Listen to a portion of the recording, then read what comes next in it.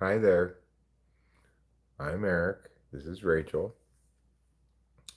Together, we are talking with famous people, the internet's only YouTube channel. As the title says, today we're going to chat and we're going to build a pond. And we're going to enjoy each other's company. Uh, I'm kind of interested in talking to this INTJ more whom I typed. Sorry about that. I used the wrong pronoun. Hello, Kim.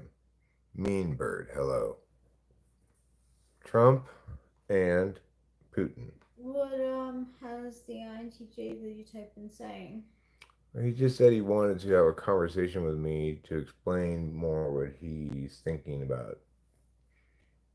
You know, his understanding of how to, I guess, deconstruct consciousness would be a broad term for the kind of stuff that personality stuff's doing, I guess. Okay. But I don't know because he hasn't articulated it to me yet.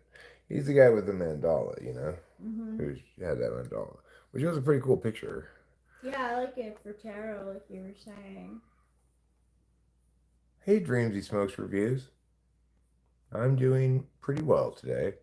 I got some stuff done that needed to get done, and one of those things was going to the dentist to get the breakdown of what's going to cost to do everything. So to fix my entire mouth, it's going to cost. Guess what? Isn't this fun? Isn't this a fun number? forty Mm. thousand dollars. That's fun. Mm. But it'll be spent over the course of a year or so because after he does the initial extractions, he wants my mouth to heal for 6 months. Yeah, $40,000. I got another estimate from another dentist, 25,000 for just the top. But he wanted to do everything in one day. And the dentist up here, he thinks that's crazy to try to do that. And I like his approach better. He's gonna take his time, do things like one at a time, and it's not gonna be as significant major surgery as it would be trying to get everything done in one day like that. Walter White, Bro, season 6. I do get that periodically. I suspect it's exclusively because I have a beard and I'm approximately that age. I don't really think I look like Bryan Cranston very much. Mm. You think Trump deserves a Nobel Peace Prize if he pulls this off? You mean fixing Ukraine and Russia? I mean, I don't think the Nobel Peace Prize is worth anything at all. Barack Obama got the Nobel Peace Prize as Really? he's drone striking Mm. legally gray area people. The Nobel Peace Prize is notoriously not worth anything because it's not given to people who really deserve it. I mean, they gave one to, what's his tits, Bob Dylan. You give Bob Dylan a Peace Prize? Hmm. Well, that just goes to show you how worthless the Nobel Peace Prize is. Except it's not worthless though. Of course, it comes with $1 million prize or something like that. Damn. Yeah, but as far as it's the Grammy of Nobel prizes. Mm. It doesn't matter who they give the Grammys to. They don't give it to the best music. They just give it to the most industry-ish person. Yeah.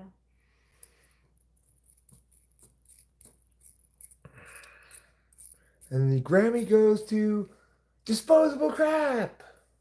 I heard that they know. That's one of the shows where they know ahead of time if they won or not. Really? Yeah, I've heard that. That seems like cheating.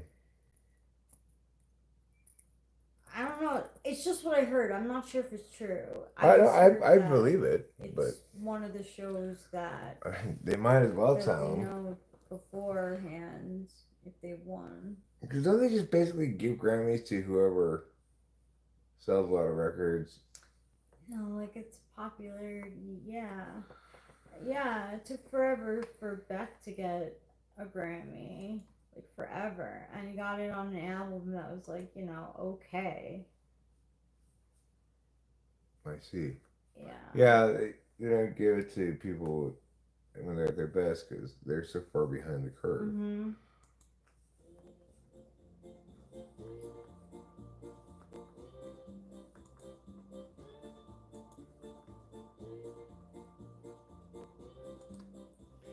James C. Smokes asks what you need done What do I need done? What? with your teeth, with your mouth. I have to get all these teeth except for this back molar hair pulled out. Most of them are just little stubs of where teeth used to be. And then I'm gonna get implants all to fill the top up and also the bottom because I have no teeth from here over because they got pulled out before by a probably overzealous dentist. Uh, Regardless, it's a lot of work. You know, my teeth are in Mm. nightmarishly bad shape. It's about what I expected it to cost.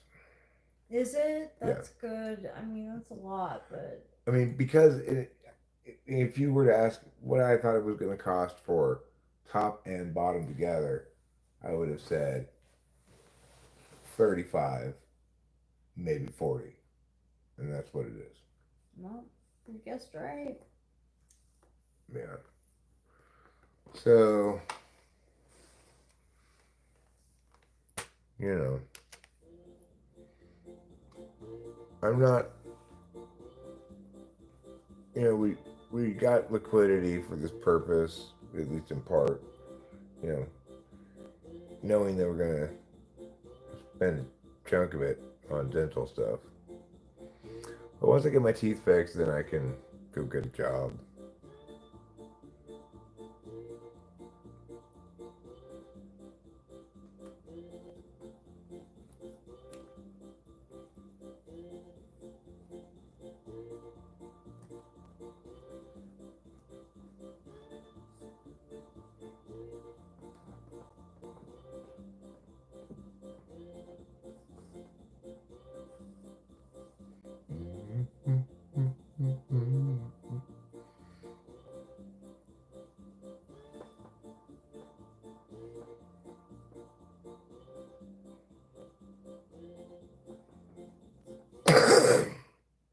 It's still not quite what I wanted the loop to be. I've been moving these things around. It's like one of those little puzzle games.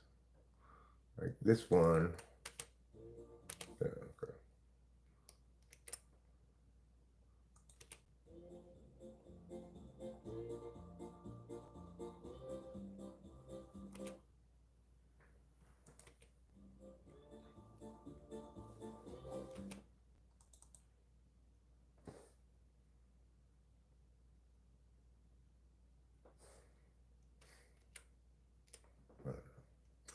I'll fuck around with that later. If at all. I was listening to host Eric's Greatest Hits in the car, Mm. and I was struck by how I feel somehow less capable of making music now than I used to be because I listen to some of those things that some of them are good, some of them are not so good, you know, some are better than others, right? But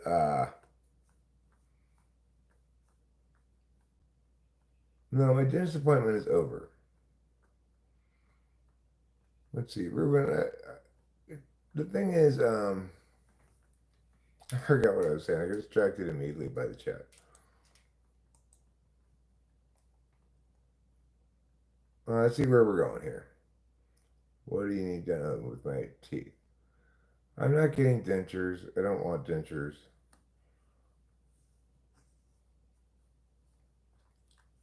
Yeah, you and Cranston fit more generally. Like you both have several values settings that are tuned similarly. Most notably, you both have resonant, crispy voice timbre. I wish you just left the timbre off of it. Timbre. Just you have resonant, crispy voice. It makes it sound like some kind of syndrome. Get a job, says Sarah. Well, I'm gonna get a job at some point. Well, now I'm not gonna, says Fly Guy. Vicky says, do you think before all the programming, society, government, and system, there was one religion and then split into different gods and different ways of worship? I have no idea. There'd be no way to know what people from 10,000 years ago, 20,000 years ago, whatever, believed. There's too little. There's too little artifact that's going to remain after that much time. That's at least it is clear that you can glean clear meaning from. No, it's the opposite. All the different cavemen worshipped all kinds of different chicken bones, and they slowly coalesced over time like evolution. I meant it as a buff, powerful resonant matter of fact, voice, and delivery. I can sound authoritative. Oh, what the talking about chicken makes me think of now? Chicken jockeys. And like people going nuts in the movie theater. Yeah, that's too bad that that happened. Yeah. The prodigy kid molester. Hello. Howdy, sir. Great stream as usual. Could I get another shout out? Have I ever seen you before? The prodigy kid molester? I'm pretty sure I'd remember that name. But it doesn't matter. You don't have to have been here before. I typically read everything that gets written in the chat. I mean, I don't. I'm not live streaming with a particular topic going in usually at all. And even if I am, that topic only lasts a little while, and then I segue. That's SEGUE, segue. You might think that should be pronounced Segu. I agree with you. It should be pronounced Segu. It should be. But instead, people call it Segway.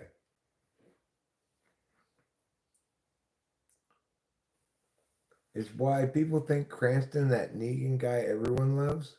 What in the hell does that mean? You must have left some words out, Ruben. Who's a Negan guy? I don't know who a Negan guy is.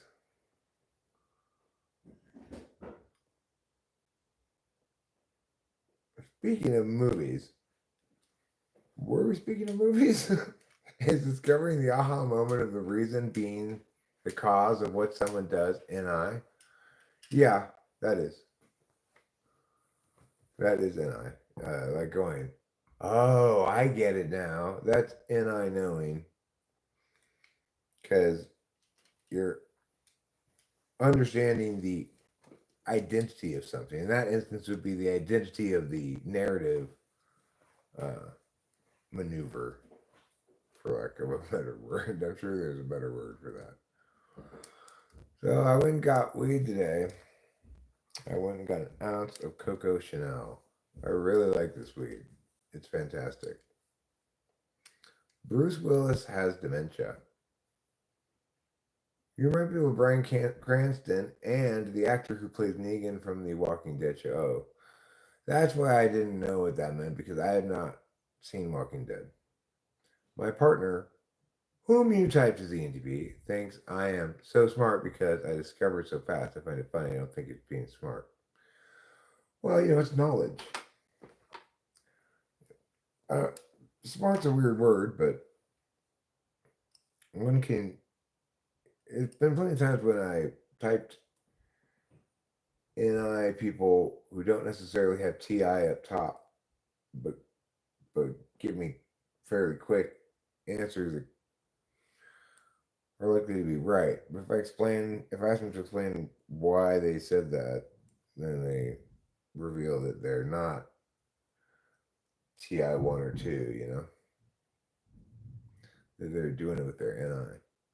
So NI is just a way of knowing things instantaneously, just as SI is a way of knowing things instantaneously, as opposed to determining things over time.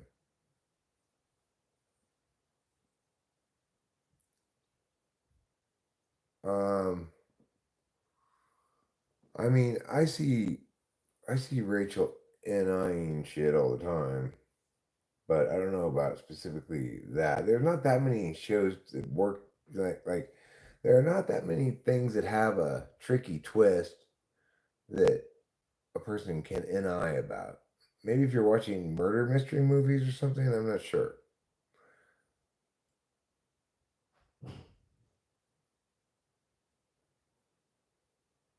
Kevin Smith did this stand up bit about not meeting your heroes because he found Bruce Willis difficult to work with in Hot Fuzz. That didn't age well.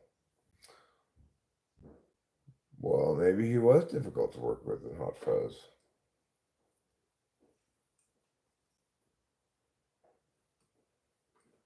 What's going on? I'm like, I thought to myself, it's summer. Could he put on a dress? Yeah. Oh, you love the murder mystery movies, huh, Eliana Diaz?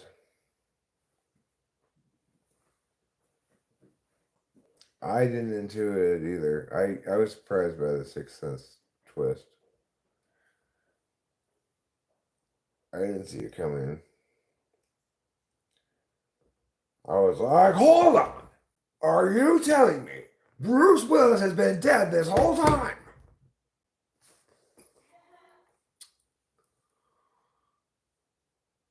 Oh, I see, Fly Guy.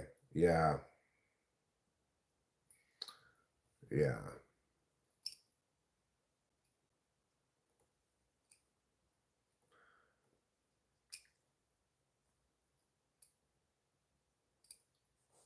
Well, formulaic movies, the hero's journey usually follow formulas are easy enough for intuitive belief. Sure, you can. I mean, what makes media it's a narrative based media like cartoons, TV shows, movies, plays, whatever, books. Good is they have to. Well, it's the same thing as in music, really. It has to be both familiar and surprising. So that the thing is, with music, that like those two qualities of familiar and surprising, they're they're very sticky. So it's like it's still surprising after you've listened to it 1,000 times somehow. But it's not true with the narrative stuff like books, movies, TV shows.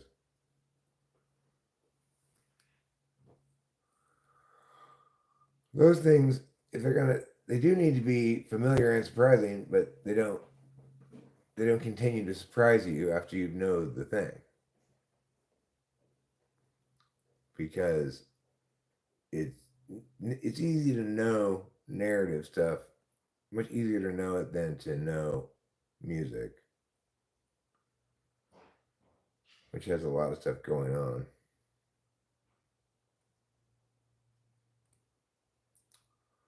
Kevin Smith said Bruce Willis couldn't stand Tracy Morgan. Wow. Well, why not? What was wrong with Tracy Morgan? What was he up to, that Tracy Morgan?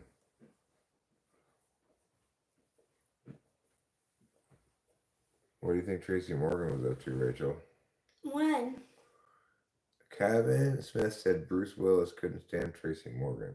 What do you think? Why was that? Because they're probably like very opposite in temperament. Tracy Morgan's like this. They're like very loud and like Well, I'm Tracy Morgan. yeah, and Clint Eastwood is Not Clint Eastwood, Bruce Willis. Bruce Willis is like kind of takes himself seriously. Yeah, but he might have been coming down with dementia at the time because now he has dementia. You know? He could. That's a good possibility of that. Ruben says maybe he was annoyed by the over the top nature. Fly Guy says he had dementia. I mean, my mom still knew clearly who she liked and didn't like, even when she had dementia. There's this one lady that my dad hired to help, and my mom did not like her at all.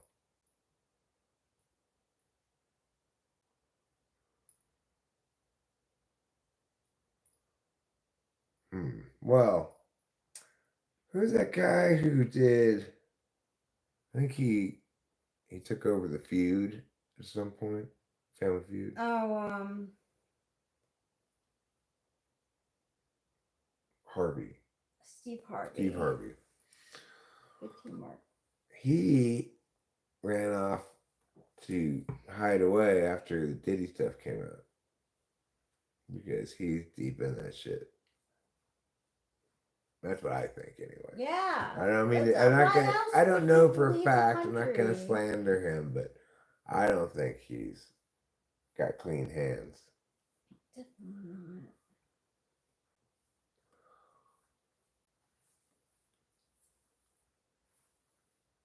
not. Hi, Cameron. How you doing? Hey, Cam. We're about to go outside. I'm about to go outside. I'm going with you because we're gonna do a little pond build.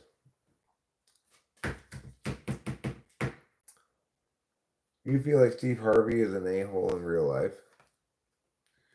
Maybe he is, yeah. Maybe he is.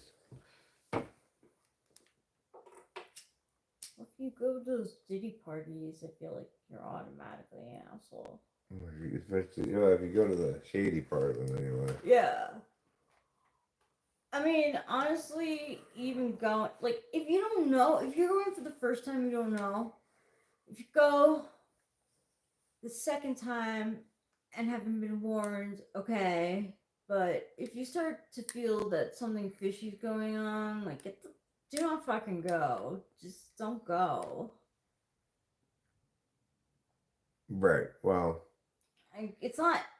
I mean, you should. I don't know. I guess, like, one could imagine at such a party, random people not knowing at all that crazy shit was going in the back, and themselves being like drunk and stuff, and so not really picking up on signs. Oh man, but I'm not sure. Sucky. It's like for you, it's probably hard to imagine not picking up on the signs. Well, just that dude talking about how he went to one of the parties with his girlfriend, and that's just like a normal dude going to a party, and he was like right away like, this isn't normal. Right. Like, I feel like that's how I would feel. Like, I would be like, oh my gosh, this doesn't feel right. Yeah. Like, I mean, I never go to parties where people are topless. No. Right. So anyway, let's mosey. I'm gonna mosey outside, and I'm gonna mosey into my shoes. But actually, you know what? I'm gonna go put this outside so you could look at the beautiful nature or chat with Rachel. But then I gotta go pee. Okay. I'm gonna come back in, go pee, and then go back outside and pond. Because I don't want to start ponding while I sort of have to go pee, only to begin ponding and really have to go pee. I'm going to say pre-pond pee. Let me move this into the proper shade. Right here.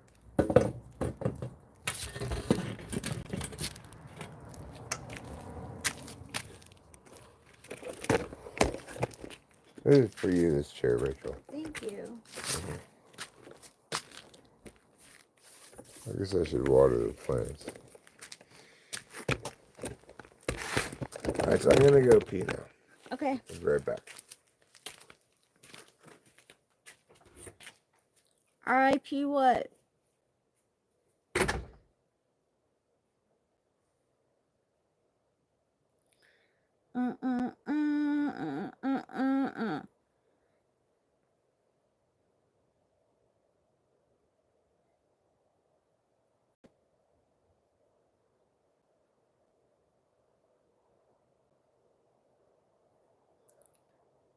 I'm posting an Instagram story right now.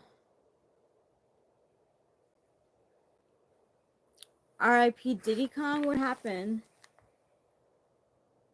My dad used to glue pebbles together. They were his rock sculptures. Nice.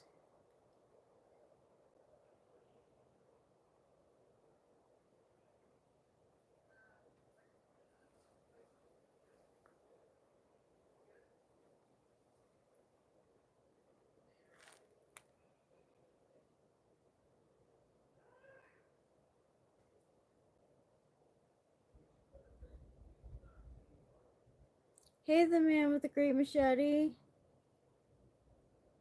Temporary ones with gravity. Interesting. He liked the physics of it.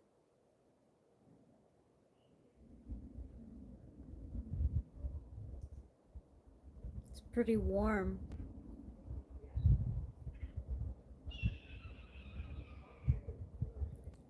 I have my Ariete shoes on. They're so comfy. It's hard for me not to want to wear them. I can't wait for fall so I can wear them with socks.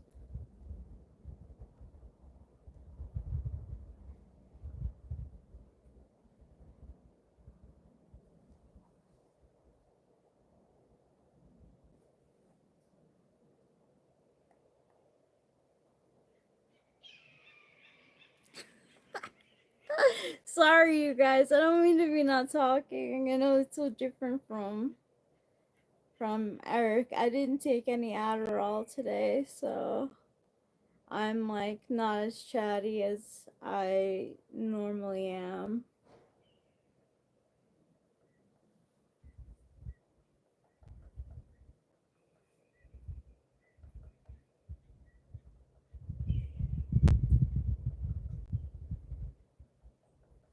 Ulta is selling some Korean brands. Oh shit.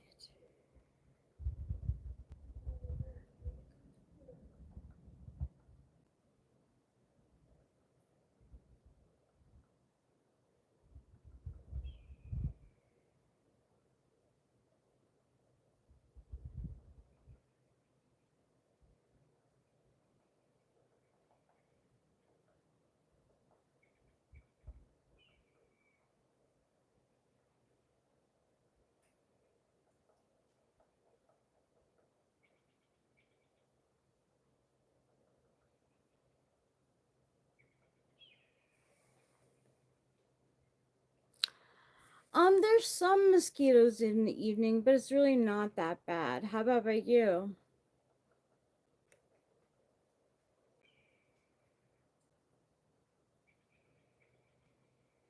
Erda. Erda Berta. Herda. What was I?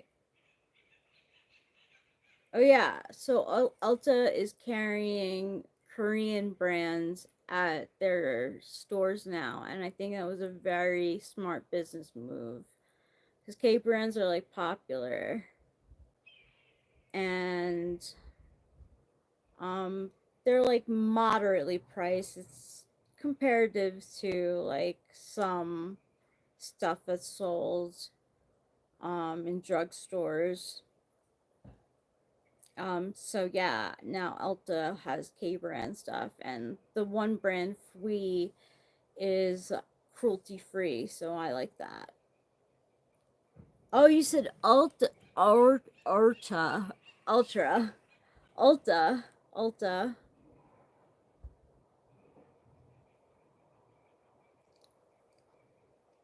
I have to wear long pants in the evening to avoid bites. I have lots of ants invading, so I use diatomaceous earth after I watered the yard. That's good. Good thinking.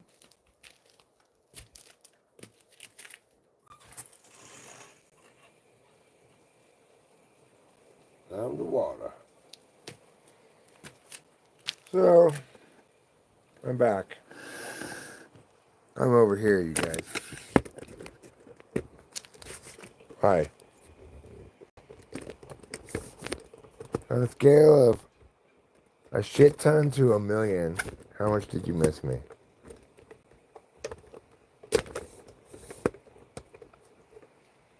Negative a shit ton? What? That's not even a number. So you didn't take any Adderall today, huh? Mm-mm. I see. Well, it's good. You'll probably get some good rest and stuff. Yeah, that's what I don't. I knew you weren't going to go to sleep at all last night. Yeah, I thought I was, but it didn't happen. Yeah, I don't even really feel like I need. Like, I don't feel like a You're not fiending. no. So I ain't fiending for none of that hook'em. That'd be a good lyric for a song. I ain't fiending for none of your hook'em.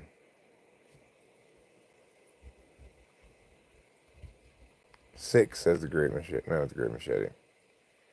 I made Alta English by swapping the L for an R. Oh, English. I see. I put D in my yogurt. You put D in my yogurt. So, like, would you say? What would you say D does for you? What is DE?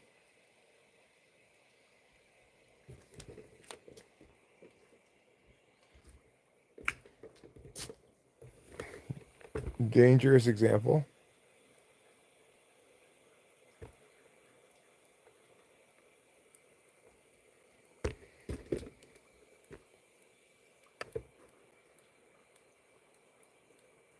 No, I've never thought about growing tobacco. I mean, maybe it's crossed my mind, but I've never seriously considered it. I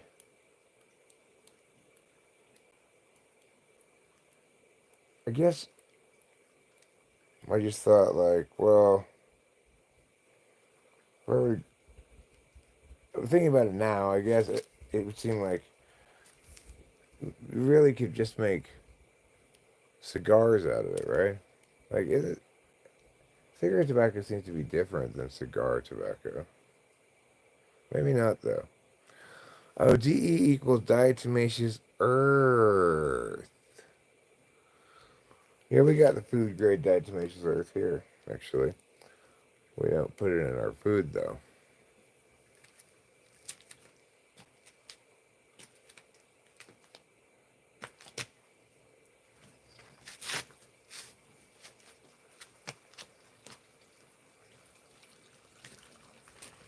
Alright, let's go. Let's put my shoes on. I'm a little concerned, obviously, about leaving you in the sun when I'm working over there because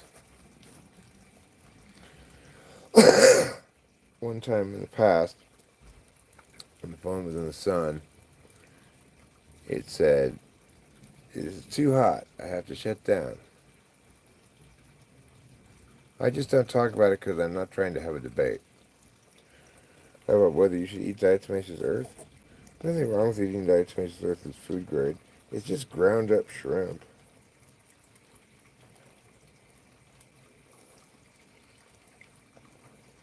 It's like fossilized shrimp or something like that.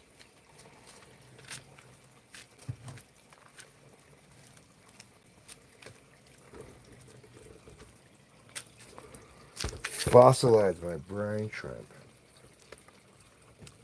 Hi, Leah.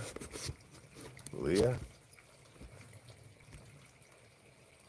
Both originate from the tobacco plant. They differ significantly in how they are processed and used in the overall products. Cigars primarily use whole fermented and aged tobacco leaves, often with tobacco wrapper. Cigarettes typically use shredded tobacco, often with added wrapping paper. Silica shrimp fossils. Mmm. Delicious. Nothing could be finer than the taste of shrimps that briner in the morning. Is that somebody driving in our driver? what? Is somebody driving in our driver? No? No, no, I didn't mean to make you get up. I'm sorry. It's okay. You want me to check? Yeah, well, since you did get up, sure, thanks.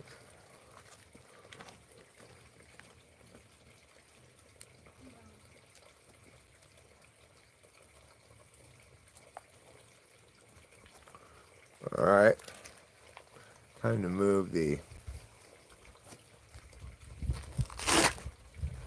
water again. You're eating the primitive beans to absorb their power. That's the same reason why I eat like hamburgers and stuff.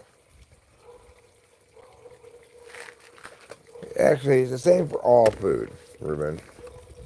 When you eat an animal, you absorb its power and qualities. What's going on with this dog barking?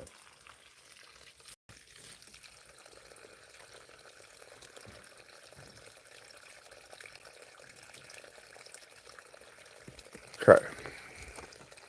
We're really coming along. See, these guys here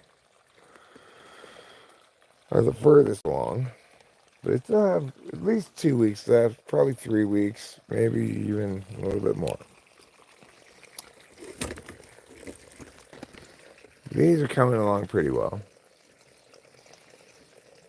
But they've got at least a month and a half left, probably. I just stir it into a few ounces of lemonade and slam, and then chase it.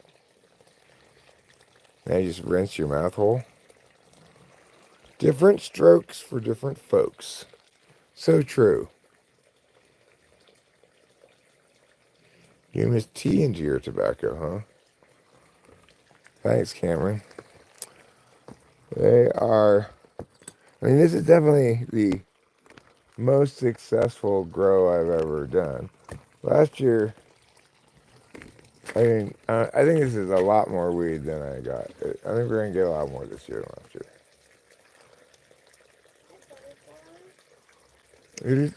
That's fucking super tall up there. It's like, I don't know, 10 feet or something.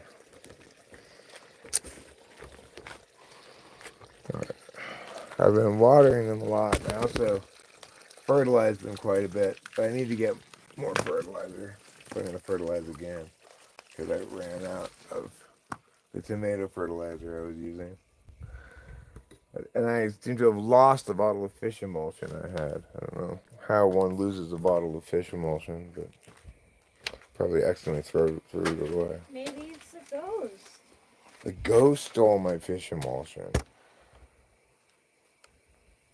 Just for your reference, Ruben, the fish emulsion is not food grade. You don't want to eat it. It's got guano in it as well. Not something you want to eat. What's guano? Bird shit. Oh. And or bat shit. Oh.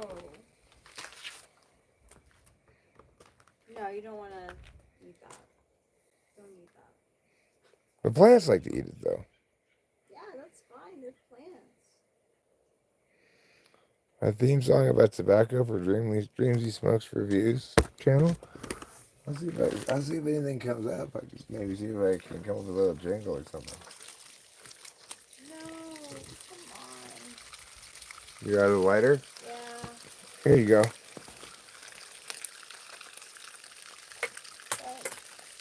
Welcome. If you were a raccoon, you'd want to steal a fish emulsion. But I mean, is the raccoon really going to get the fish emulsion part separated from the guano? Because they're all mixed together in that bottle, you know. Fish emulsion, guano. Who knows? What? Maybe multiple kinds of guano.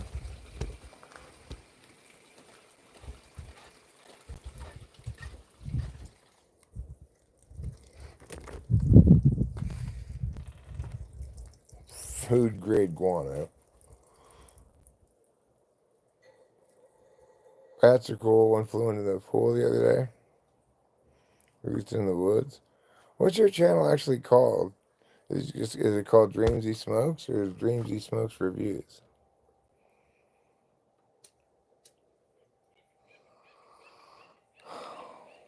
Mixing concrete. I mean, mixing cement. Mixing mortar.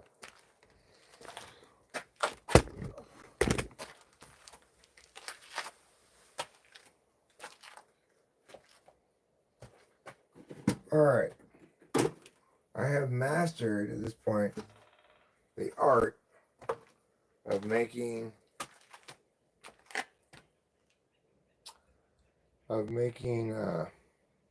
mortar.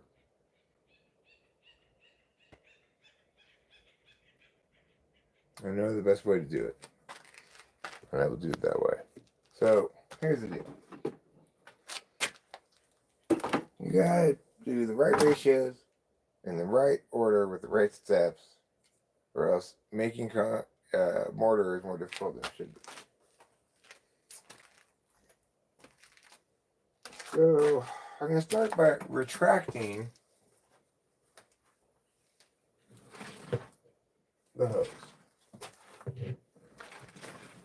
And put it around its hose holder.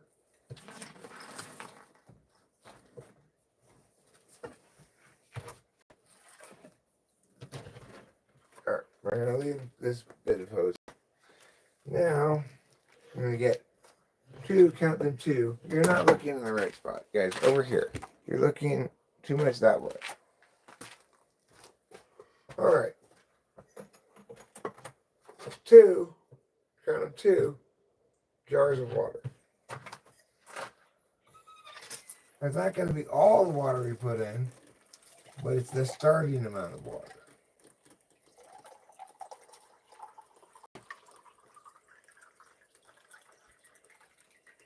One jar of water.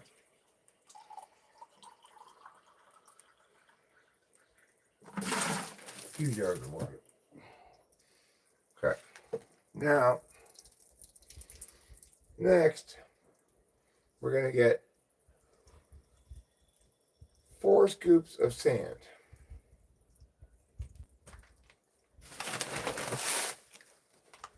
This is sand.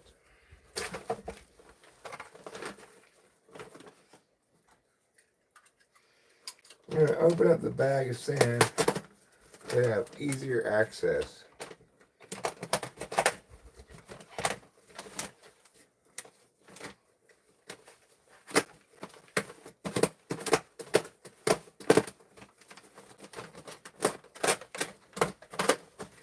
There we go.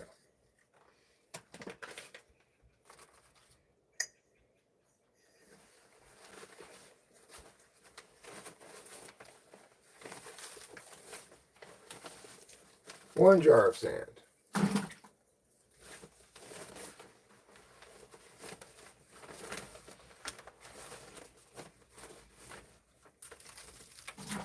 Two jars of sand.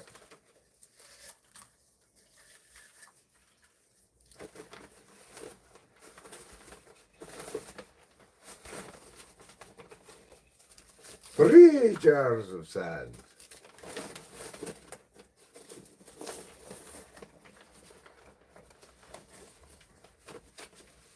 And, of course, the final and 4th jar of sand. For now.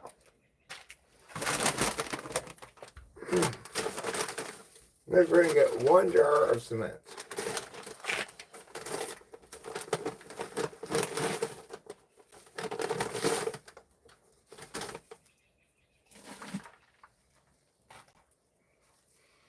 And, lastly, we're going to get, for now, lastly, half. Actually, you know, we're just going to do the whole jar of lime now, rather than put the other half in there. I think that's going to be fine.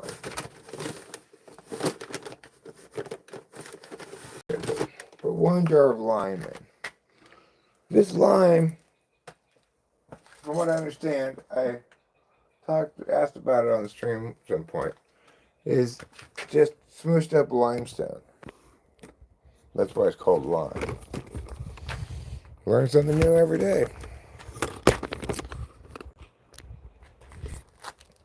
Okay.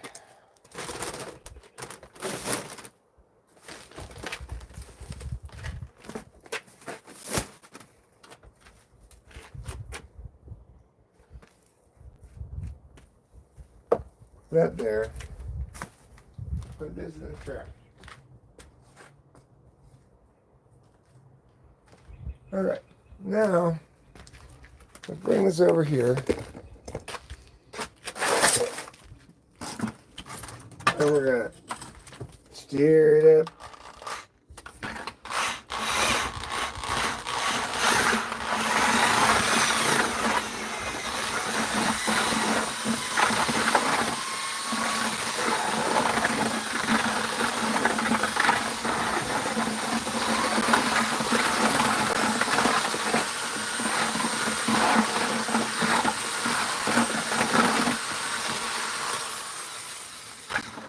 Yeah. Portland cement is tricky. It makes clumps, and they won't melt really. You gotta make sure you squish them.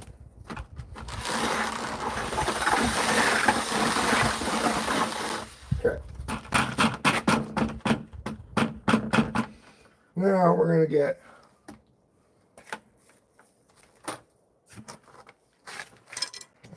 still not squished enough, but that's fine. I'll get it in the next round. Now we're gonna get another jar of cement. I should have got more cement when I was out today. And sand, really.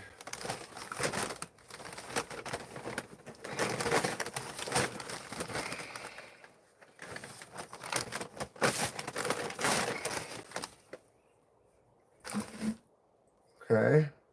And 4 more jars of sand.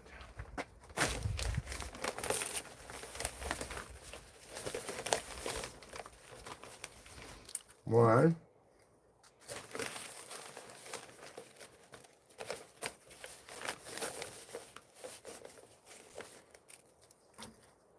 2.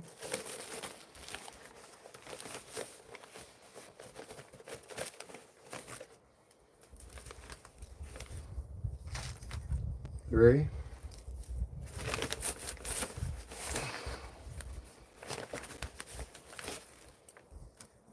4. All right. Now we're going to need to put a little bit more water in. So we're going to get another jar of water. We're not going to pour another full jar in.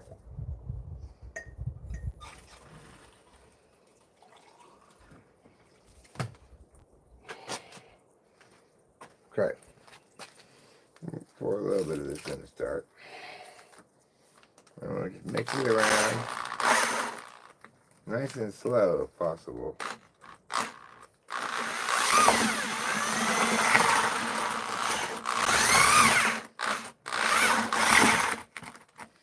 Okay, now we're going to add some more water.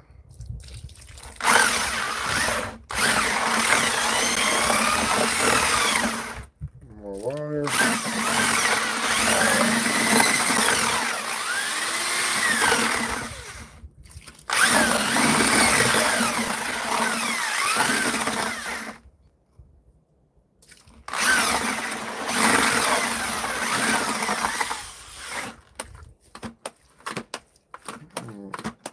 Mush it down to make sure we get all the chunks.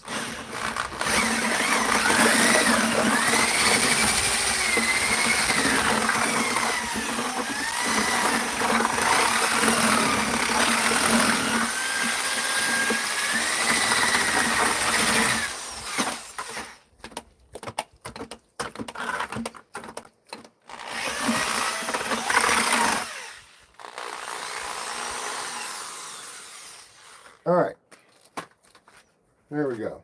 Let me see, about 1/5 of a jar of water left. So you don't use a full jar on that third one. Exactly how much of that third jar you use, well, it depends on slight variations. And the quantities you put, probably. Let's put this hat on. Protect ourselves from the sun. And then let's put on some gloves.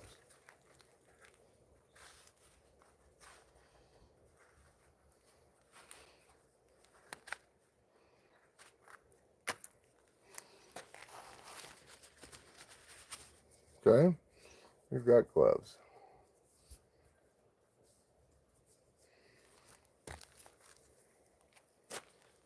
And another glove.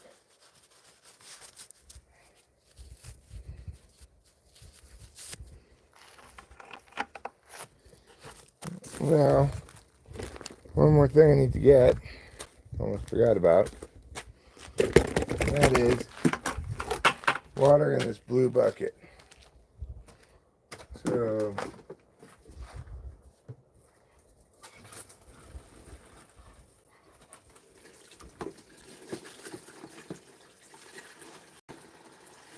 I don't need a ton of water.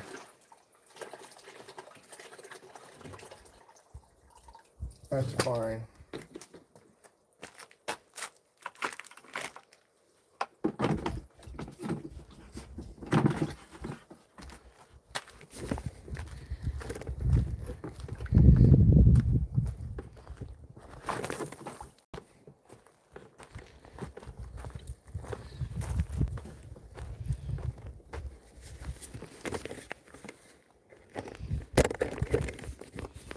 Okay.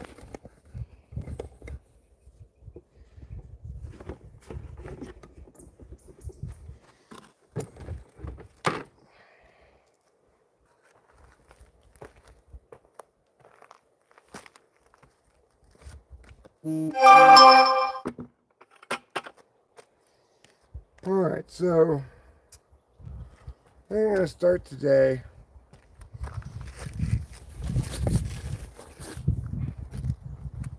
with this area here. Since it generally requires a little less prep than some of the other spots. I need that one more thing to go.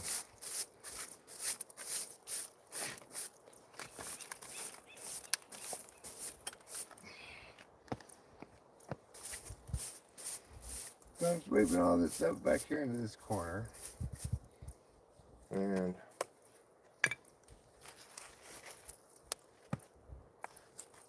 throw it over there.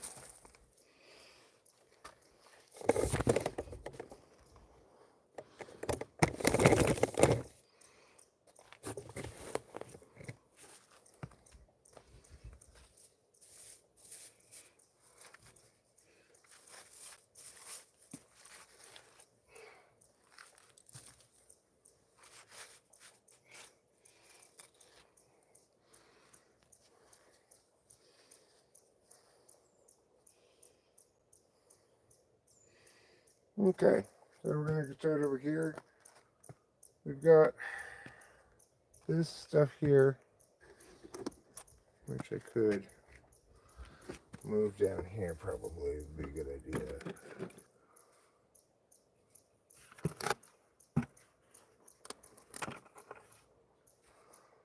Okay, so actually for this, there's a couple of big pieces that I want to get to use there. So let me go grab them real quick.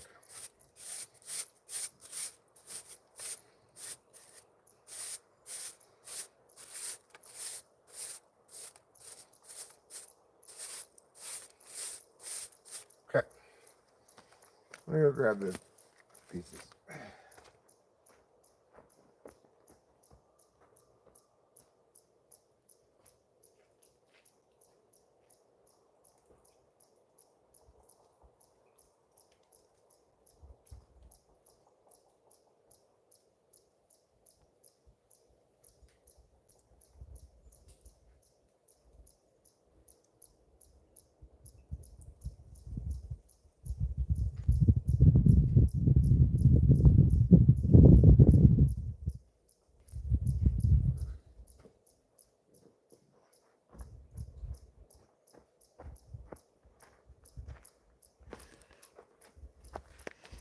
Okay.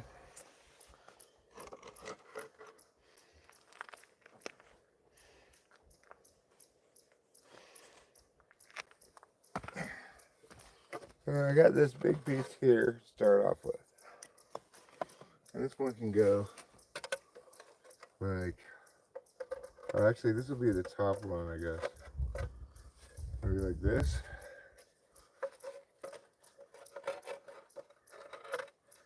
Yeah, that would be a good place for this. Okay, but I'm not going to do the top one first. I'm going to do the bottom one first. So, put this back over here. Where's that going to get broken? We'll do one right here. And we'll get some of these other pieces in the mix. Alright. So, let's get some mortar.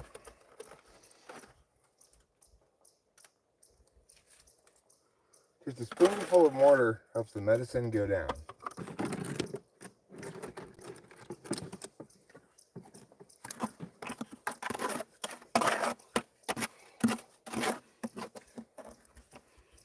Just a little bit loose, but it's fine.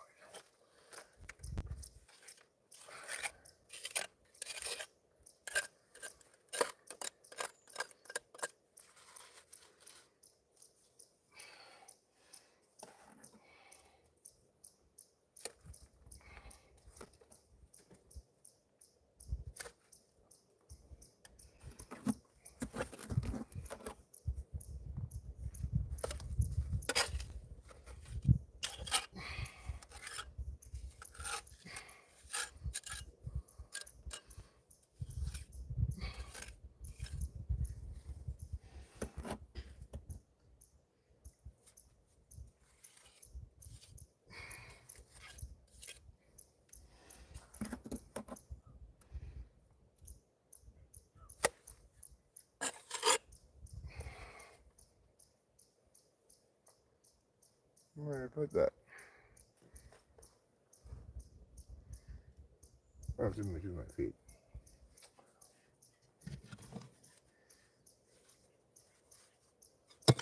Oh. Alright, that's fine.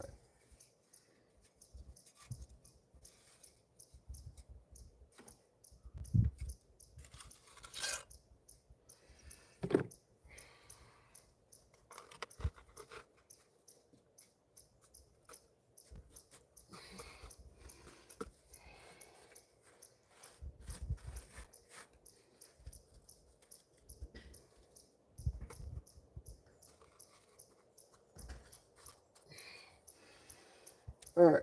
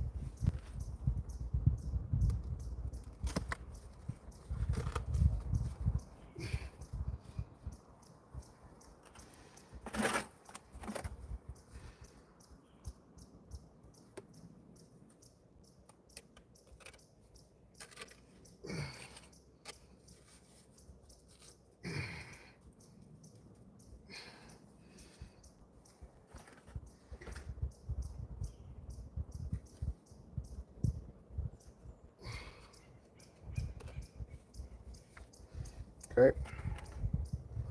Get a little bit on the side here.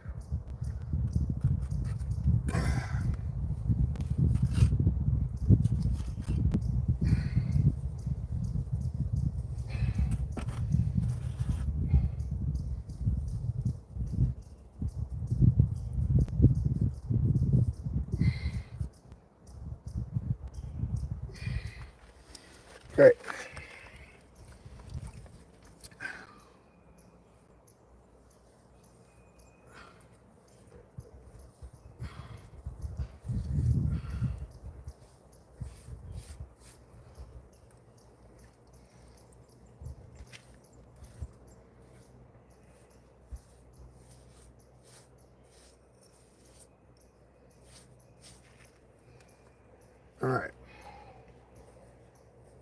That's good. Good start. This one can go something bigger than that, actually. Alright, maybe this one. One could go there.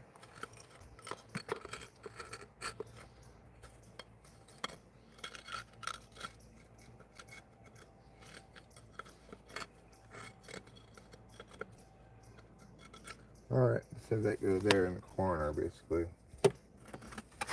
I'm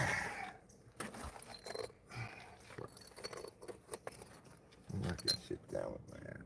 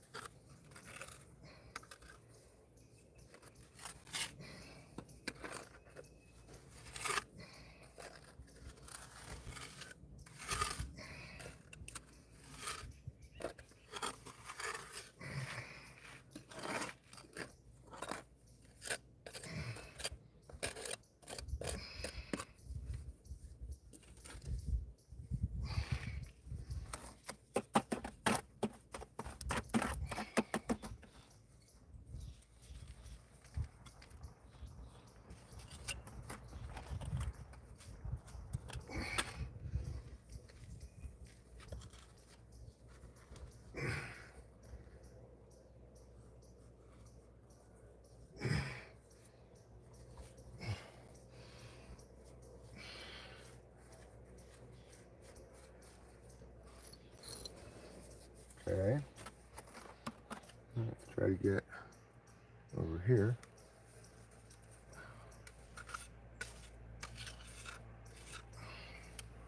And we'll do a piece like, oh gosh, I don't know. How about, this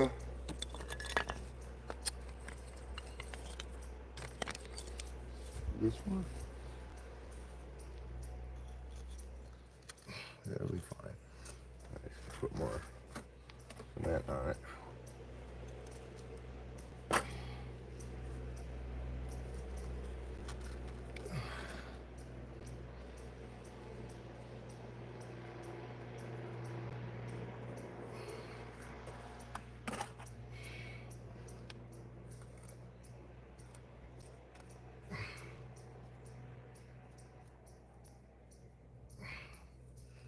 Okay.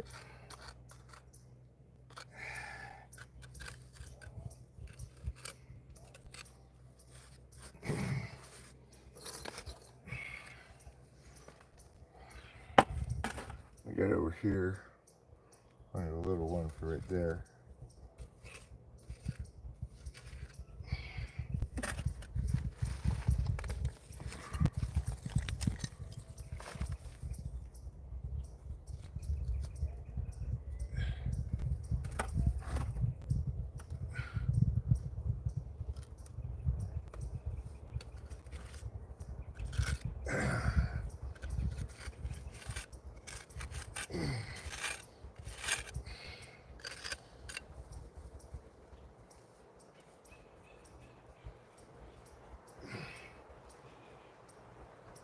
Okay.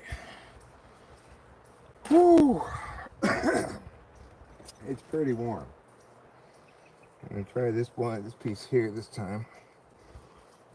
And I wanna get a good swap right there. Top piece.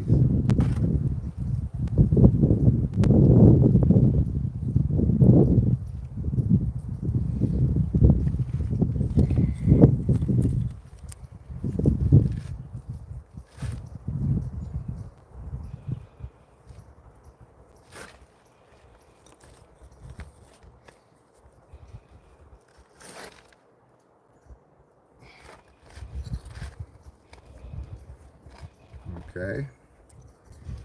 Well, that's doing good so far.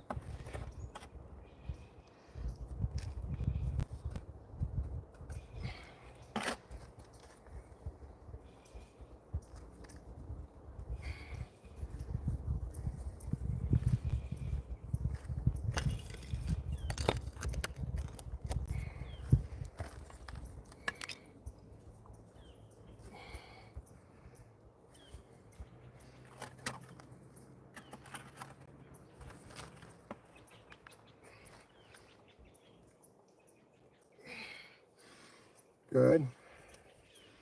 This will fit there, I think.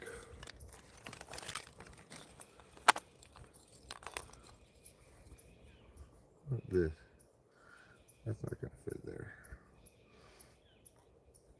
Fit there. That'll fit there. Okay.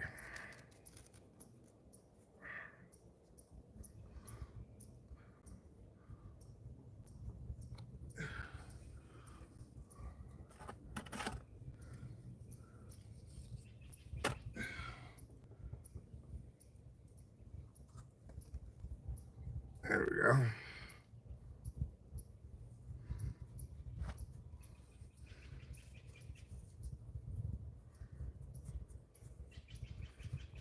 Now,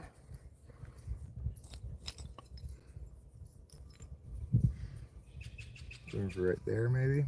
Yeah, that seems like a good place for that.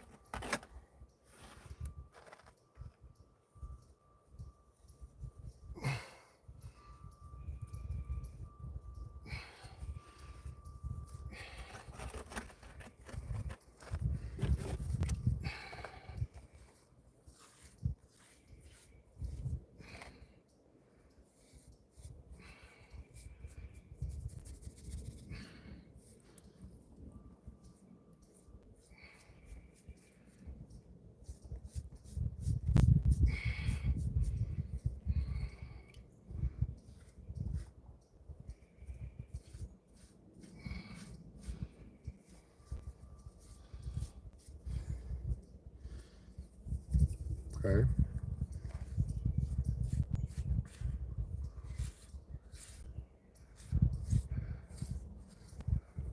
Okay.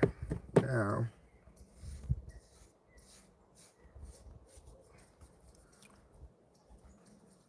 this up here. Okay. And right here. Okay. Making good progress. Now, let's see.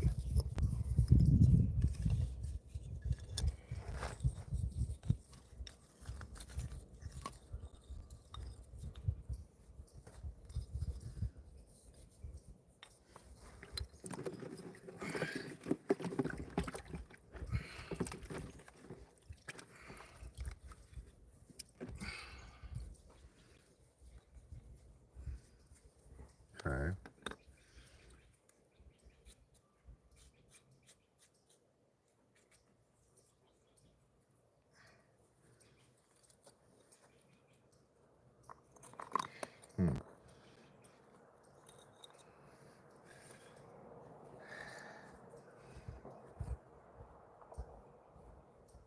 All right. Well, let's see.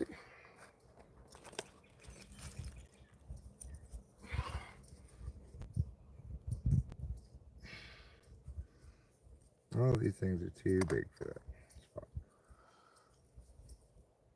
I will just move away from this spot because we already have a rock right there anyway.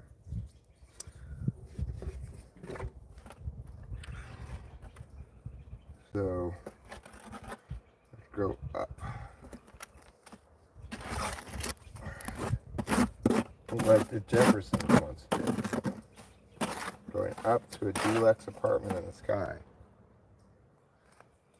Alright, so now we need another big one, which will get something like, it's probably my best choice to start off with. Alright, good. I was gonna meow around here. Oh, Jesus.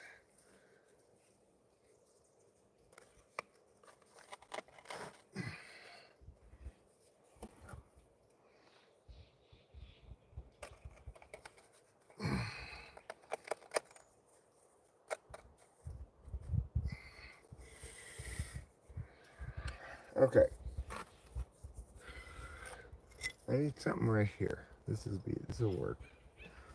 It's got to be flattened out.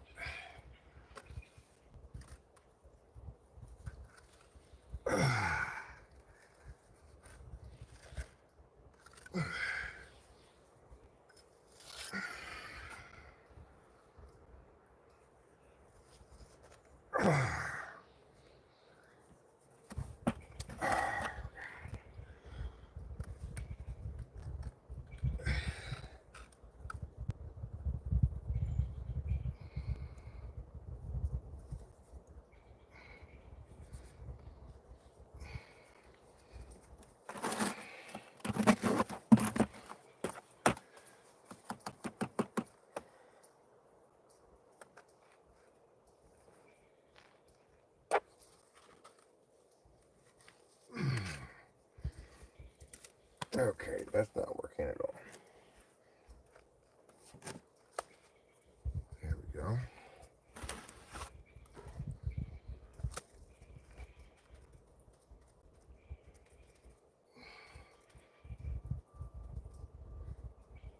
God damn it.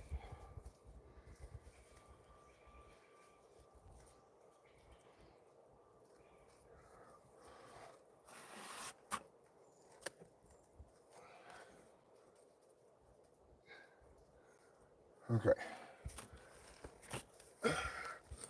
Let's get something pretty big here. This maybe.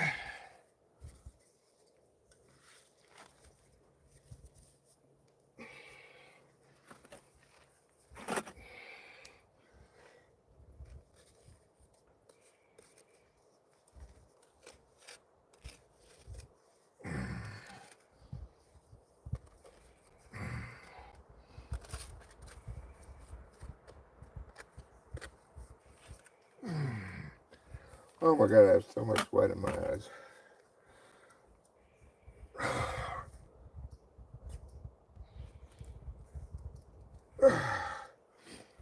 Okay.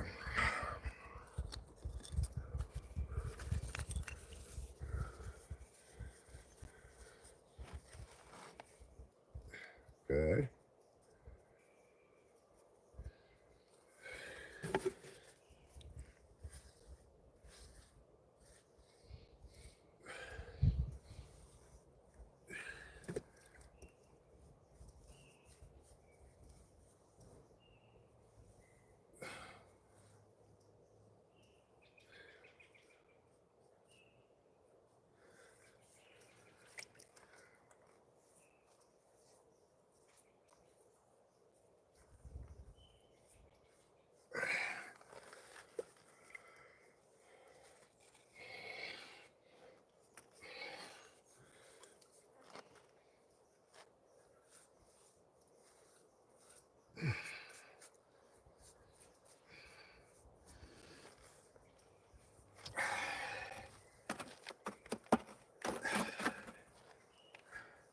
Get away. Get away.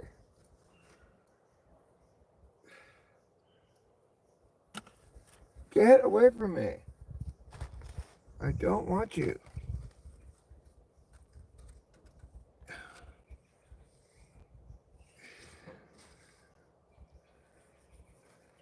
Oh my god, get away.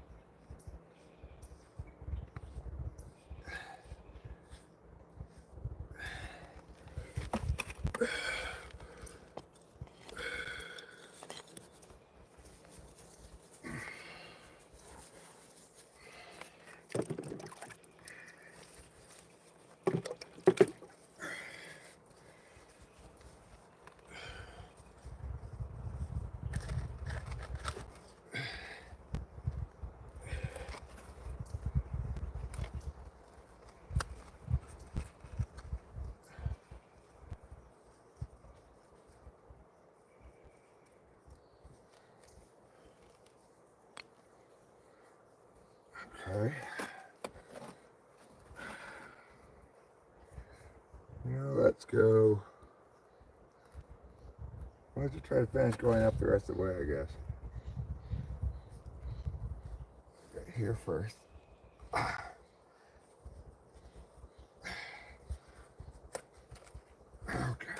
God. Come on.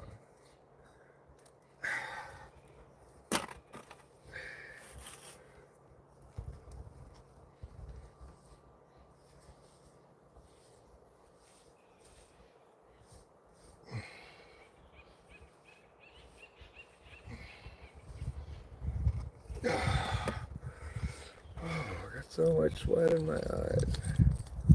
It's so unpleasant.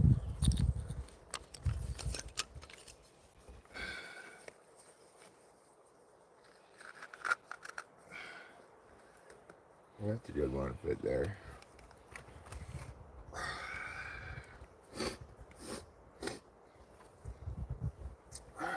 All right. Let me get here.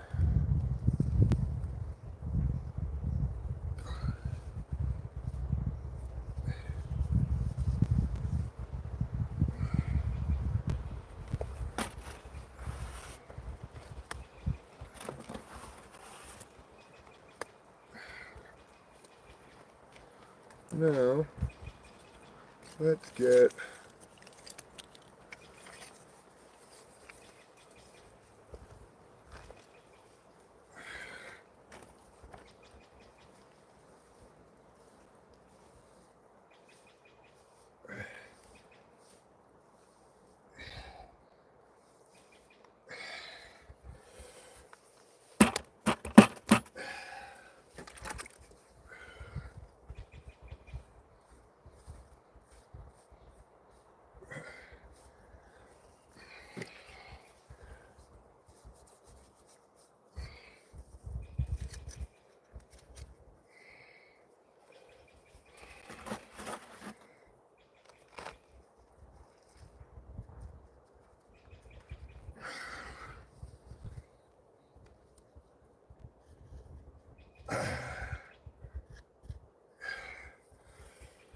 oh God, so much sweat in my eyes.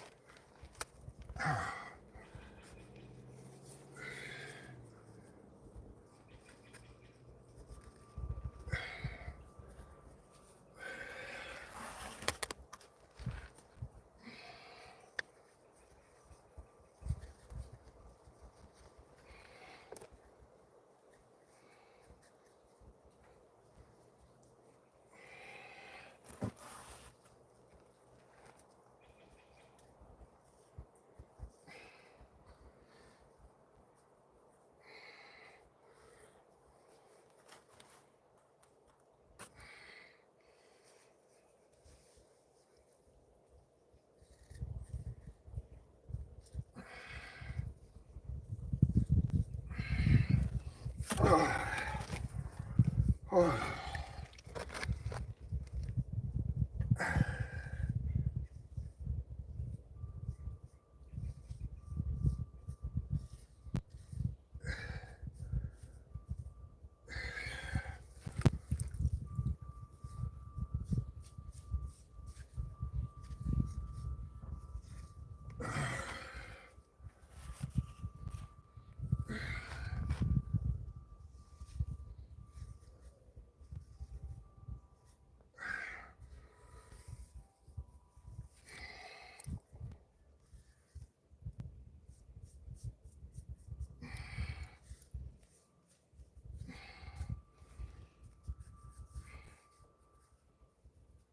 Okay.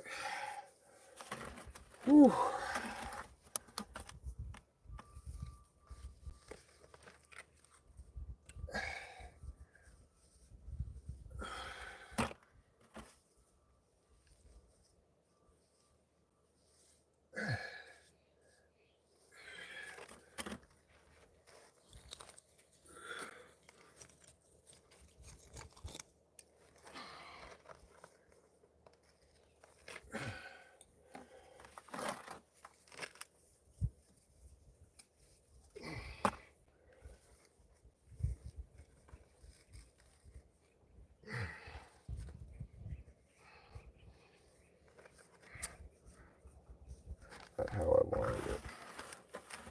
Mm, so it goes.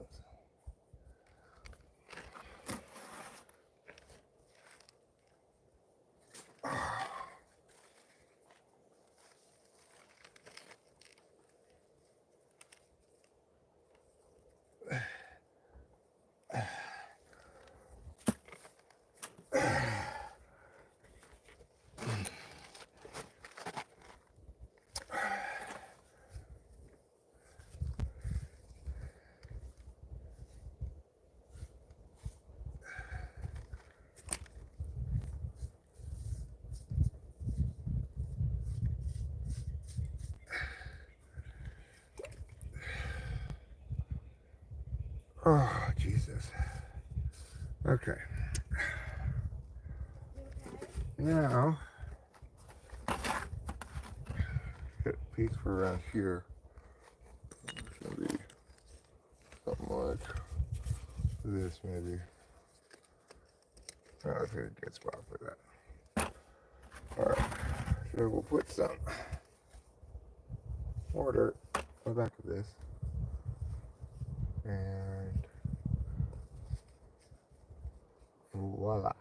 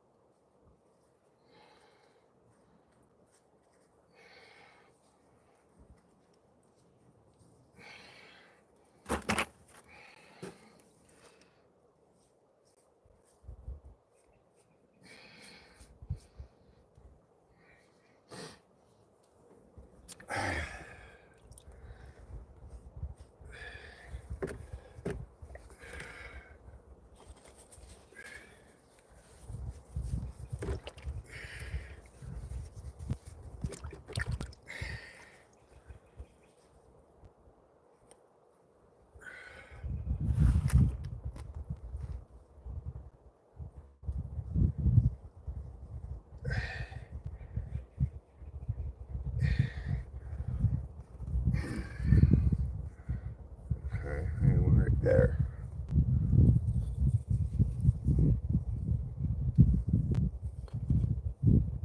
It's good enough.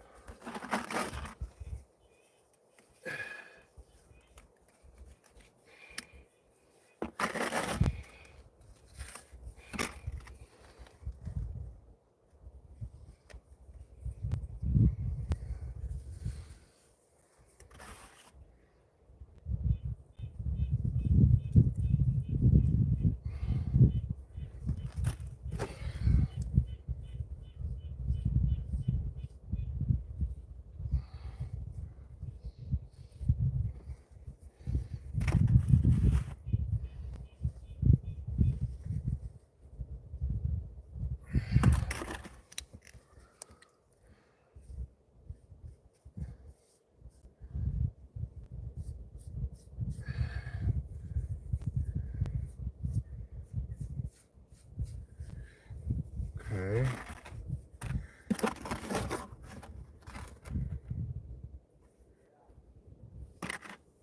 Let's see.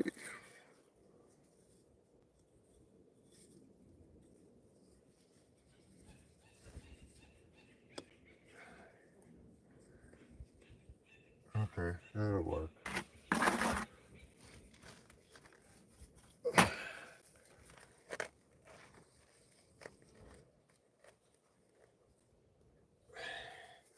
That's fine.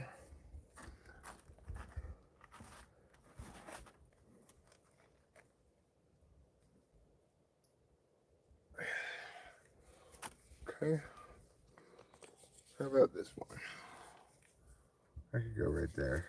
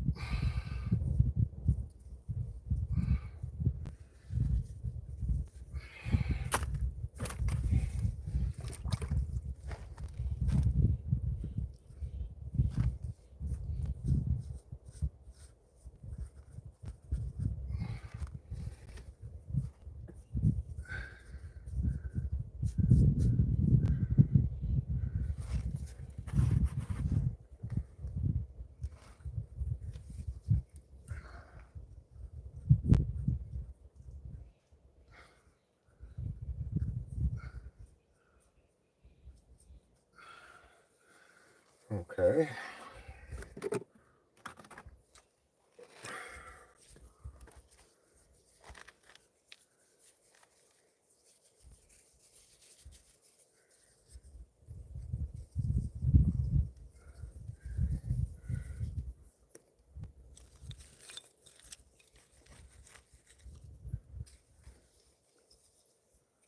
All right.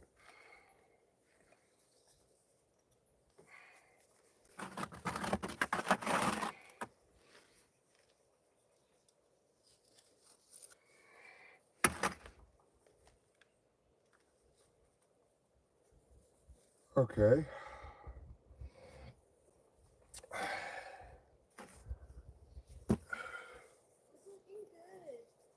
Thanks, darling. I could go right there, actually. That's a good place for that.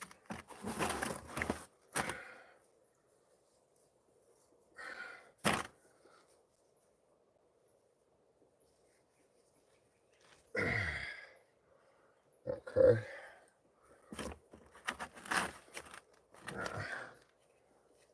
Yeah, this like yeah.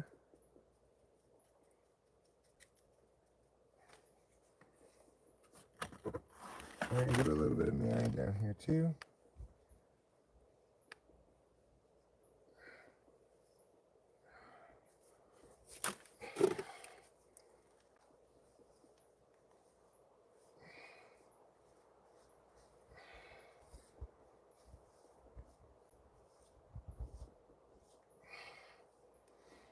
Okay.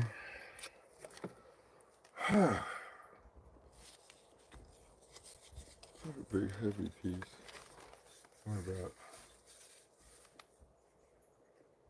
this?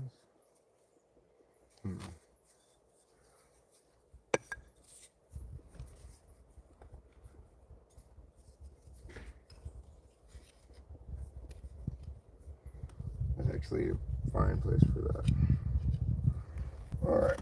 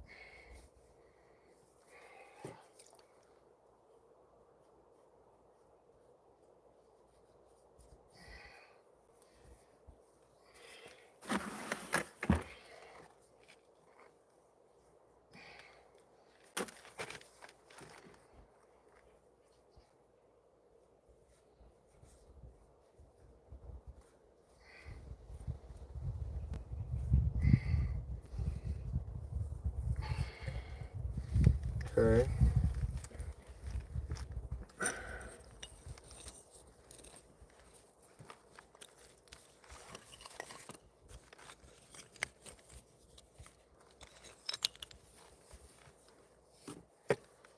Right here. Right here. Okay.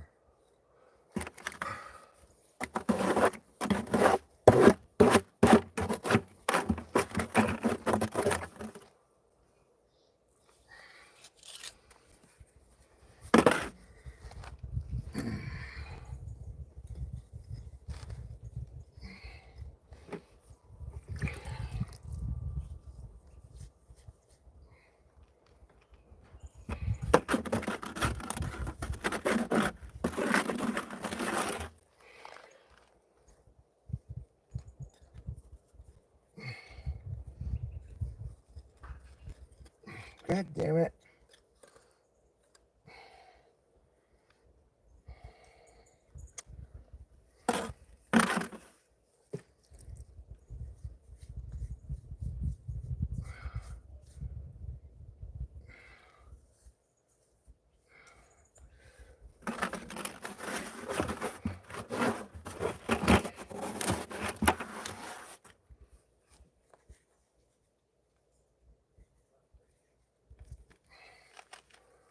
Okay.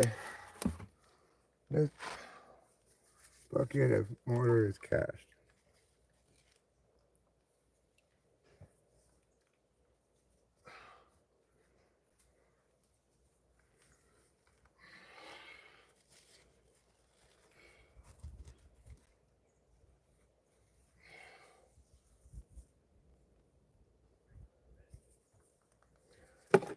Well, that's quite a bit of work gotten done there, actually.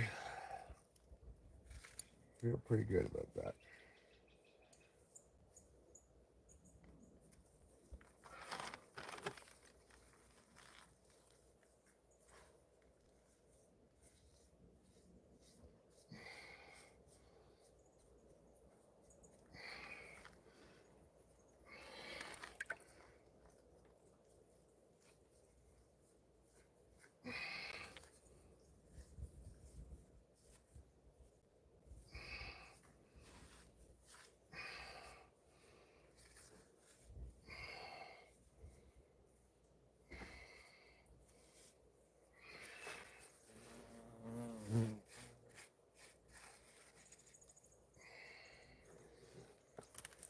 Okay.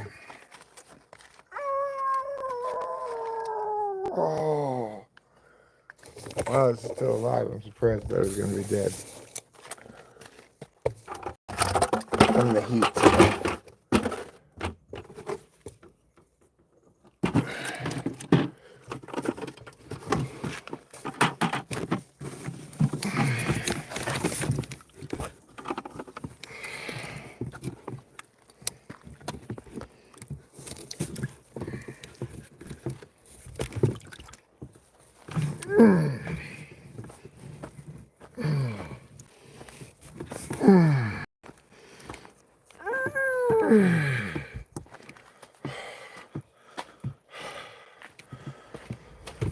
Oh, Jesus.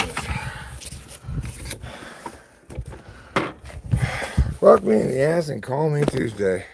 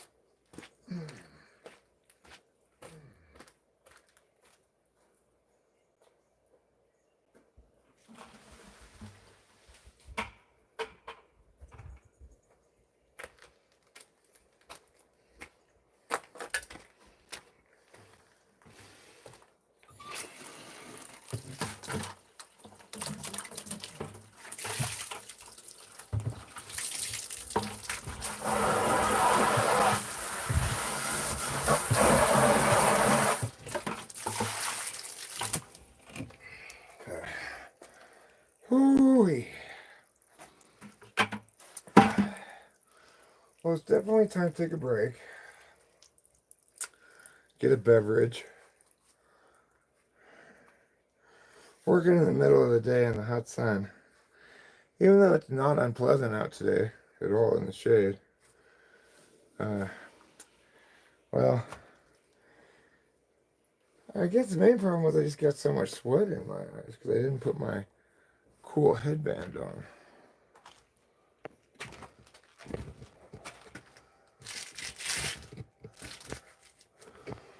I wrung it out last night because it got all sweaty. I rinsed it out and wrung it out, and I think I left it in the master bathroom. Okay. Whew. Well, if you've been watching it, you can tell I made quite a bit of progress there. Yeah. Thanks, darling.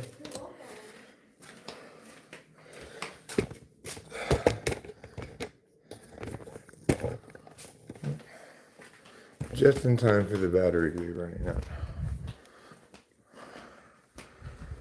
Let me plug you in. I'll go wash up a little bit.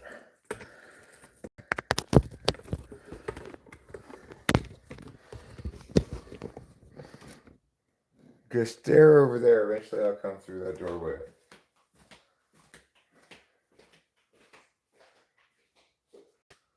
Oh, wow.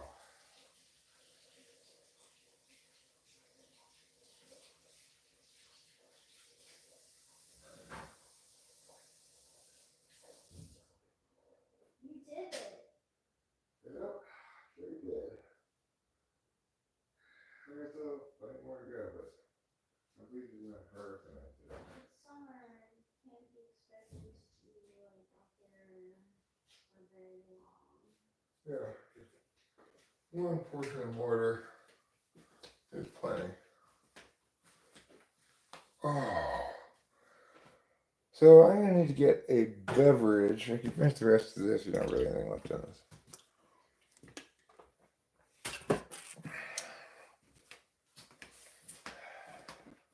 So this is the elf lip oil that I have in Jam Session from Amazon.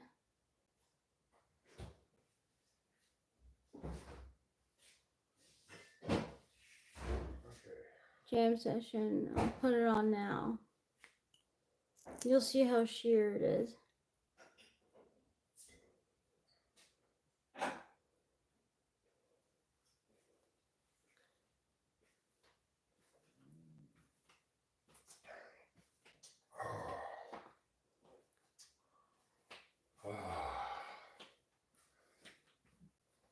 Oh my God, that's sheer. It really is.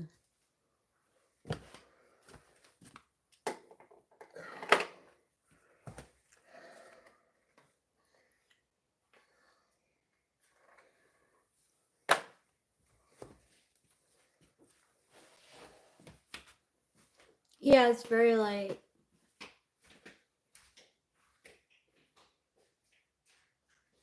It's really light.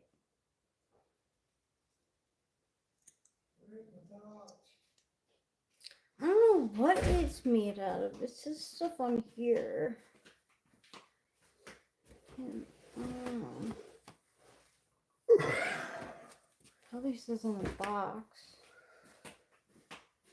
You can find it online too. Thanks, D3.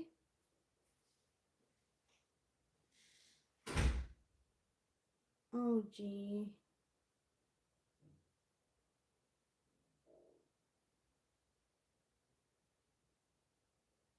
I am wearing clogs. I want fall to happen so I could wear them. It's really too hot to be wearing them, but like I love them, so look at my clogs.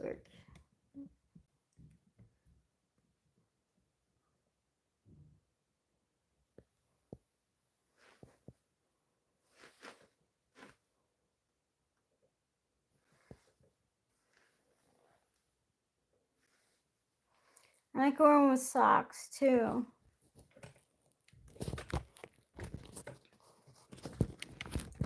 Oops. Oops.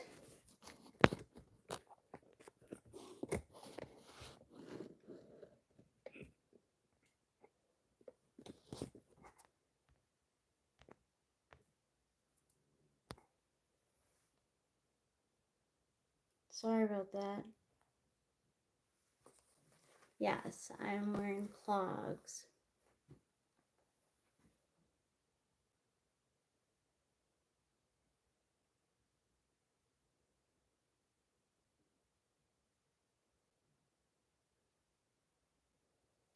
And I'll be wearing them with socks. when it gets colder. Yeah, I'm wearing a denim skirt.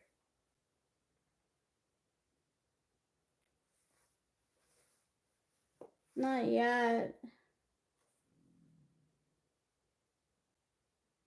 I wouldn't wear them with wool socks. I could wear them with the white socks I have. I have two kinds that I could wear. I could wear ankle socks or like like scrunchy socks. What do you guys want to see them with? I could put socks on, but like yeah.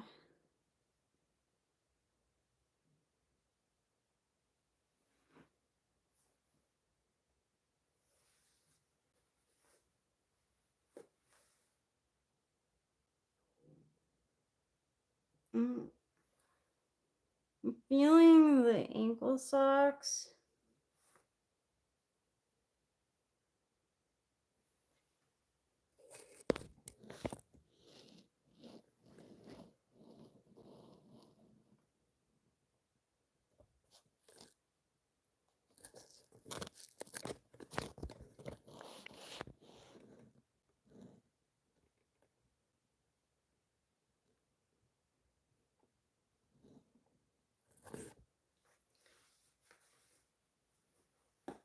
No one told me.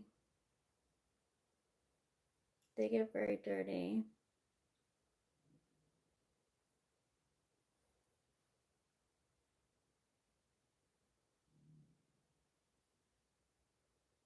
But anyway, I'm thinking the ankle socks. Thanks, Carrot.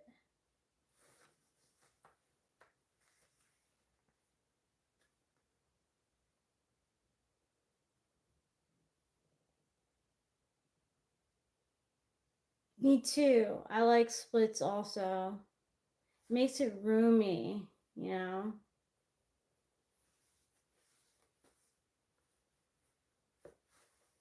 I like pockets too. Like, it says pockets. Whoa.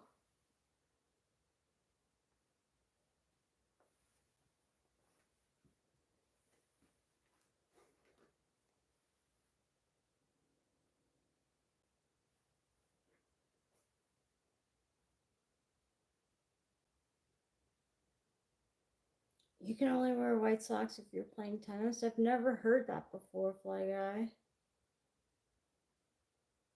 Yep, pockets in the back too. It's a good skirt.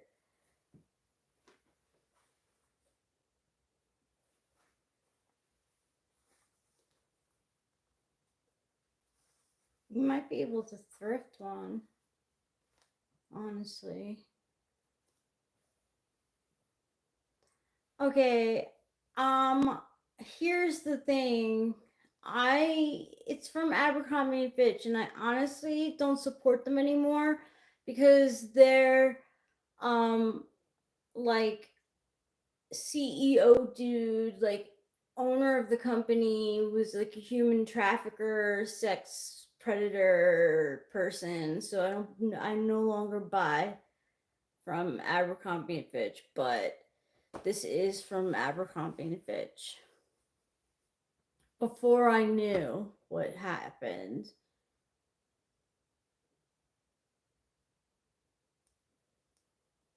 Oh, I'm getting I treated myself to a couple of uh I treated myself to a couple of Chanel lipsticks. I shall let you know what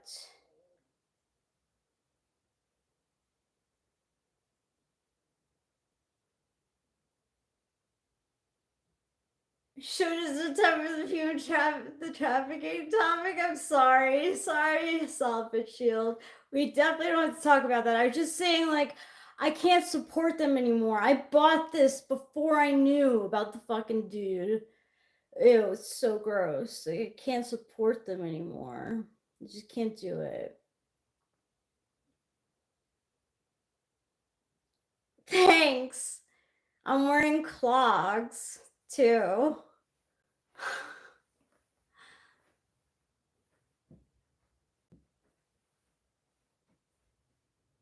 And I'm probably gonna wear socks.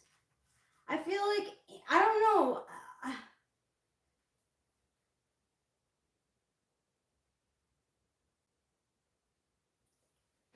What do you think? Like scrunchy socks or ankle socks? Ooh, thanks, D3. I love that. I like Clinique's black honey. It looked good on me.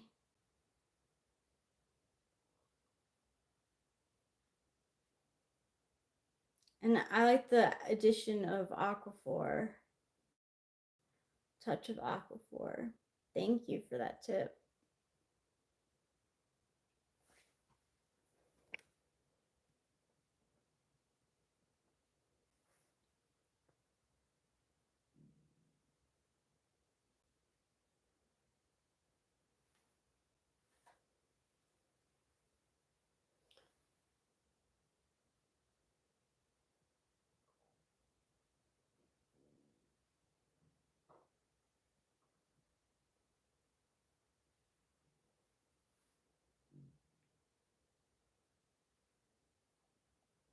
I don't know. Is it not cool? Is it a thing? Like Fly Guy seems to be making it seem to be like a thing, but I didn't know it wasn't a thing. It is? I had no idea. I have like all socks. Not all of mine. Some of my socks are like colored. Wow, so I should wear my colored socks then. The only ones I have are colored. Hold on. I'll be back. There was a time where my feed was filled with Gen Z making fun of ankle socks, saying only millennials wear them. I don't know, like, I like them. They look good with sneakers. I do need bright red socks. My socks cover my ankles, They do. but they're probably not called ankle socks. No.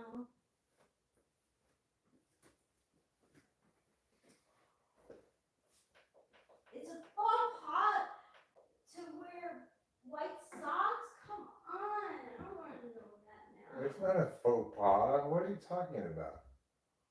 Well, I guess he says it's a faux pas. He's an INTJ. He has FE forward. What does he know?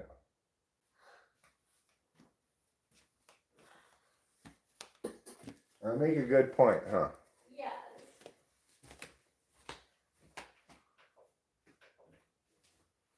I'll be right back, camera people.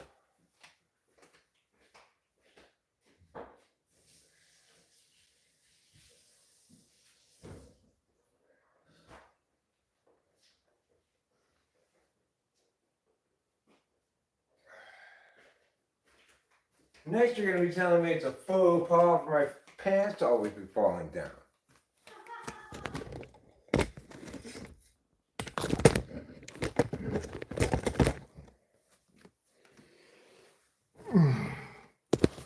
In the dentist office this morning, I was reading this. It was a guns magazine. I don't know, like Firearms Monthly or Guns and Ammo or something. But there's an article that was about the importance of getting the right belt to support your daily carry. And in that article, the author said,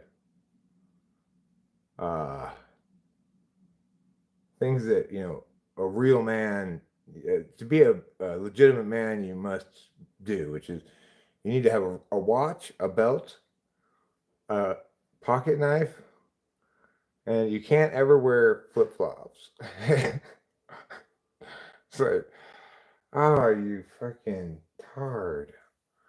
Like, so basically you're saying, all right, so you know how I am? You need to be like me if you want to be a man. I wish I could remember to carry my pocket knife all the time.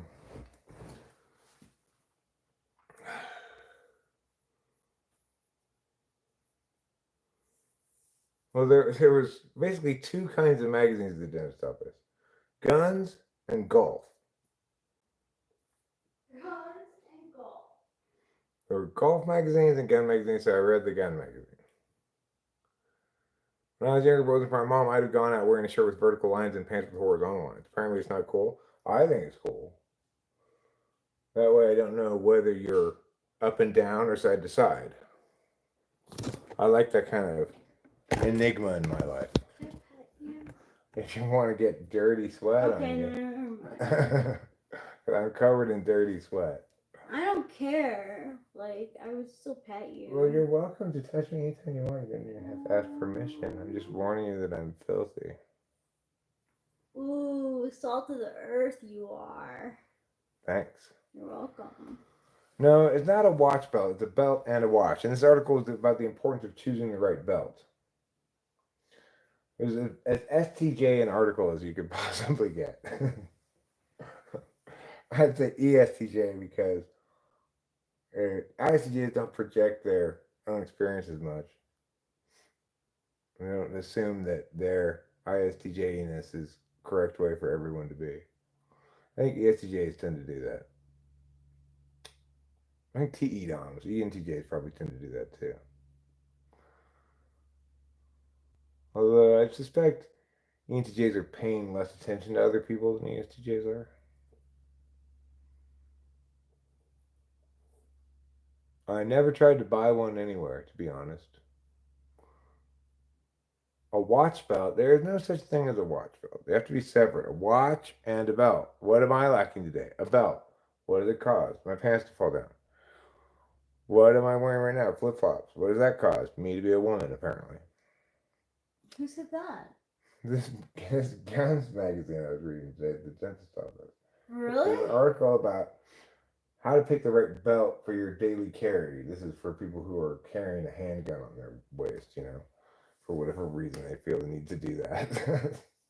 And to be a full grown man, you need to have a wristwatch, a belt, a pocket knife, and then basically you need to wear sensible shoes. Flip flops. I'm sorry that your shoes are insensible. Well, it just makes me a woman, according to the magazine.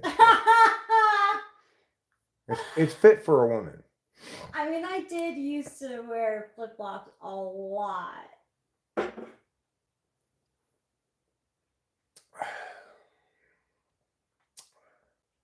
But seriously, though, white clothing makes sense objectively for hot climate. Thus, white socks, black socks would be too warm. No, you got it wrong, Solar Shield. Black absorbs the sunlight, so that it doesn't make you warm.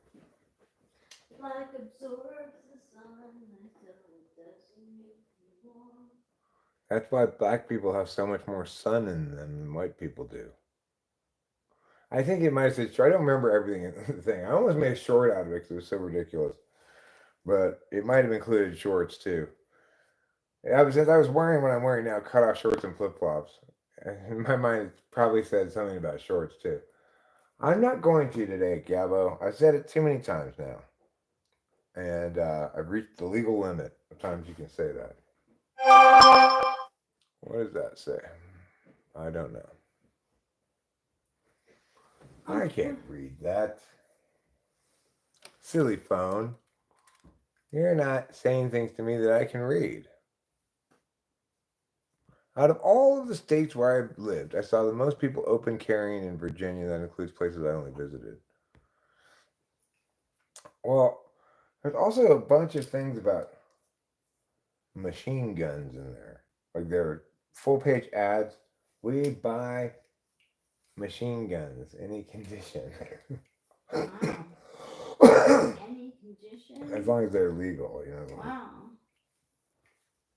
Yeah, that makes sense. As long as they're illegal. Yeah, they must have been acquired sometime when it was legal to acquire them or something. I don't know. I don't know all the specifics of it, but obviously it was a very conservative magazine. There's some article about how those damn Democrats are trying to take our guns away, and then another one about how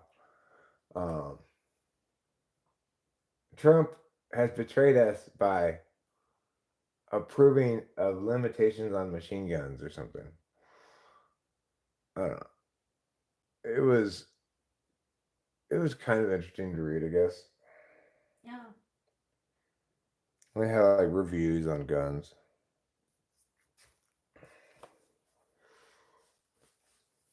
There are certain guns that are called MC, which stands for mini carry, which means they're really what it stands for is concealable, easily concealed.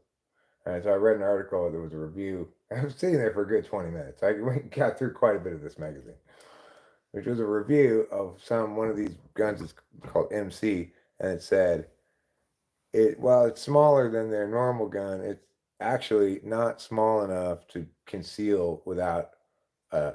Yeah, please do send me it. I do have an Instagram. What's the best way to like? Put your Instagram. Yeah. And you just type it in the chat. Or I no? mean, You know, I don't know. There's only 9 people in there. I mean, I don't. I don't. I can look at the person's page if it's weird. Yeah. Put it in the seeker. 964. That's it. at thegram.com. Yeah, at. Just about fashion, Fly Guy, and whether or not something qualifies as a fashion faux pas. Okay, I'm fashion faux pas right now. I'm wearing this. I had. They said they want to see it with socks, and I'm wearing socks, and they're white. Okay, who cares? I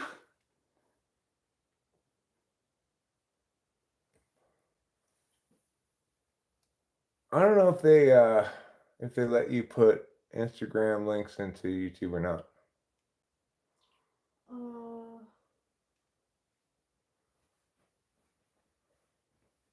Thanks, Solid Fish Shield. I like her white socks too. I think they make her look like a little Dutch girl. Oh, thanks.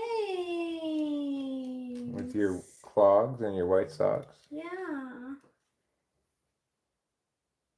I could picture you picking tulips beneath a windmill. Fly Guy is expressing the appropriate amount of outrage. Okay. Whew. Well,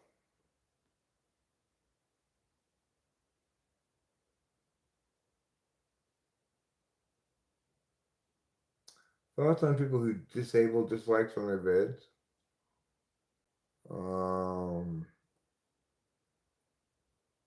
Silly and pointless.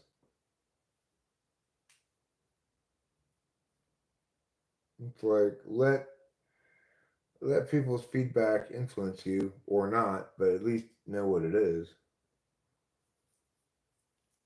I don't think Fly Guy. I think he's just making up shit randomly to affirm. Eric is doing it when he wears his watch upside down on his right wrist. That's on my left wrist. I don't wear it on my right wrist. And it just goes upside down sometimes. They don't purposely put it upside down. Thanks, G. Appreciate it. I totally don't notice.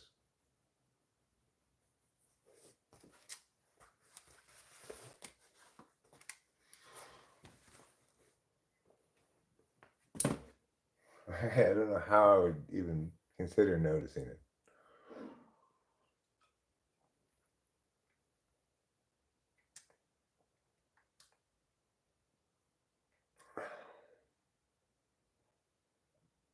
I think you could do all kinds of things with socks. You get socks with little pictures on them.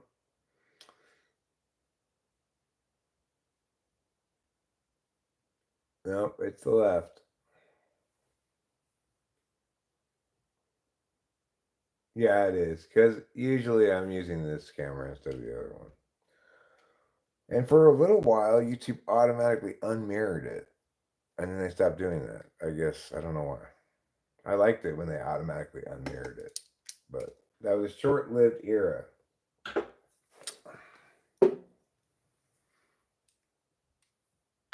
Maybe because some people had already taken countermeasures to their own mirroring and therefore they were getting double bound. I'm not sure why they stopped doing that.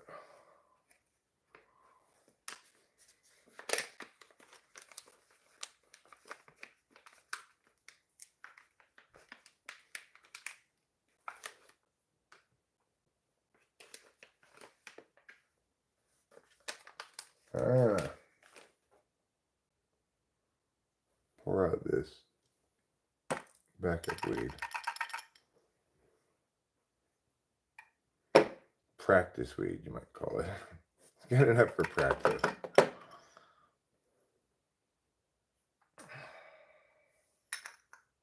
Your mom got you socks with emotions on them? You're wearing angry on my left foot and flirty on my right? Huh. I heard a funny joke kind of thing, I guess, on The Fat Electrician, which is a YouTube channel. He was talking about some lady having sex with some guy because she was a spy and she was getting secrets from her Nazi lover and sharing them with the Allies. Anyway, and he said, in describing her having sex with somebody, and he said, and she was lying there pretending like her feet hated one another. That's pretty good. Pretending like her feet hated one another.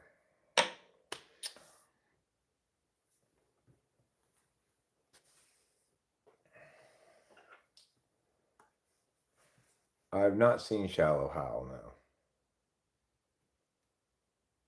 now. I have no desire to see it.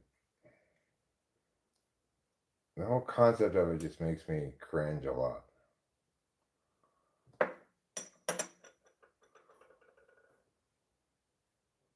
But sometimes something seems like it's going to be terrible and I'm wrong. But I don't know.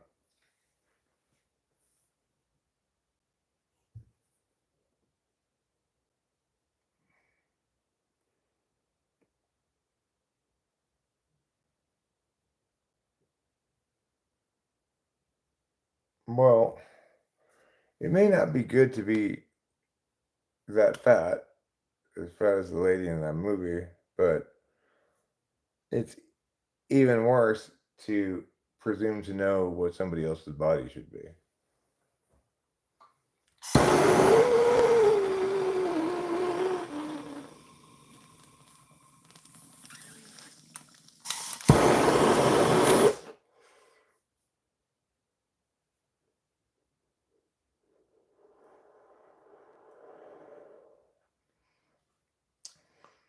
His friend is played by George from Seinfeld. Oh, he had another thing besides that one role, I guess.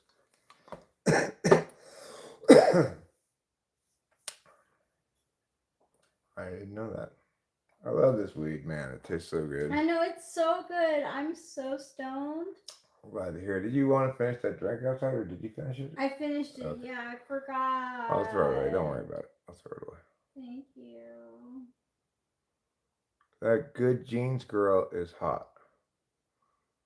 I have heard about this ad and the controversy, but I don't think I've actually seen her, the picture from the ad.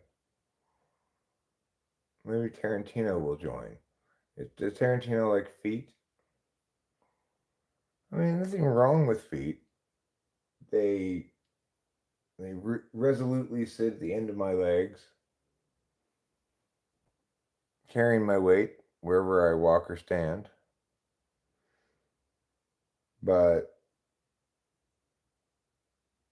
yeah, I think feet should be underappreciated, not overappreciated.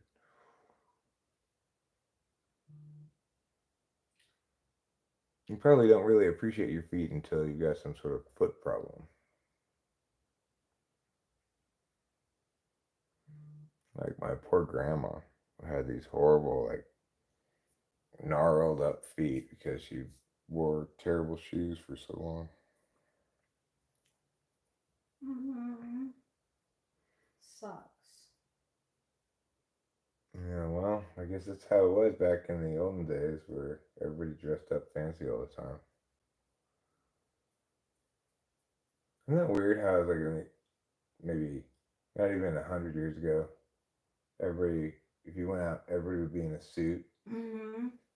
suit and tie. It's Yep. crazy.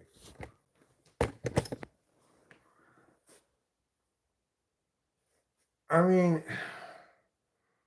I get the I know what the content of the ad is, and I don't think it's offensive. I think it's ridiculous that anybody thinks it's offensive.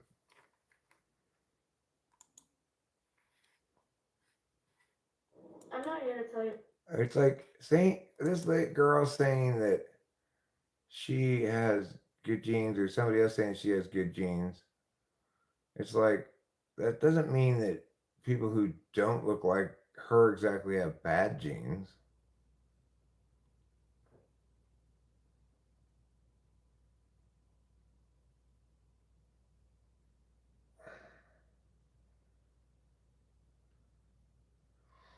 There's nothing offensive about this.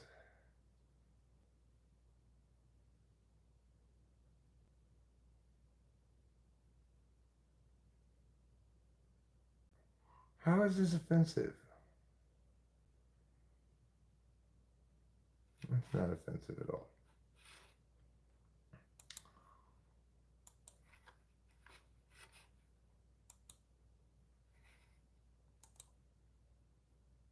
You know, I have great genes, and I'm not blonde haired and blue eyed. Yeah, same. So I don't know why anybody would get upset about that. It's obviously people who don't believe they have good genes. I happen to be confident in the goodness of my genes, so no, I don't have I'm good. offended by the like way she talks. It's like I'm finished. I didn't hear it all. there's no, there's no,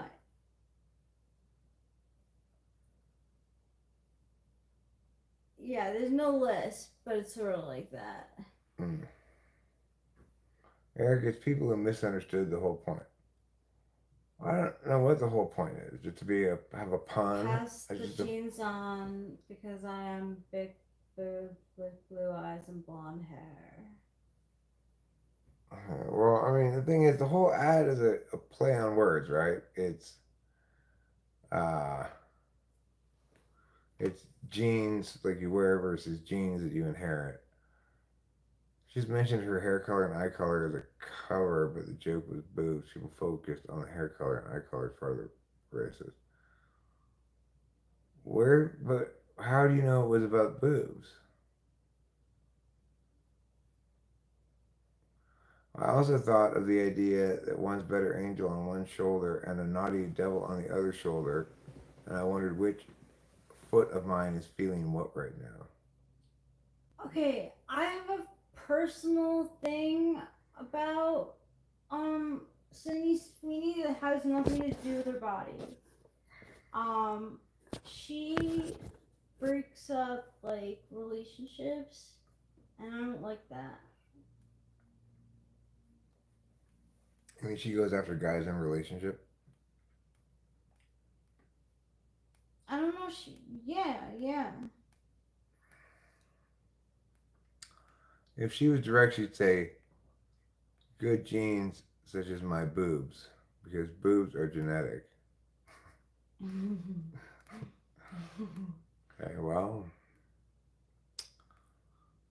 I mean, I guess I got my boobs from my mom, but maybe I got them from my dad. I don't know. Some of the earlier other brands have obese black women pushing that sort of shit, apparently.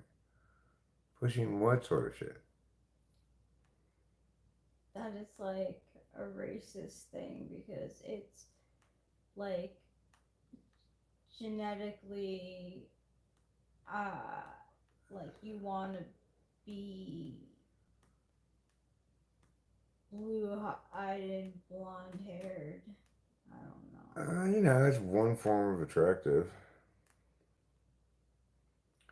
It's like it is true that people in the world have a range of physical attractiveness, and that people get discriminated on that way more than anything else. Whether they're attractively white and blonde and blue eyed or attractively whatever.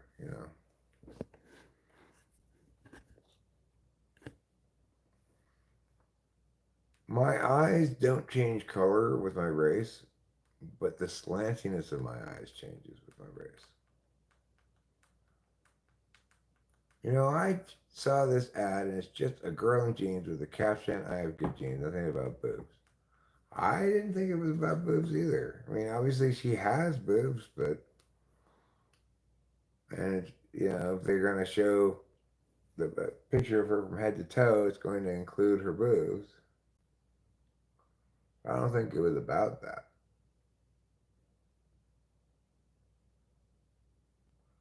I feel like my right foot is the devil foot because it's dominant for stomping and kicking. Is it okay that like I would never do an ad like that? Of course, darling. Okay, because like I'm I not. I feel don't. like in some way. I don't want you to be anything other than what you are and who you are. Okay, cool. Because like I can't like. But you can't what?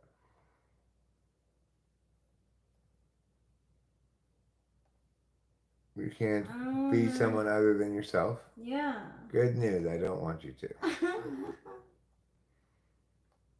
Isn't that wonderful news? Yes.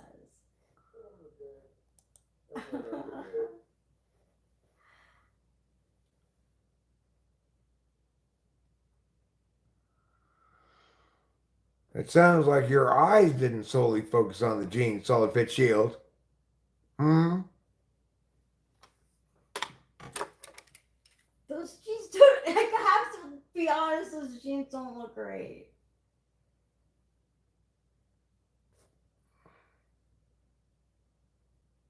Her feet are size 10. Well, maybe that's what she's talking about when she's talking about her good jeans. Maybe. She's sturdy on her feet, Yeah. She's got a solid platform underneath Yeah, that her. is a solid platform.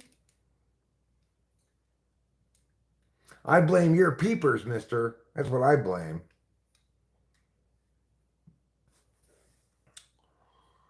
What if you were young though and saw that? Like, I mean, like, I don't know. See, like, American Eagle used to have ads. Like, I would get, like, mail from them and stuff. And, like, one of their ads had, like, two people, like, kissing. You know? Rachel, let me ask you this. When you see those Dolce Gabbana commercials where the guy has a six pack, abs, and the you know, the Italian pouty guy looking thing, do you go, oh man, I want that? No. Okay, well, I'm the same as you. Okay? It's not any different. I'm not.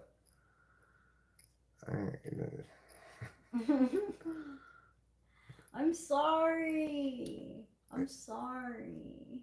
It's okay. You're just a little bit of a relationship hypochondriac. What does that mean? Hypochondriac is somebody who thinks they're sick with all these different diseases all the time, when actually they're fine. Yeah. Relationship hypochondriac thinks there's some inadequacy in herself or something. I don't know. Yeah. It is within myself.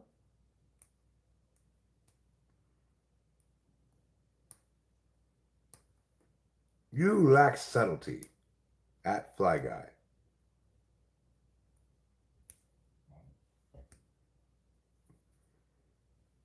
15 inches, I'm an eastern cottontail. That's small, Carrot. You're only 15 inches tall. Um, you can't ride on any of the rides of the amusement park You're too short for all of them. Everyone wants Fabio in their life, in their dot dot dot life. Really? Maybe. I don't know. What? She's talking Wait, about no, men who are desirable to women, I guess. Like Fabio. No.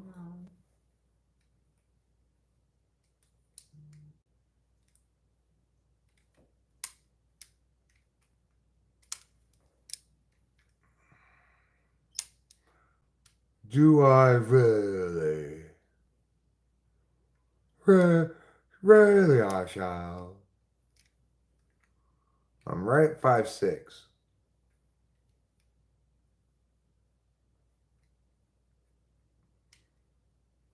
Fabio Mangini. Fabio Mangina. He does seem like a bit of a mangina. But yeah, maybe he's fine, huh? Never met Fabio. So I'll never know, I guess. No, I think you were right the first time, G. It's Mangina is his last name. Carrot knows too much karate.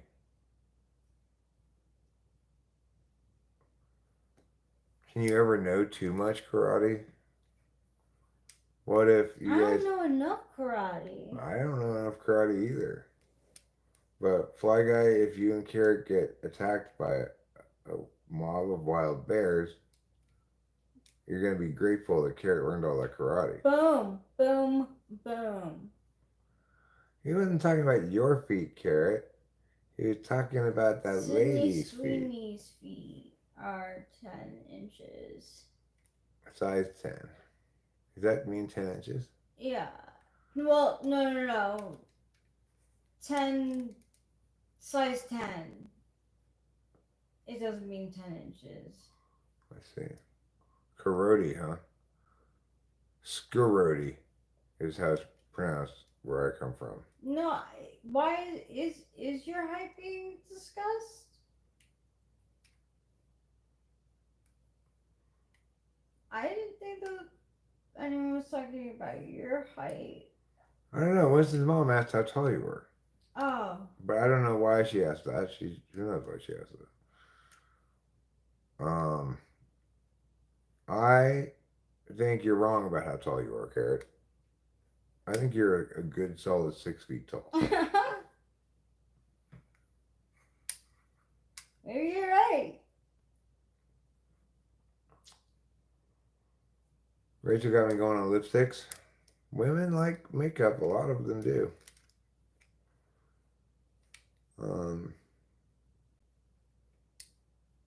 And it's like if Rachel were making paintings with her lipsticks, she'd have like every shade of beigeish red that there is conceivable.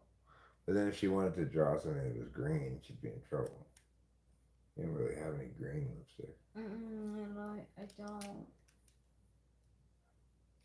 Should I find that? No, I was just saying, if you were painting with the lipstick rather than putting it on your lips, you'd be able to draw a picture that every shade of beigeish, pinkish red, but you wouldn't be able to like draw trees. Oh, that sucks so much. I wouldn't be able to draw a lot. Yeah, well, that's probably why you don't use your lipstick to draw. That's probably why. What? Some of them are gross. I wear a size 2 in shoes. Very, very small feet. Size 2 in children's. Children's? You're like this big. Very, very small. Basically the size of the mouth. So I'm always kind of teetering back and forth when I walk. I'm sorry, I don't mean to laugh at It's okay, darling. It's okay. I've got a lot of disabilities. It's difficult, solid face shield. I worked on it for years, and now I'm able to do it. I'm so mean. I'm so insensitive. Flavored chapstick is the gateway makeup drug for young girls everywhere. Interesting. Oh, maybe it is. I mean, I definitely like wore my mom's chapstick when she had it. I always like when I was like younger. When I was 13, I wanted to wear mascara, but I wasn't allowed to. But I was not allowed to wear makeup. I don't think. I do. I have dainty deer hooves. That's right. And most people, most things that have hooves, they need four legs, but I'm able to pull it off with two, like a centaur. No, I'm sorry, like a satyr, Satyr. Satyr. Centaurs are four-legged. Satyrs are half goat, Mm. half person. Have a Oh. goat bottom and a person top. Oh my god. All this talk about goat bottom and human top, right? Yeah. Makes me want to pull cards. Okay. Do you think you could do the reading? Yeah. I could do some reading. Or like at least, I don't know. I could start off and then, or you could take some and I could take some. Sure. That would be fine. Should Rachel wear a denim skirt or denim dress? Uh, dress. She doesn't wear a lot of skirts. Wow, Jesus Christ. Whoa! Thank you so much, Ike. Wow, you're really generous. Thank you. That's very kind of That you. is very kind of you. So kind that I'm going to heart it and like it. Oh, thank you so much. This card's for you. Yeah, for sure. Look at this. Arrival. Success. That's you with that stick. You're just, 3 of rods. It says, what does that one say?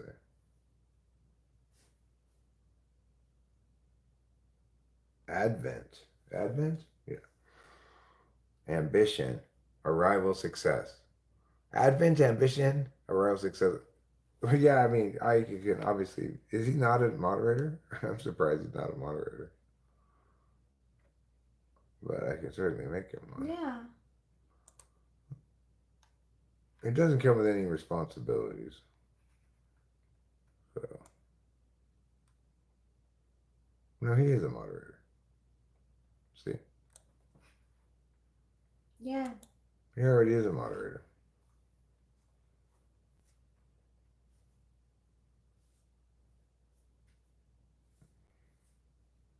It's a pretty good card.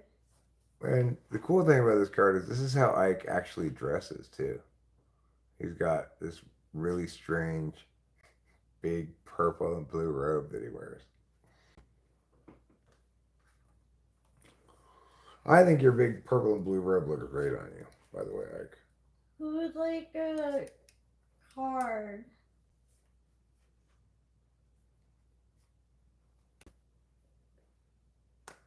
Anybody want a tarot card?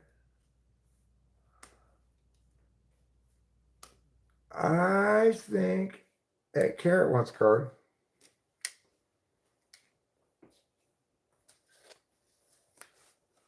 Ooh. I'm going to close my eyes so I can really feel the spirit energies. Ooh. Mm-hmm. No, not that one, no. Mm-hmm. What are the spirits telling me? Not that one either. It's the twofer.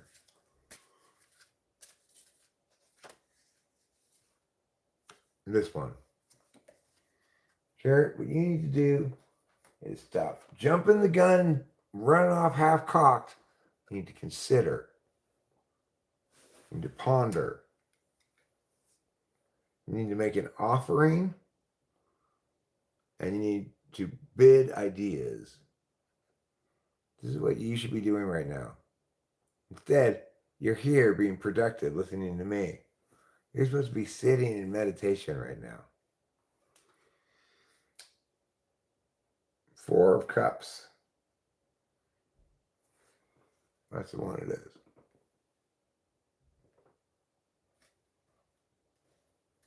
Anybody else want a card? How about you, Rachel? Yeah, sure. Beat the flowers Carl got me. Carl is so lame. Yeah, screw Carl.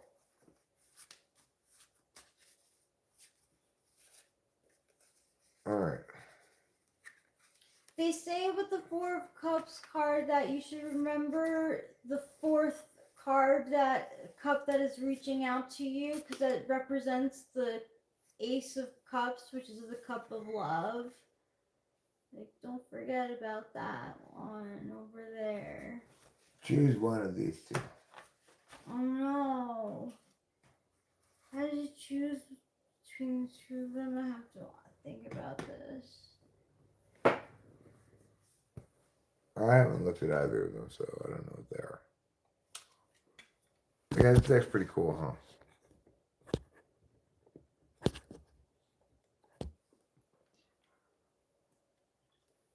That one.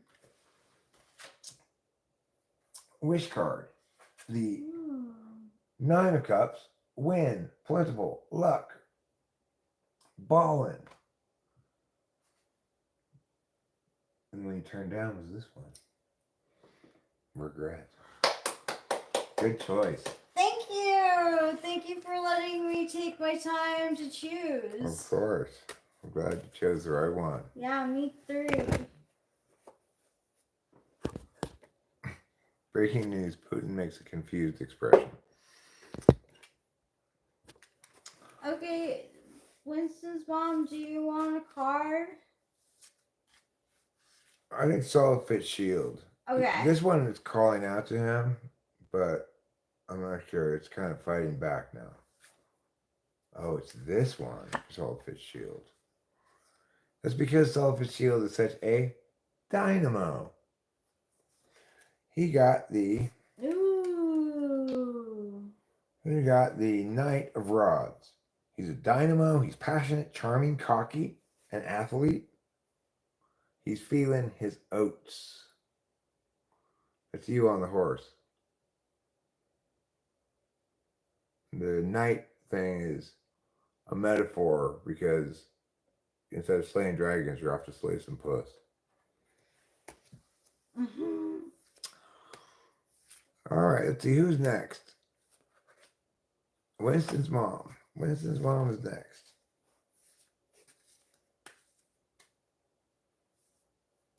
Mama. Oh, this one. The Queen of Cups. Mystic. Deep. Seer. And as you can see, you've got some crazy little robot guy in your hands for reasons unknown. Yeah.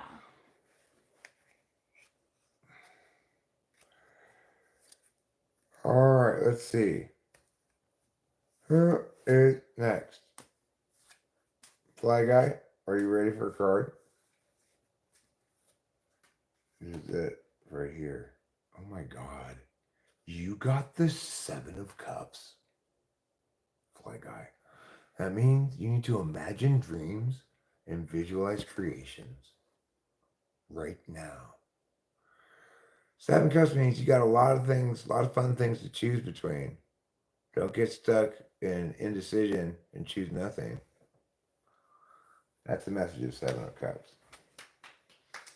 And now, a card for me. Yay! Iron Man, do you want a tarot card too?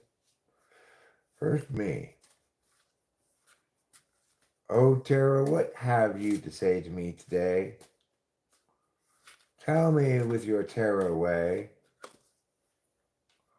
Oh, I am feeling like this today. Like the Page of Cups. I'm a spirit child. And I have a message that I'm going to share with my intuition. Wow. Does that resonate with you?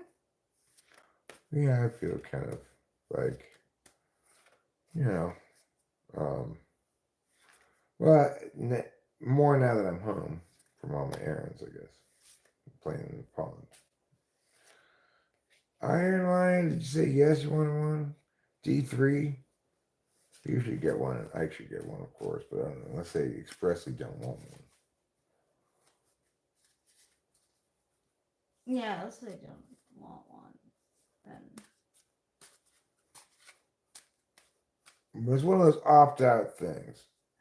Otherwise, you automatically ask. I get a little spicy when people are like, no, it's for like the devil or whatever. I'll pull a card for them. Iron Lion, this one is for you. It popped out. Oh, that's not bad. Healing. You're healing right now, Iron Lion. You're dormant, you're healing, you're pausing, you're waiting, you're delaying, and you're quiet, and you're resting. Just rest. Just have a nice rest. Yeah. Okay, that's for you, Iron Lion.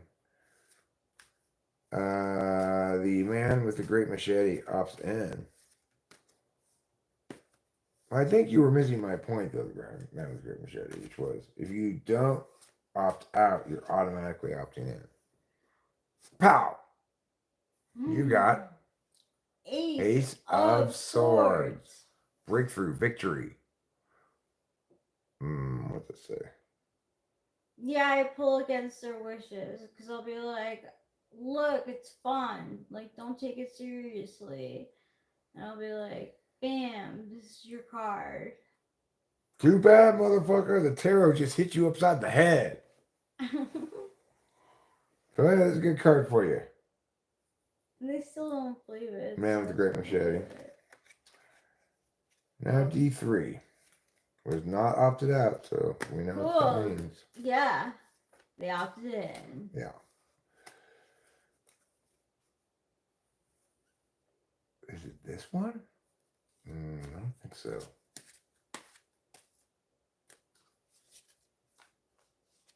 Whoa.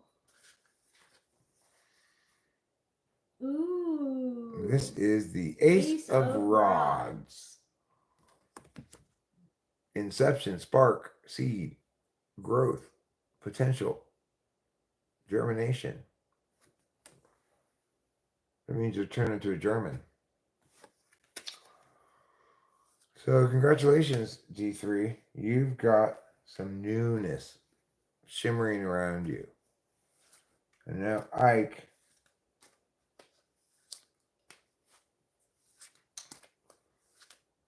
Let's see what Tarot has to say to Ike. Oh, mighty Tarot. Thank you. Just popped right out. Wow. You are the high priestess of today's live stream. Thanks to your sense, feel, omen, vibe, feminine intuition. Those are the words that are on there. And you know, it's important we all get in touch with our feminine side. You know, that's why when Rachel was menstruating, I put tampons up my butt in solidarity with her. Because I care. Yeah. I was the only one who got a major arcana out of everybody. Yeah. He deserved it. He definitely did. I'm going to go smoke a cigarette now outside. I'm going with you. Okay. And I've got a little bit of drink left. I think I get another drink.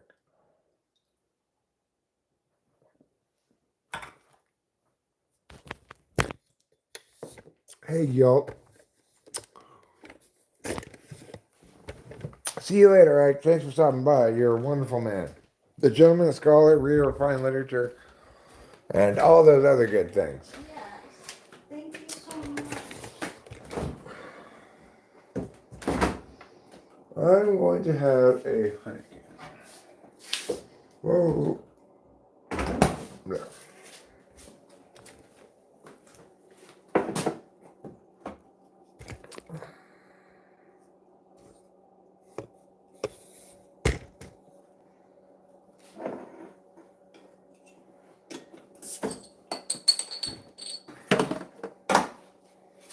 Hello, hello, hello. Is there anybody in there?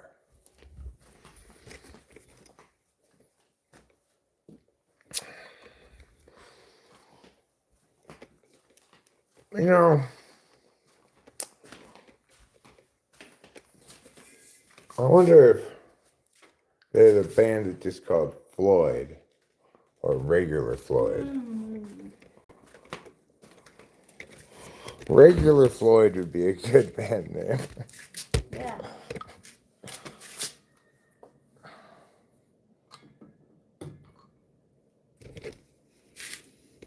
Do you want to sit down?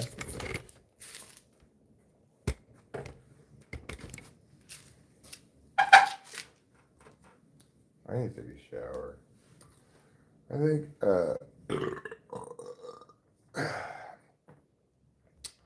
after this cigarette, maybe a little more meowing about, probably draw the string to a close, go take a shower, and then maybe go get all sweaty again outside. I don't know. I want to do more ponding. I can really see it coming together now.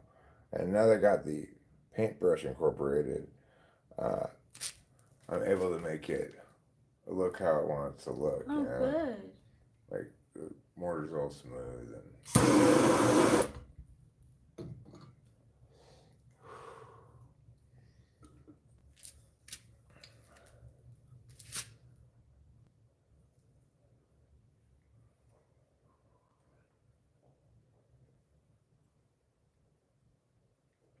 I think you're the cat's pajamas. thanks. You're welcome. Is that why Trevor keeps trying to put me on Possibly. at night? Probably. What do you mean by put you on? Like pajamas. Hmm.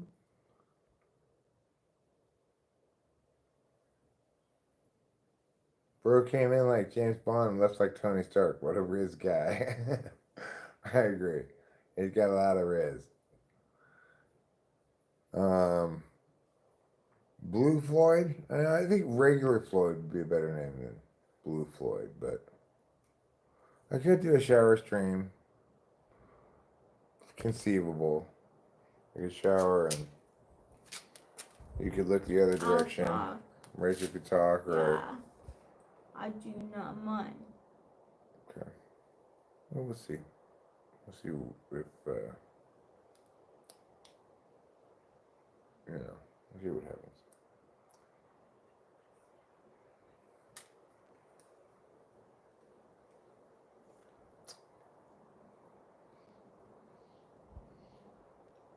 My jeans are brown.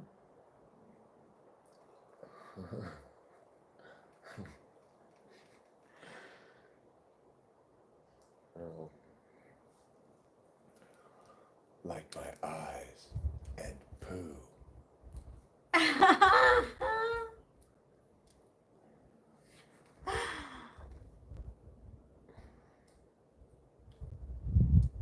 Okay, Timmy and Mary, you go in the gold group. And Susie and Bobby, you're in the silver group. And you two go in the brown group. Oh my god, yeah, it is. Oh, I don't want to be in the brown group.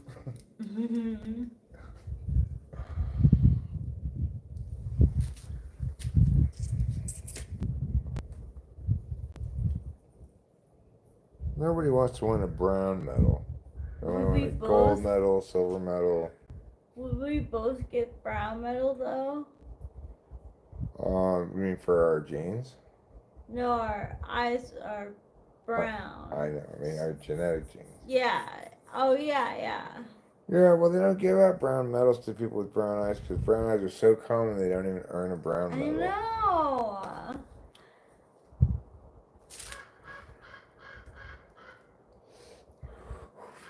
It's like Gail has a fictional psychologist rap group that involves the three rappers Sigma Freud, Carl Hung, and Eugene Baller. Who is Eugene Baller supposed to be a reference to?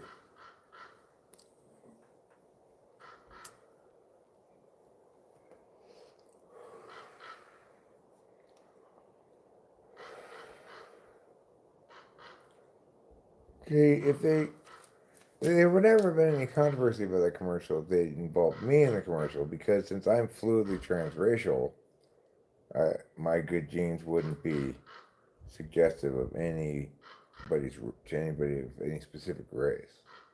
Would you prefer? Oh my god, I'm so fucking insecure. Would you prefer a blonde or blue? No, darling, I don't want to be somebody else. And a nudist resort. Dude, get off of me. Oh no, get away! Where'd he go? On the ground. There he goes. It looks like he's not. He may be on his dying days.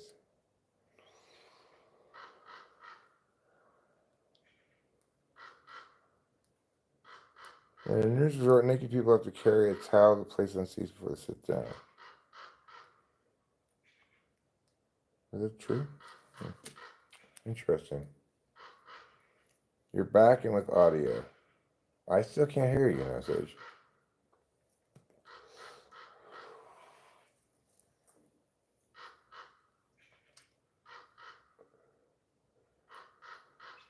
What are you calling about? Cause a lot? Yeah, what are they calling about?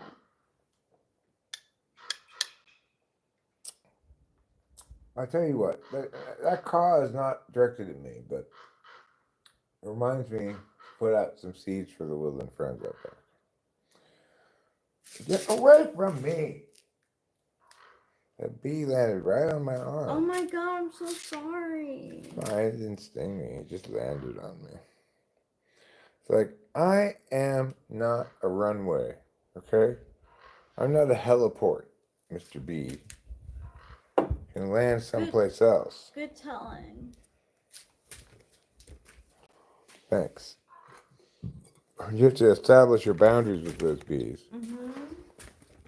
You give a bee an inch, it'll take a kilometer because bees measure, of course. I am a runway model, that's true, no sage.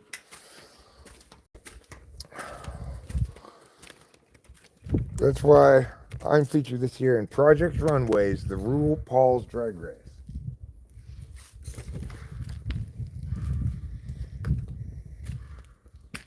Okay, I've picked up this drive bit that I found on the ground.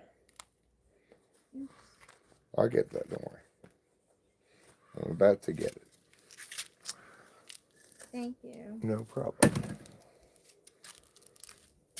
I don't have a problem cleaning up after you. Oh, thanks. Okay. I've seen a meme where someone was like, bro, what's your crush? And the other guy says, your mom. And then Freud bursts into the room and says, that's actually very interesting. And they all proclaim, Sigmund Freud. I give an inch and people want a mile, but when an inch is all one has to give, it's kind of frustrating. Oh, I see.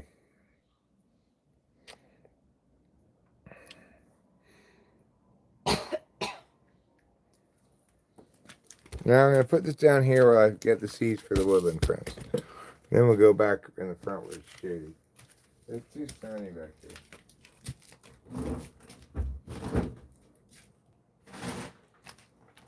Alright, woodland friends, come and get it.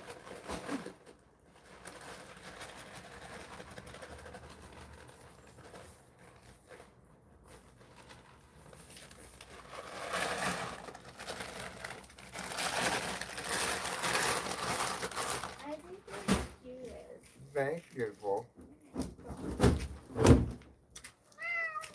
Okay, Trouble, we'll let you in. Oh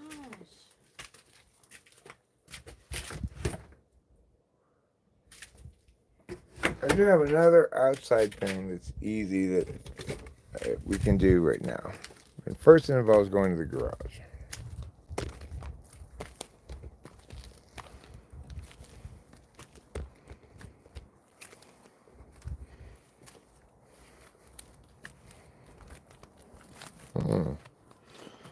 I see.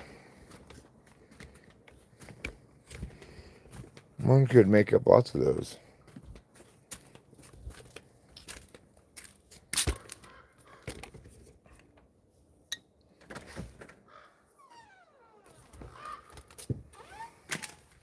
Oh, there's my torch. I found it.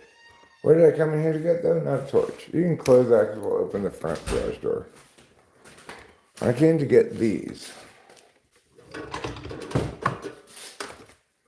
There's this one branch I want to get. No, we're going out this way.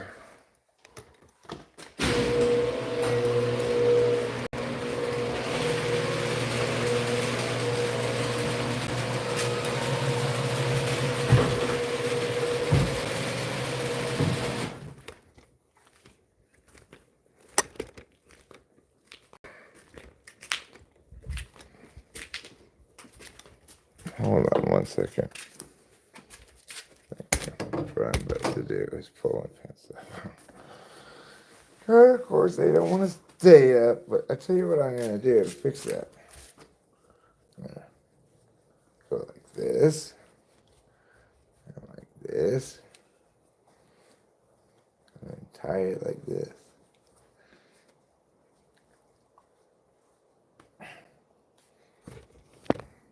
Good job. I'll keep my pants up a little bit better, hopefully. Do breakup songs affect you emotionally? Not me, because I'm not breaking up with anybody.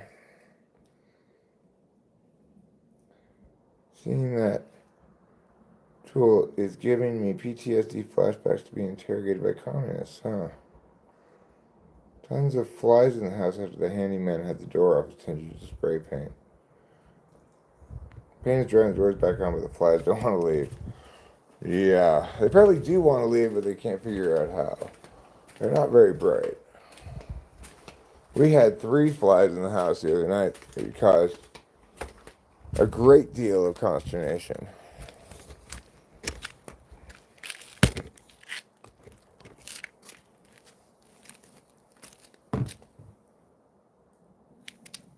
Don't be a dumbass.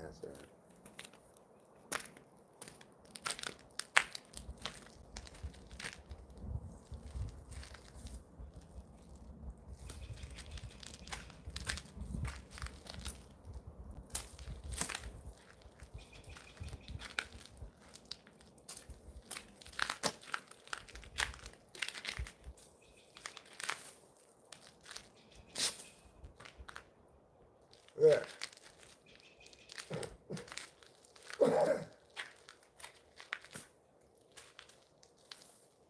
There. Thank you.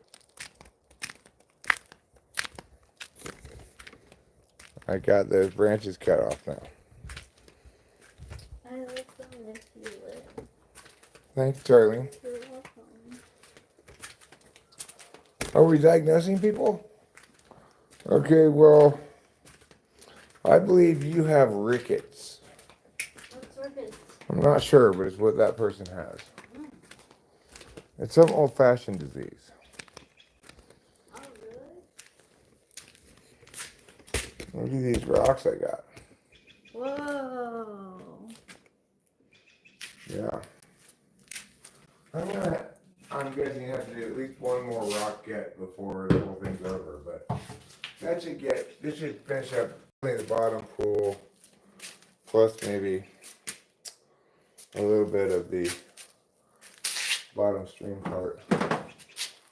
Got my hook that I found in the wilderness yesterday. That's so cool. I don't know. What is it even for? I don't know.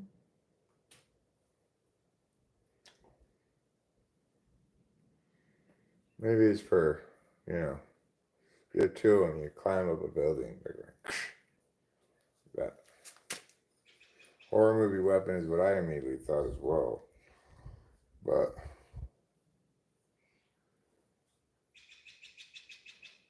you know, if I had to get into a fight with this, it wouldn't really be a good weapon to get into a fight with. Because this isn't a very good grip for piaoing somebody. And this is not that sharp. I could sharpen it. But, like, what is it for, though? What does one use this for? It's a fashion accessory? Should I just wear it like this? Hey, can I get 2 packs of Marlboro Red shorts, please? I wonder how long I'd have to go through my day with this hanging over me before somebody asked me why I had it there. Probably a long time. Probably nobody would ever ask me why I had it there. Thanks, darling. You're welcome. Because I've eaten so much sugar in my life. Oh. It's a great icebreaker. That might be what it is, actually. An ice hook. It might be. If you go back a long time when they had ice boxes instead of refrigerators. Let's give the aloe vera plant a little bit of water. Yeah. I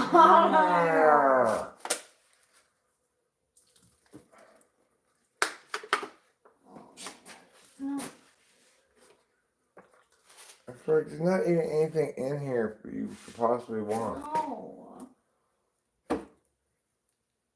Stupid fly. I'll tell you what I do have in here, though. I really love your artwork. Thanks, darling. You're welcome. You're very sweet. You ready to get out of here yet? I don't know if we got out of here yet or not, but hopefully it did. I did tell it to get out of here. Rachel and I both told it. Yeah. I feel bad for the vampires that got killed even though they only eat cow's blood. Well, you should feel bad for them because, of course, it's not fair. That's not a good reason to kill a vampire.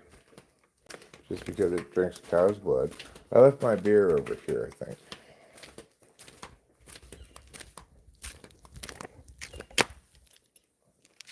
Here it is. I'm glad you found it. I found it. You did.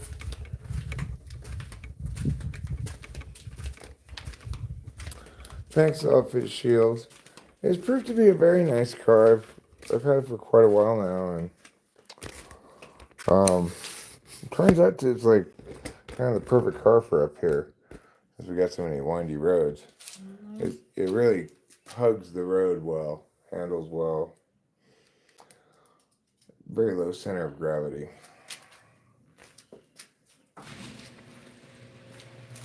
And I got a stick shift, which is much less annoying out here in the country where there's not really any traffic than it is in the city where there's traffic.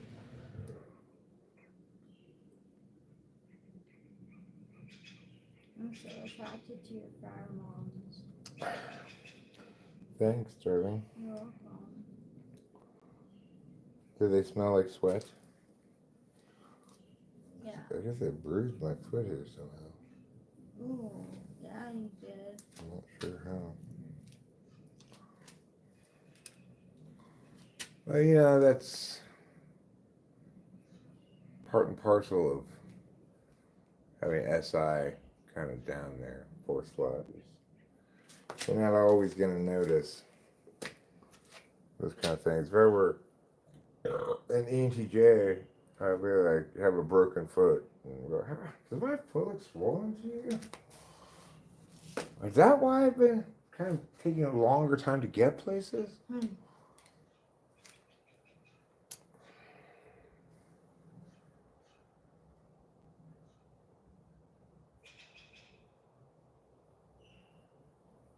Yeah, at least you're going for cows. It was a reference to an episode of Supernatural. Supernatural, I think I've watched it some, a little bit occasionally, back in the day. Those two leads aren't everyman types. It introduces the character Gordon, who doesn't understand nuance and tries to kill Sam because Sam's a psychic. Well, if you're being called an autist and taking it seriously enough to question it in depth is the surest sign of being one. Being autistic? No, it's a sure sign that you're not, because autistic people, like other retarded people, don't have normal metacognition. That's the distinction between them and regular people. So they don't do that if you're autistic at all. That's why people shouldn't abuse the word so much. Right? Because you feel like you're not. That people are confusing and life is hard. Doesn't mean you have some sort of mental disease. Yeah. Welcome to the party. People are confusing and life is hard sometimes. There's a fly over here, so I don't want to get it in the house. I don't want it to get in the house either. They're diagnosing everyone.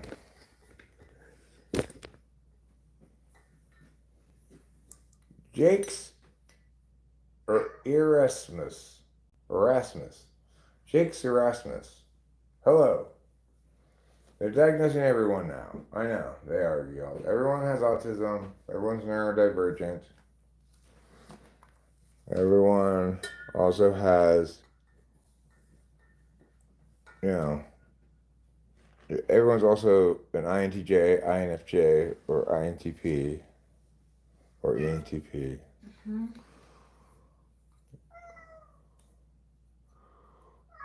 Oh, meow.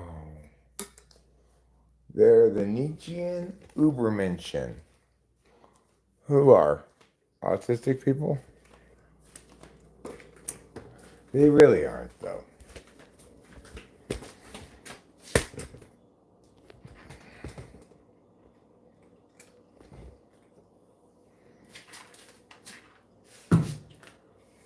You're on the spectrum. You mean the spectrum of visible light? No, the autism spectrum.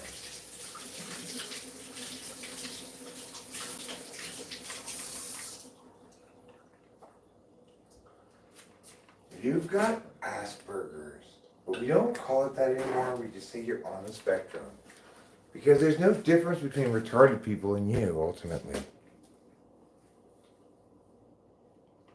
Just a spectrum. Just a spectrum of super retarded or retarded like you.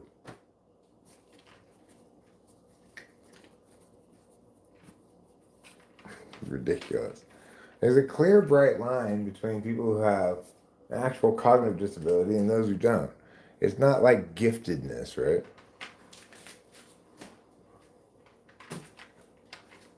Which is just this bullshit distinction predicated on somebody's prioritizing something for no particularly good reason.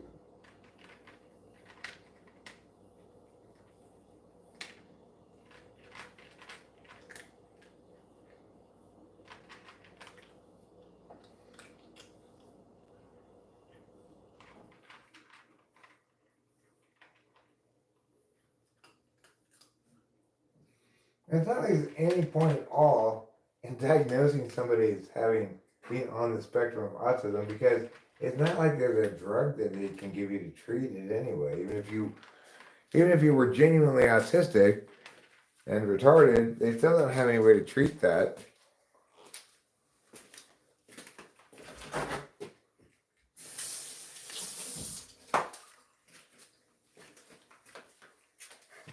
It's just the diagnosis you get so you can get extra time on standardized tests or something. Like my student Chloe, she got diagnosed as ADHD, even though she is an ISTP and bears no resemblance to anything that normally gets called ADHD. but it's so that she can get extra time on standardized tests, which she also doesn't need. Like, not just because she doesn't have anything wrong with her, but because she's quite bright and very effective at doing that kind of thing. So that's,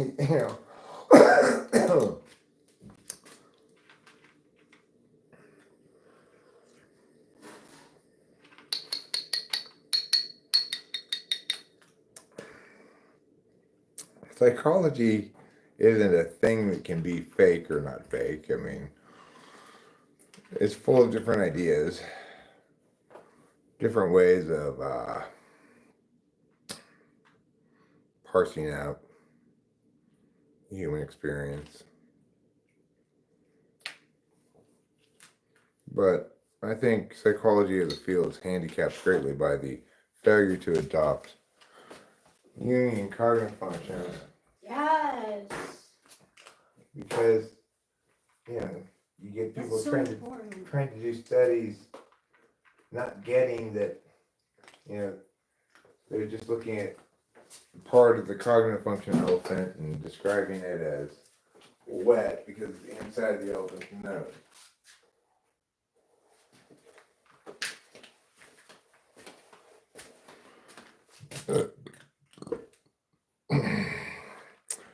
Whenever I was coming down from amphetamines, I convinced myself I was intellectually disabled, which would lead to meow thoughts. I also cried a lot and felt general yet indescribable emotional pain. Yeah, I get a little weepy when I'm coming down off speed, but it's not that bad. I get sad. I'm sorry to hear that. Okay.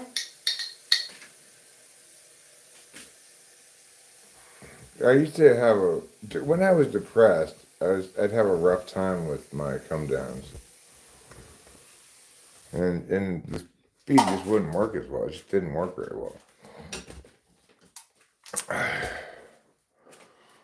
But this time I got name brand Adderall.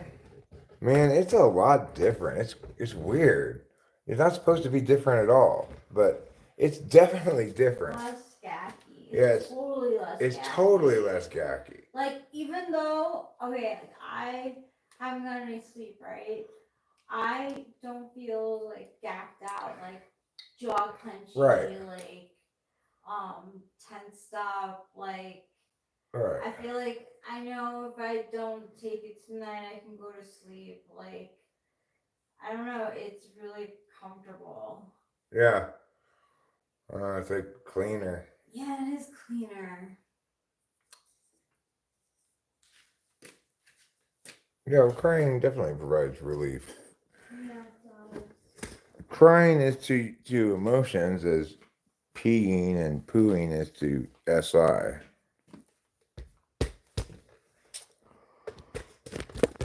I cry fairly often, but it's almost always like at a TV show or something.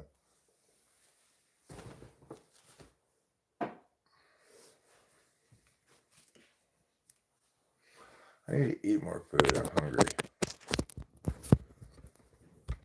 I'm saying introverted sensing is the way you pay attention that informs you of things like I have to go pee, I have to go poo.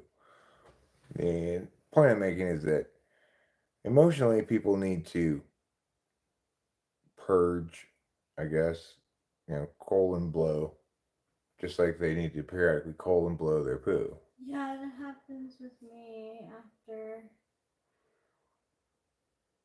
amphetamines. Hey, Keisha. Hi, Keisha. Maybe you can NI all that info, but um, SI people don't. I don't cry super often. I wish I did.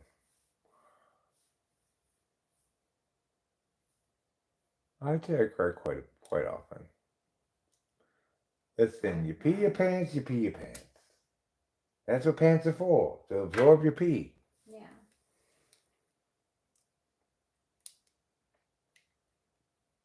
Nothing worse than a jar of cold pee. That's true, Rubenar. That is true. I need to eat more food. So, are you hungry? Okay. I think I'm going to make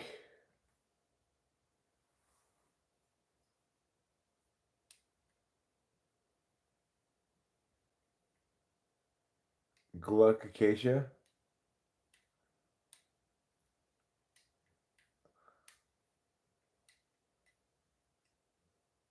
I cry only when thinking about how Obi-Wan said you were my brother, Anakin. I loved you.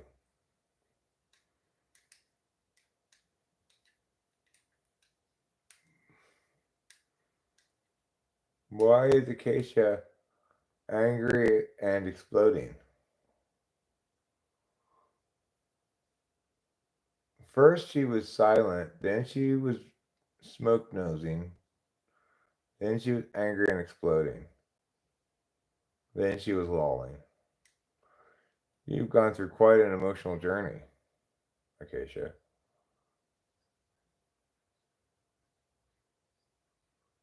Rachel's making some coffee. I'm about ready to go take a shower. But I'll probably smoke one more cigarette first. Then go in there.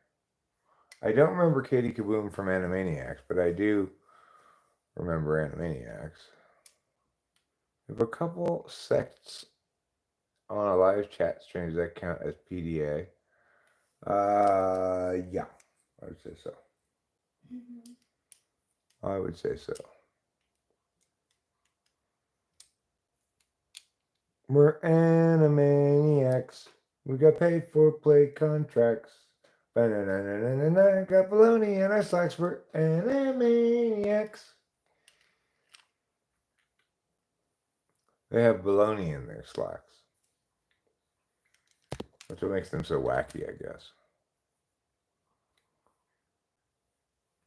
Next time I want to be wacky, maybe I'll try that.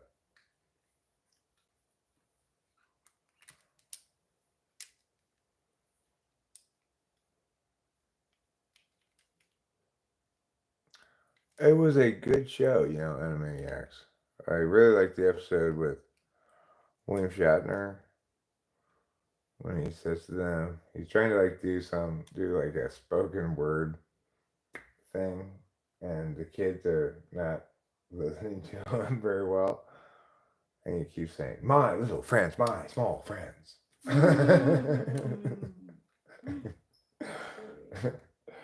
It was a very funny episode.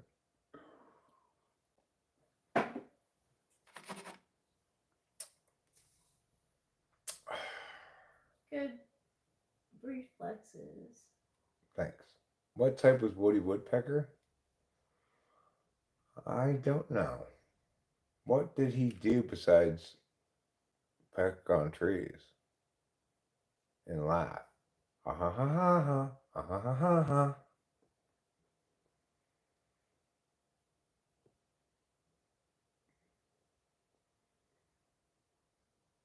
Am I out of touch with my emotions, or am I mostly just feeling not dread or dread?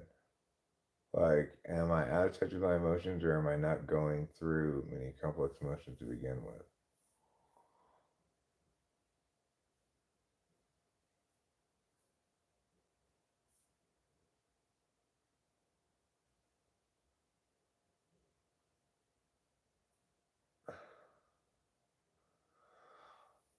Um,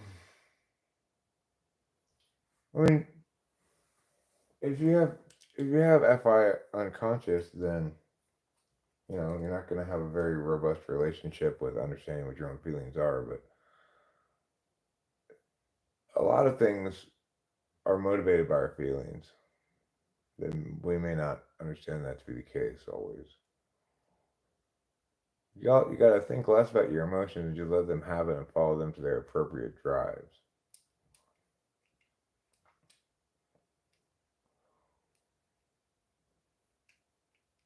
Emotions exist for a reason, but we can take them to the wrong conclusions.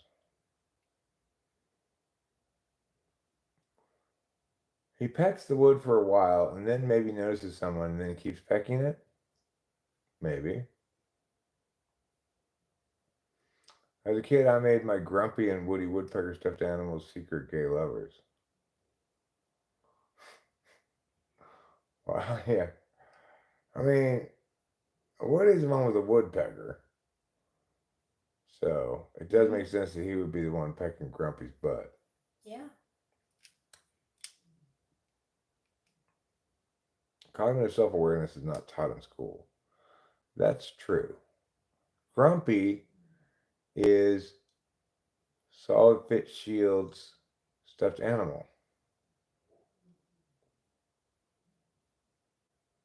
I didn't really have any, I didn't really have a lot of playing with action figures. I was more interested in, Hot Wheels and just, pretending. I frequently feel like I'm missing something I can't quite describe. Do I want success? Do I want a relationship? Or do I just need to get out more? Maybe you want to know what you want.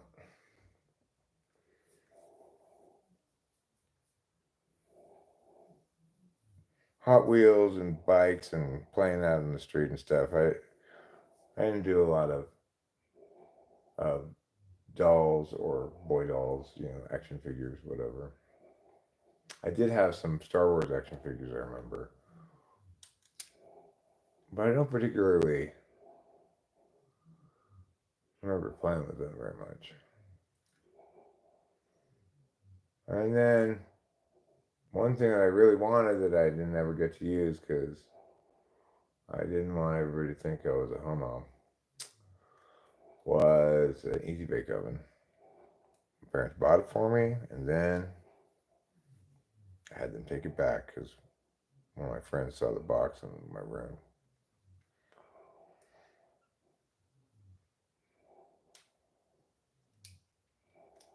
Make fun of you for it? No, he was just like, "What's this?" And I said, "Oh, it's a present for my cousin." I lied. That was a good lie. I would have lied about that too.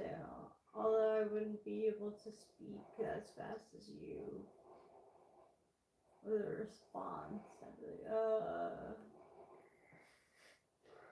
like, I wish I could go back in time and be a confident adult in a child's body and say, "Oh, with this is my easy bake oven.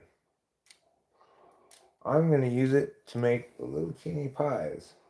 Can I come over to your house and play with it with you? Sure. Thanks. I always wanted a easy bake oven, but my mom said no. How many action figures did you blow up with black cats and ladyfingers? We did have some access to some firecracker kind of stuff, but um, I don't remember blowing up any action figures with them. That's good.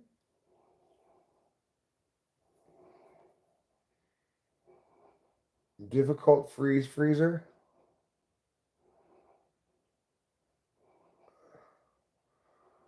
You're a 21-year Zoomer. You grew up with computer games during the latter half of your childhood. No, I grew up with computer games during the latter half of my childhood. Boom! You had computer games your entire life.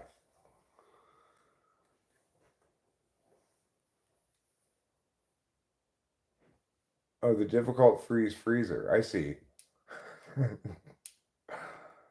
It's the supervillain that the Easy Bake Oven takes on. Oh. It makes sense. I wonder if the Easy Bake Oven considered putting out a handy freezer for children. Children would say, "This is boring, just freezing things." But in the commercials, it looks so fun. Look, I'm putting water in here, and now it's frozen. In real life, it takes so much longer than our freezer and the refrigerator. I wish I had never gotten the difficult freezer.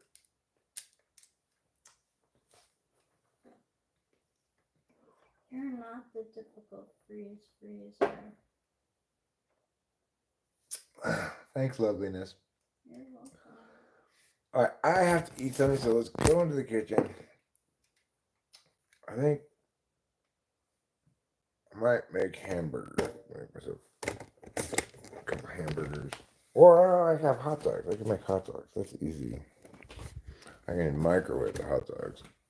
Microwaving hot dogs is fine, you know. Some things you can't microwave. They won't come out good.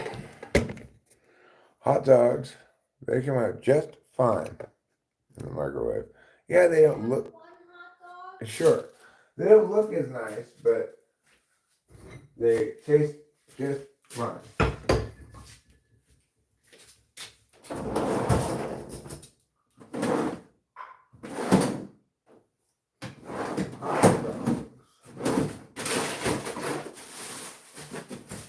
There you are. Okay. Let's go over here and do the first stage of hot dog making.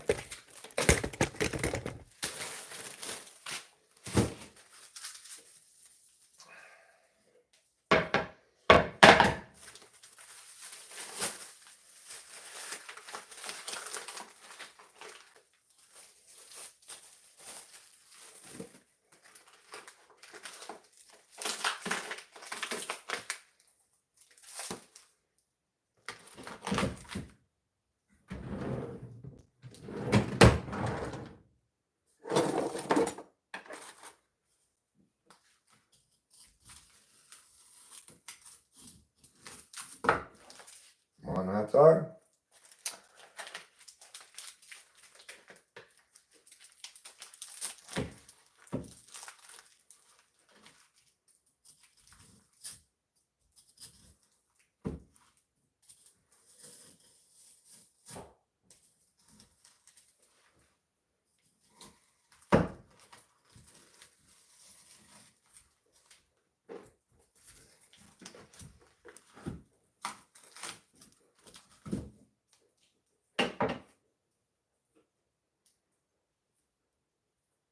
Okay.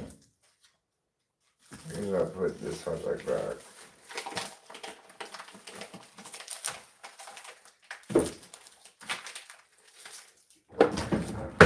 Let me get a Ziploc bag.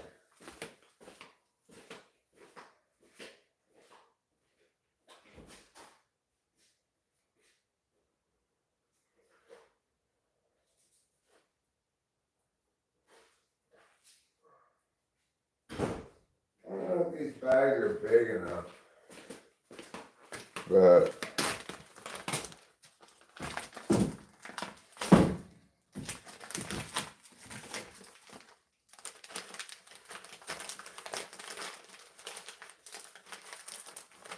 it's not big enough. How annoying. What about now? Now it's big enough? Yes.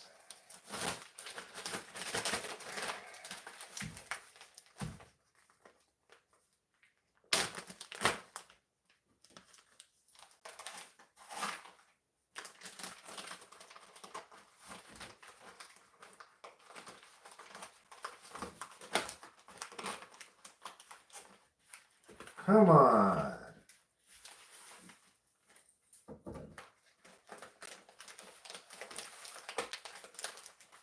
I'll just make 4 of them and I'll have one for later.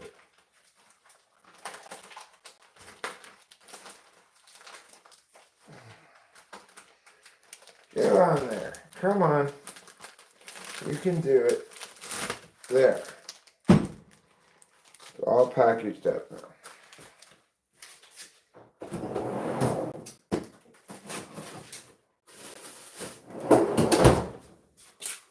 Alright. I'm gonna take these 4 hot dogs. I'm gonna get a paper plate.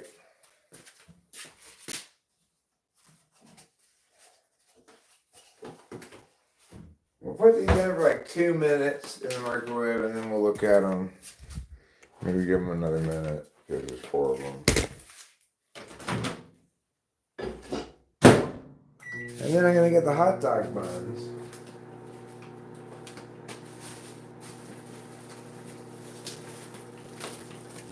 And I'm going to toss them into the microwave as well.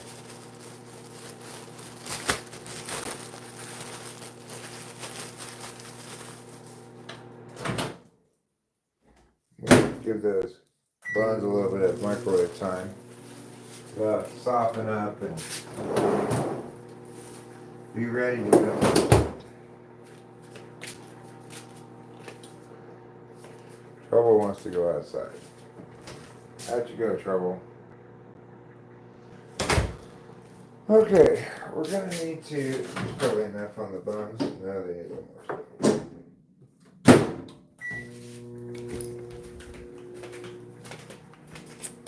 We're gonna get the ketchup and mustard out.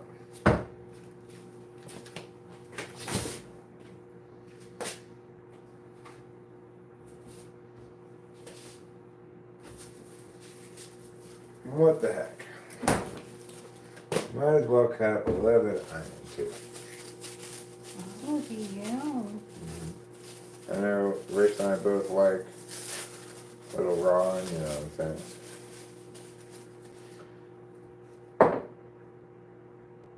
Even though it's my passport to farting.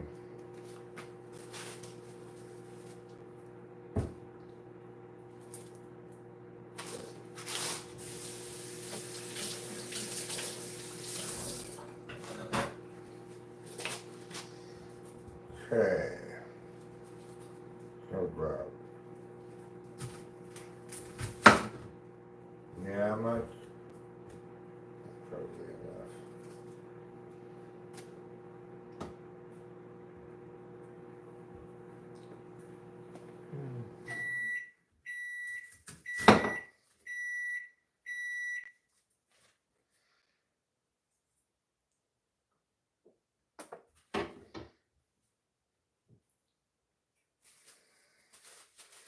Alright, hot dogs.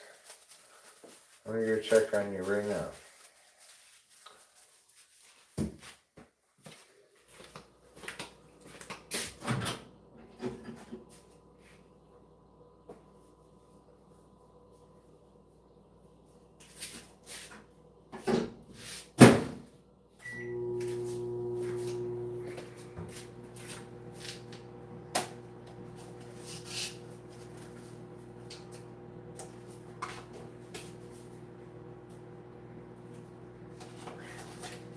I know those two plates. These plates really stick together. Like it's hard to tell if it's one or two. Yeah.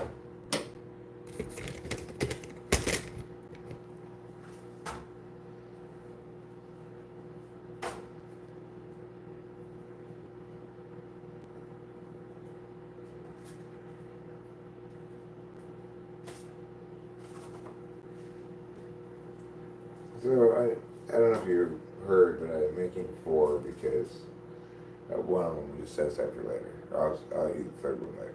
Okay. Yeah, but Yeah, because I'm not going to eat it. I know, that's fine.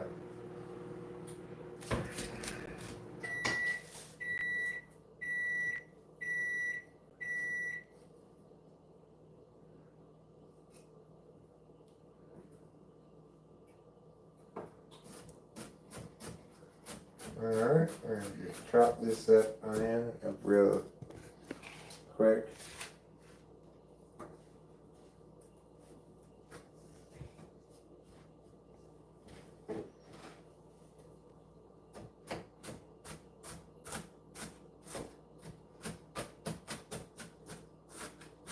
Master Chopper. Thank you. You're welcome.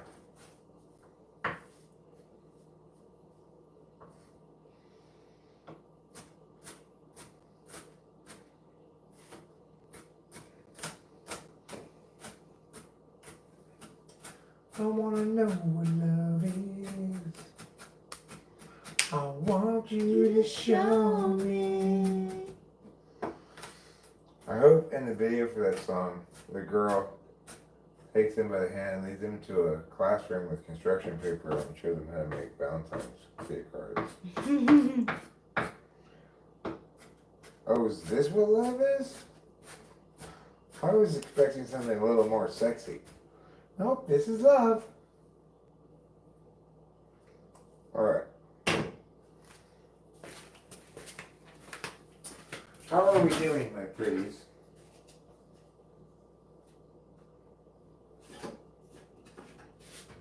We need another 1 minute. Okay.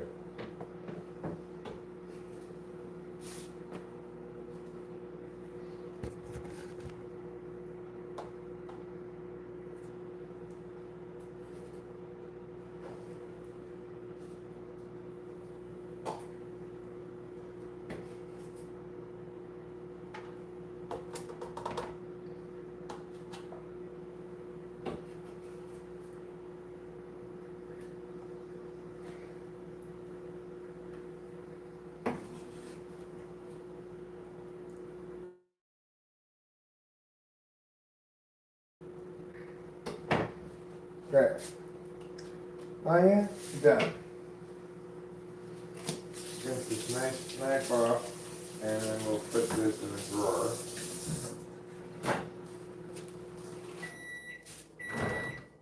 As per now, the cutting board back.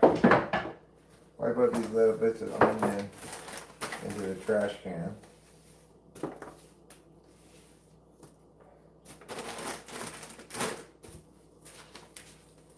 We're going to put the onion back in the fridge.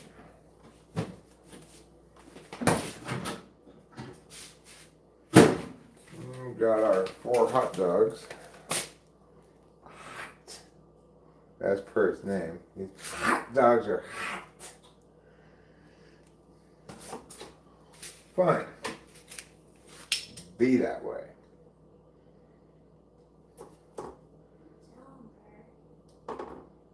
I will, thank you.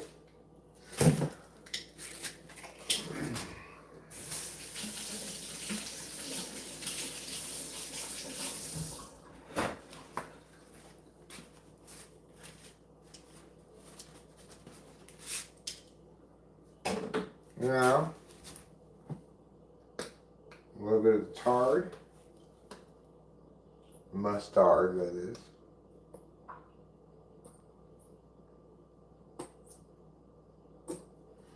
And a wee bit of the chup, namely ketchup.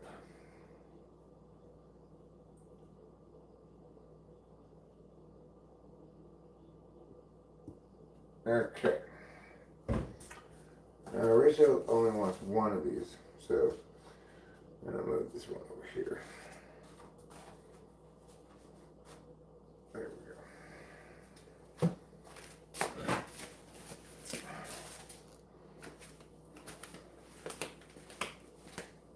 There you go. Thank you. You're welcome.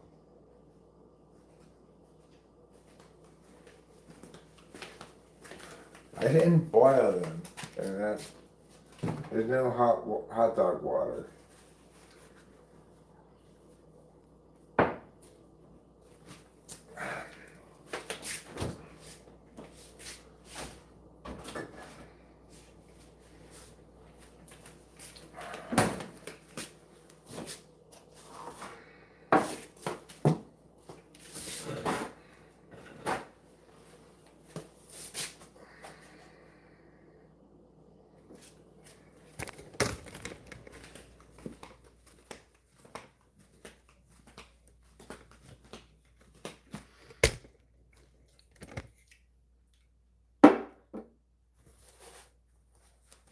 Thank you. Mm-hmm.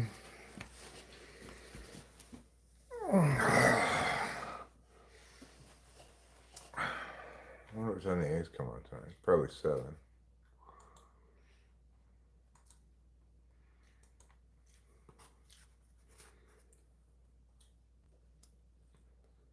Mm-hmm.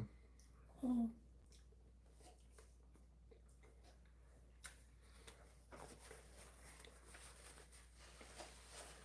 We're playing the Angels.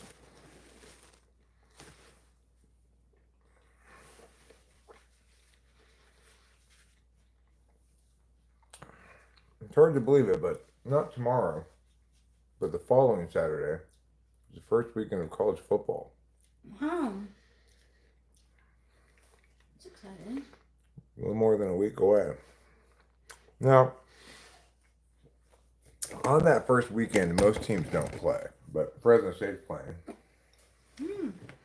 SC doesn't play till the 30th Um, against Montana State. We should be able to beat Montana State, hopefully.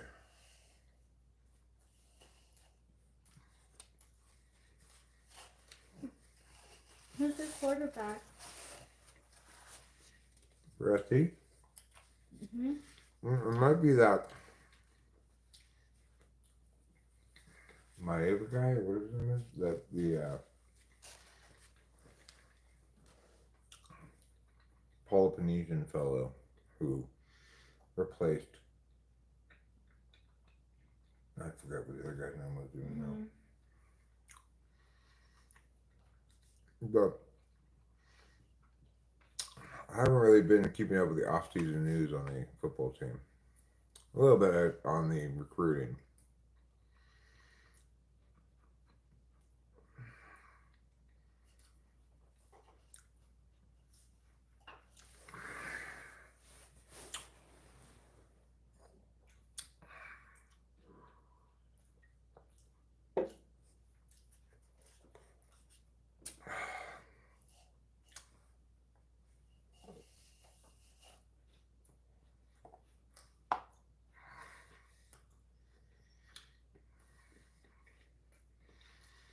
Hmm.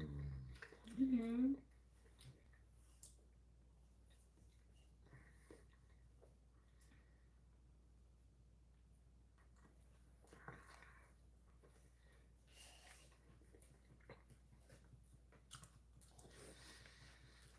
Hmm. Thank you, thank you, thank you. You're welcome.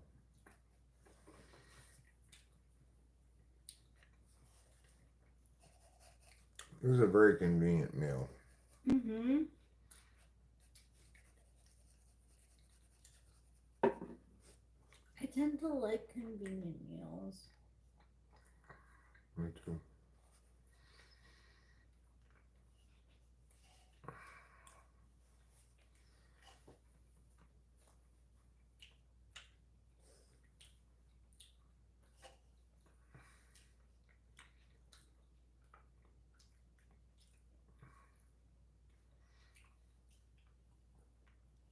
I'm pretty sure that's not how homosexuality came to be called gay.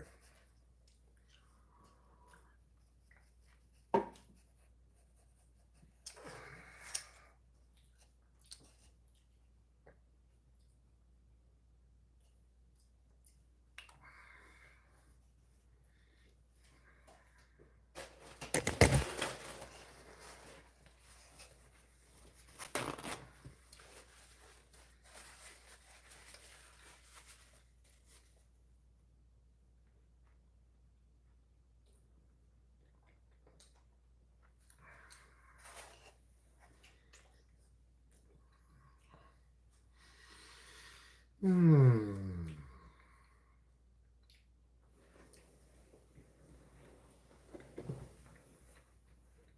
Would you like some coffee? I would. Thank you. Is there any creamer left? No. Could be a little bit left, I think. Okay. Um, is this your mug from before, or would you like a new one? Yeah, this is my mug. It still has some coffee in it.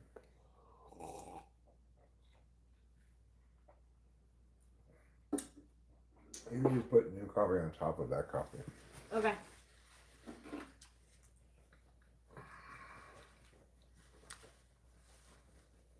Jalapeno, smooth tequila, lime juice, agave nectar, and cilantro. Banana peppers are aight, but pepperoncinis are better, less bell peppery.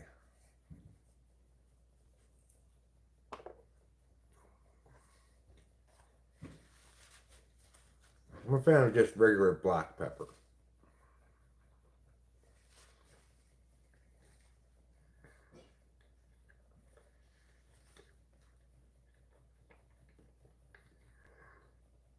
It comes out in little specks of blackness already ground up for you.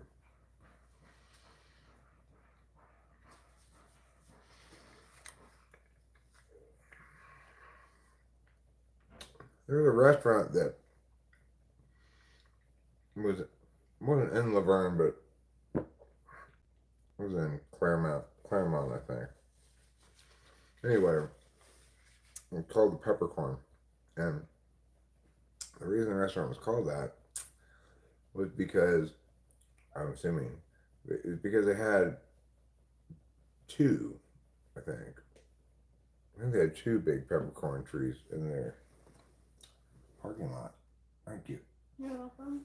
And I didn't know that that's where pepper came from. Was from a tree. Oh yeah, I remember. Little teeny peppercorns, and you can get them and smash them, and you have pepper all of a sudden. You could pick them from their peppercorn trees if you were there at the right time of year. Did you know that pepper came from a tree? I didn't know that. Me neither.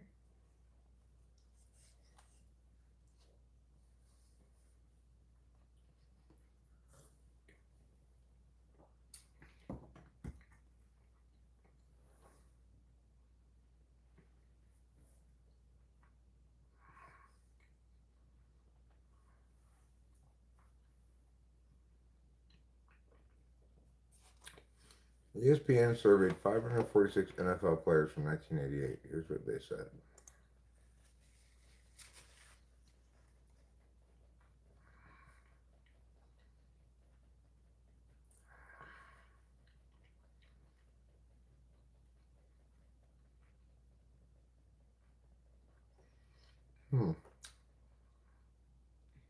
Surveyed NFL players are more likely to be living with chronic pain or disability, are more depressed, and are far more likely to report having some type of cognitive decline than the average American man, but overwhelmingly, they would make the same decision to play professional football again.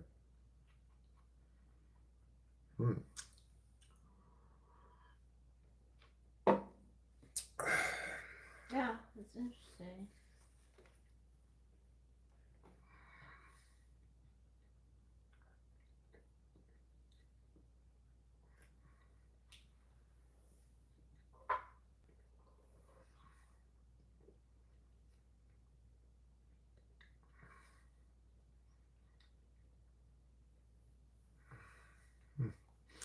Well,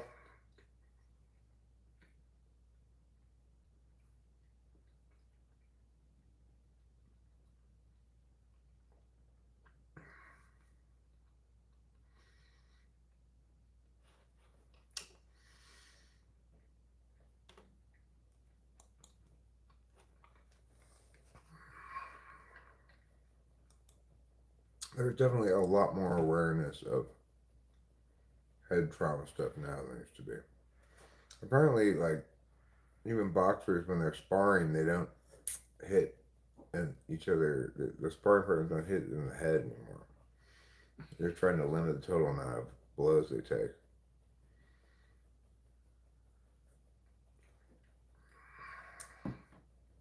In the olden days, of course, used to be crazy. Shit that they'd do, have ridiculous fights that go on for endless amounts of rounds, etc. Alright, well, I'm done eating now. I'm going to put this one away for later. And, let's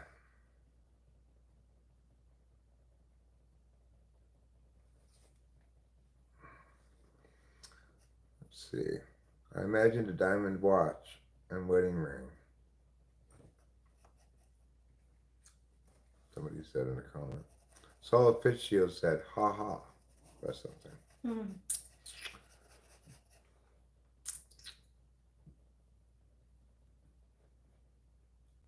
What am I trying to do? Right.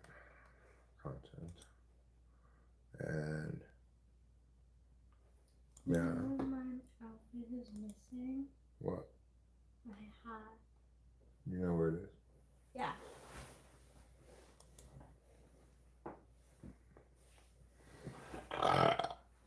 Oh.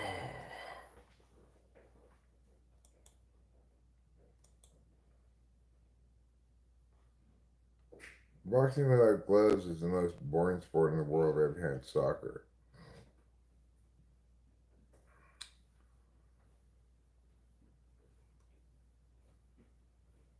Hey, Eric, you should get a DNA test to your ancestry. Okay. And just say fluidly transracial, I'm sure.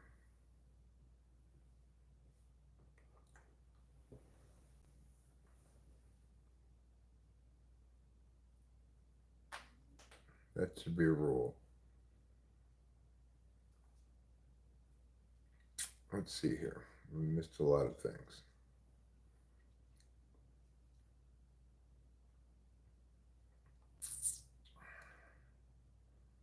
Snowflake, I'm a woman and I've got more balls.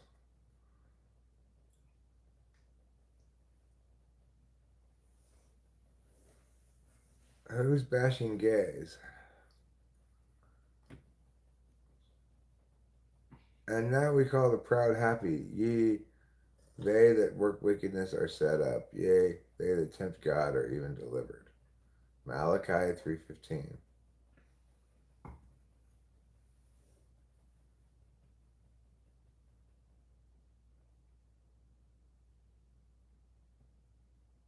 Well, the idea of pride is like instead of, we don't want to live as though we ought to be ashamed of ourselves. We want legitimacy in the eyes of society. That's an understandable thing to want.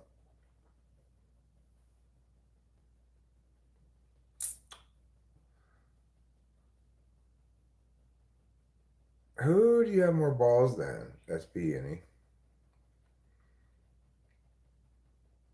I'm curious. If you ever want really good spicy chicken, check out Angry Chicks.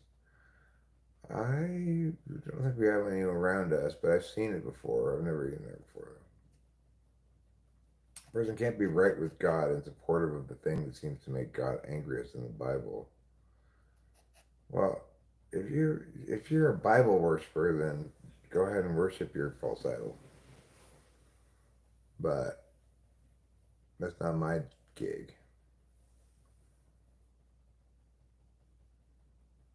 Boxers should not wear gloves, says No Sage. What should they wear? Mittens? They already do wear mittens. Mittens? There's Rachel in her hat. Looking fly as fuck. Thank you.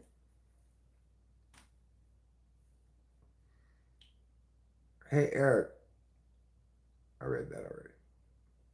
In boxing, the gloves are meant to protect your hands. Oh, really?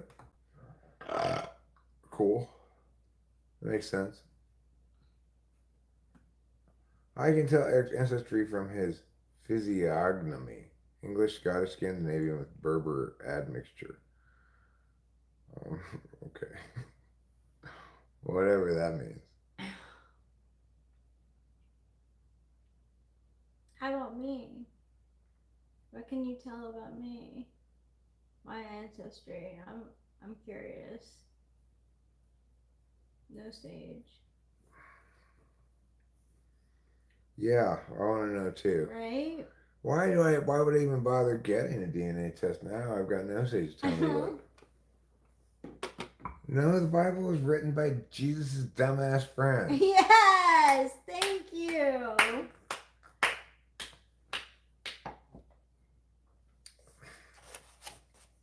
Nobody has ever claimed that the Bible was written by God or Jesus. So why everybody insists on believing in it so much is beyond me. I know.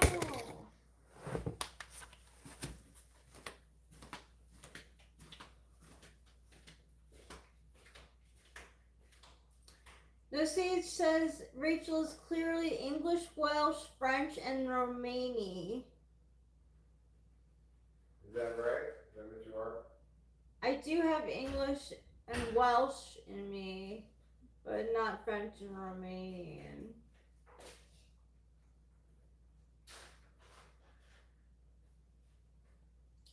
How'd you guess the English and Welsh?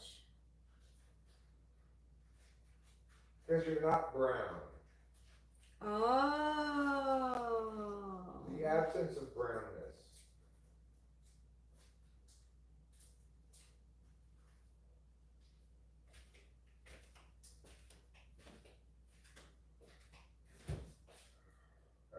One hot dog for later.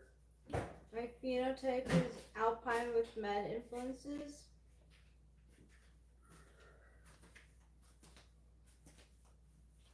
With Mediterranean influences. Alpine with Mediterranean influences, huh? I'd love to know what gave away the English and Welsh. Why would we ban broccoli Todd?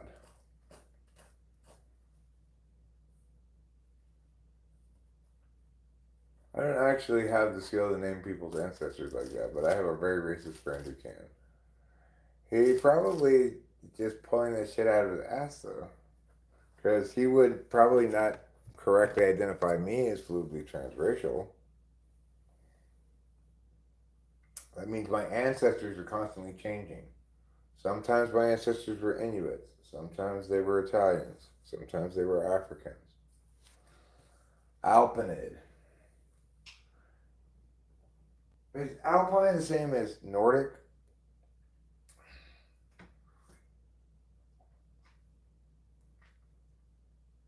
Yeah, the Bible literally claims to be the Word of God.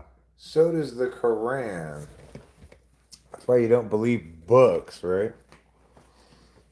Books that were written by a scattering of random people who were dumber than you.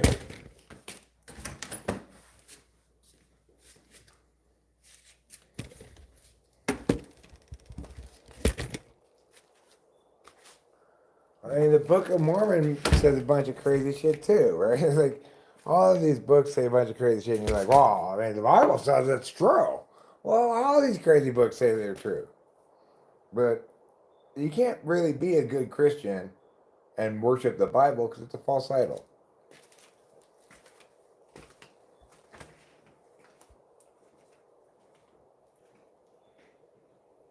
And according to the Bible, worshiping false idols is bad.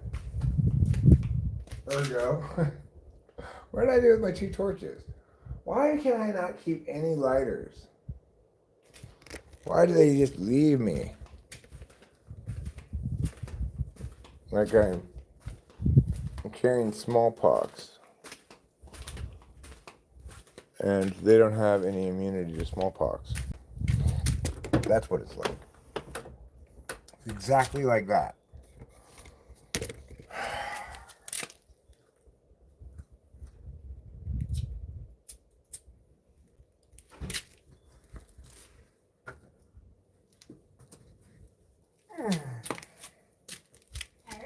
Yeah. I got this lighter out of the car. Oh, cool. It's in your passenger thing, yeah. I don't mean to take your car lighter away from you, but I was frustrated by not having any means of igniting this. Fine. How are your cashews? We're good.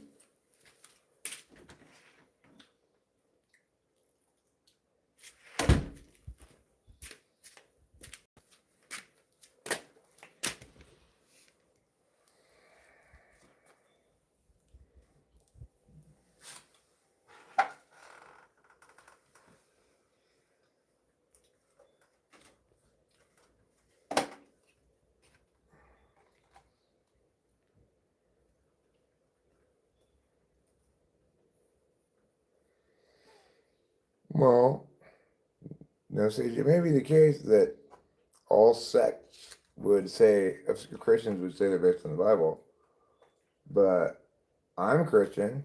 My Christianity is not based on the Bible, although it acknowledges certain central narrative themes, like, dying for our sins, forgiveness being the highest virtue,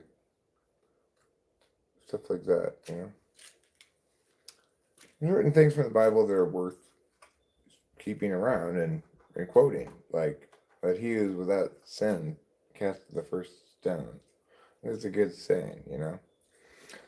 But we need to remember that it's just a book, and you should never put it before God or Jesus. And if you're saying, well, the Bible tells me to hate these gay people, then you're putting it before God or Jesus because they're not in favor of your hatred.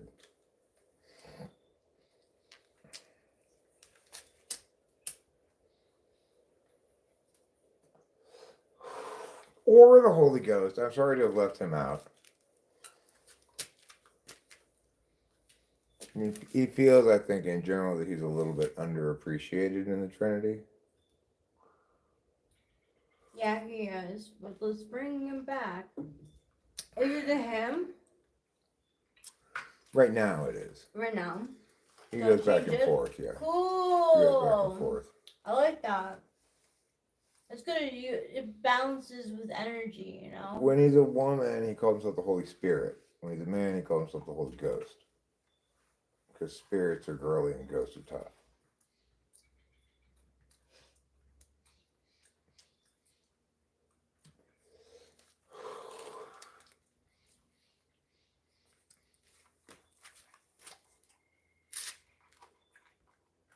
The Roman foot is the second most prevalent main foot shape after the Egyptian. It's estimated this foot shape occurs in 20 to 25% of the population.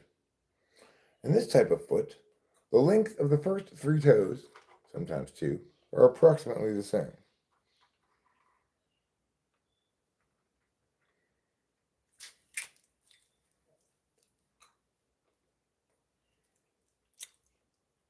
As we discussed earlier, I don't have feet, I have hooves.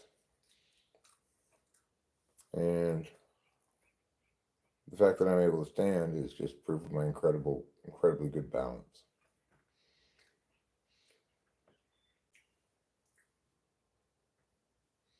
I have what's known as Mesopotamian shoulders. They've got this curve like this. They remind people of the Fertile Crescent. I frequently have to admonish people, hey, don't fertilize my crescent.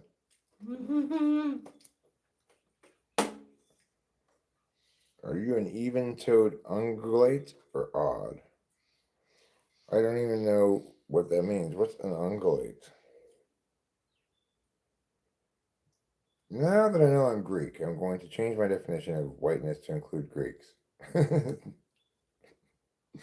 Did it not formerly? Talk about the Phoenicians and Carthage. Talk about the Phoenicians and Carthage. Boy, are those Phoenicians always causing problems in Carthage. I don't know what to say about the Phoenicians and Carthage. I don't really know anything about them. Except presumably Phoenicians were from Phoenicia, and Carthage is a place where the Carthaginians came from.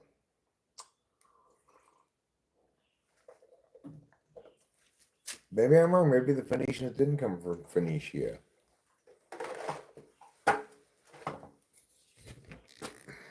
Thank you. You're welcome. You have the yama rib cage, that guy?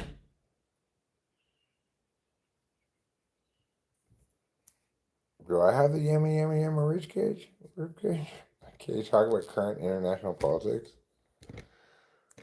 Everything seems fine. No bombs are dropping near my house. It's fine.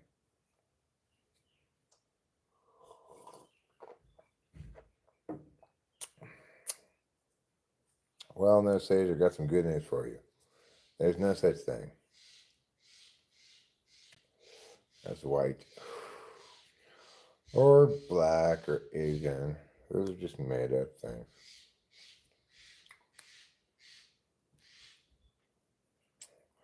That people made up for various reasons. People really like to have an other, you know, to blame for things, and really understand themselves as juxtaposed against. So, obviously, when you had Europeans enslaving Africans and bringing them over to America, then you had a situation where those people who were doing the enslavement, they had to justify it somewhere, you know. So it's like, well, these black people, they're a different race, and that's a big deal. What race you are? It's not anything. It's not a thing at all. There's no such thing as race.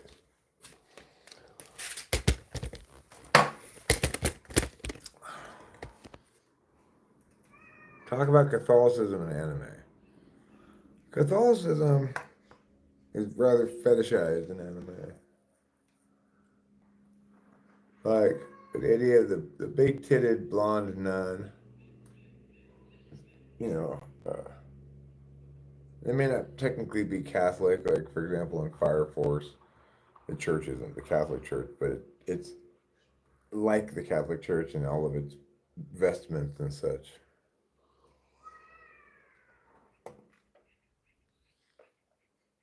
Japanese people think Christianity is Catholicism, probably because there is such an overrepresentation of Catholicism in American media. Probably because it looks good on camera. Well, I think you're a cool chick, Rachel. I think you win all the prizes. The most fabulous of all the prizes.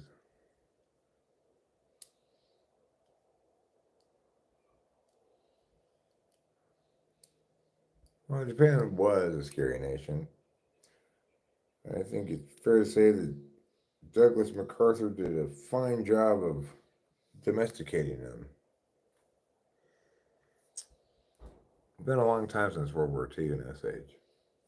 You gotta cut them a little slack at some point.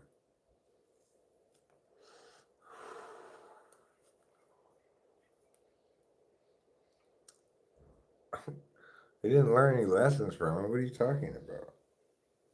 They don't even have a military. They have a self-defense force that's tiny. They went from a an incredibly maybe history's most militarized nation into the birthplace of kawaii. Just things, everything has to be cute all the time. It's like,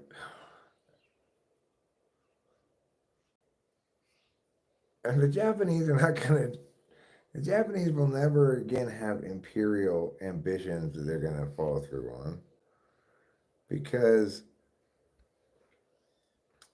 they're just not positioned well enough to do that. And the whole narrative of the time that Japan used to justify their imperialism was they needed a response to Western imperialism. They didn't think that the West should be um, getting their claws into Asia. Rather, they thought Japan should rule all of Asia.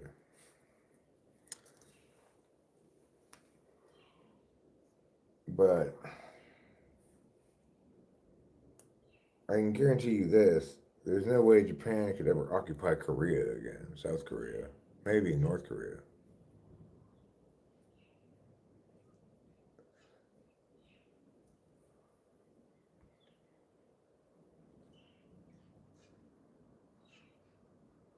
The Japanese have no ambitions, marry white businessmen and become neat and die. Not that they feel shame really, but they should certainly be aware of things that they're capable of to not do it again. I mean, I guess you could say that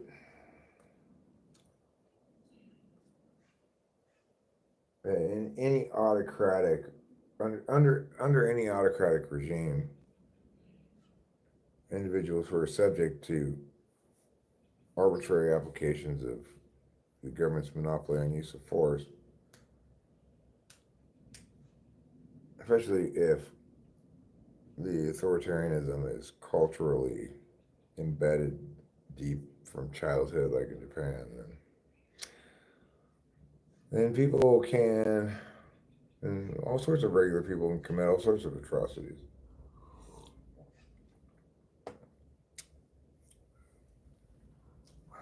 I mean, even in a free and civil society, you've got people who don't care, you know.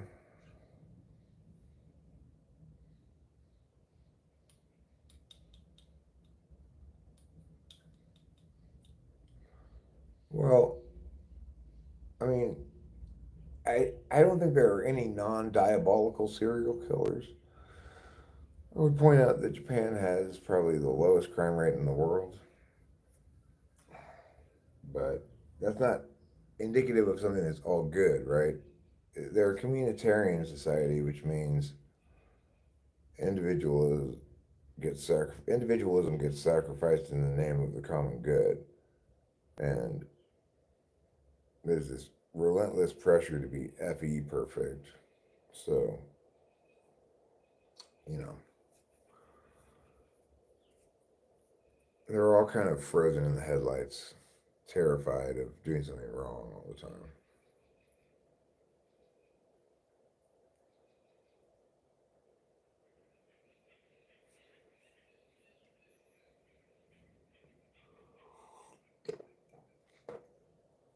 Don't call me a weeb either, okay? I'm an otaku.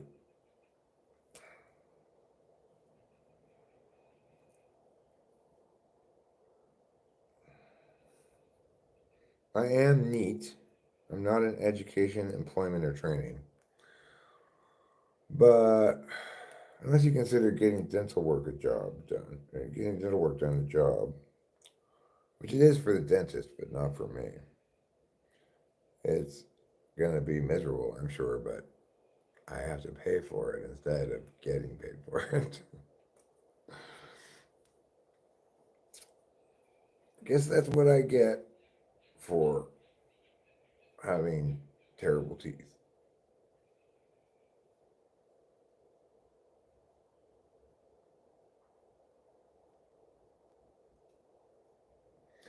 Somebody turn on the heater, 'cause I'm feeling oh so cold.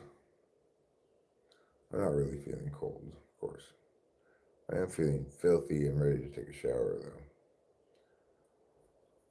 I think I'm gonna. I went to the dentist today, but I didn't actually get any work done today. I just went over the invoice for the work that's gonna get done. And no, I'm not going to enjoy holding my jaw open for an hour. I don't like going to the dentist. Nobody really does. I don't think anybody likes going to the dentist. But maybe I'm wrong. Maybe some people really like going to the dentist. Maybe they just are really into the magazines in the waiting room, like, oh my God, magazines. It's so good to see you again. How much are they charging? $40,000. $40,000 to fix my whole mouth, top and bottom. I got a quote of 25 for the top only in coarse gold. Maybe I could have gotten the whole thing done down there for 35, but I don't want to do it the way that guy down there wants it to do it, which is he wants to do everything all in one day. Yeah, $40,000. I mean, I don't have to pay it all in one lump sum. I paid $350 today, which enrolls you in the dentist saving plan at their dental office. So it gives you a 25% discount. The 40,000 is with the 25% discount already taken off. So it was like, full price is over 50.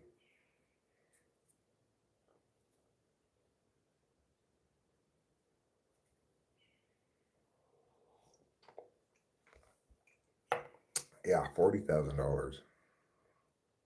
It's like buying a new car.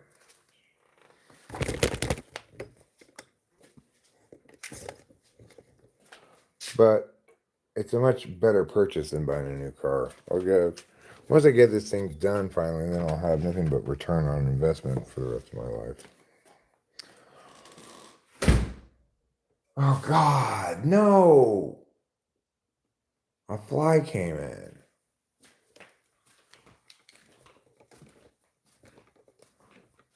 Now, what the fuck did I do with my torches? How do I lose everything all the time?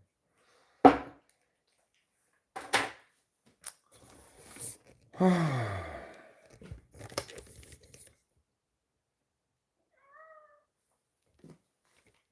gonna find my torches. Where are they? Right there in the kitchen where they have no business being. Why would they be here? Why do I need 2 torches in the kitchen where I need no torches?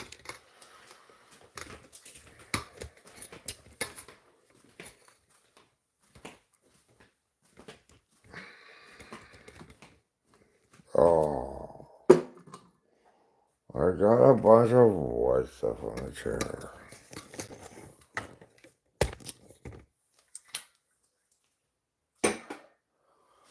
That's all right. I got a solution.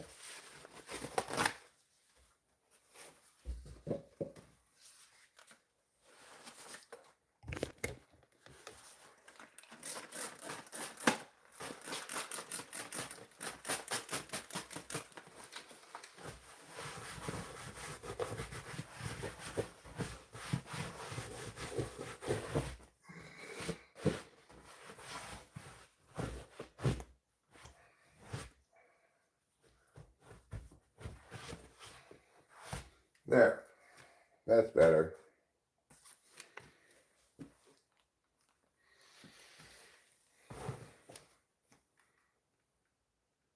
Seems like overkill on the spray. I probably could have gotten away with a little bit less spray, but it's just water, so I wasn't worried about harms being incurred from an extra squirt or two.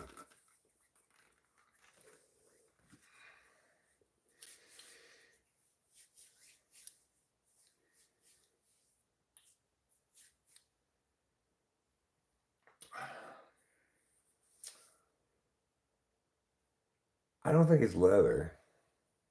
Maybe it is. Probably it's fake leather. I'm assuming.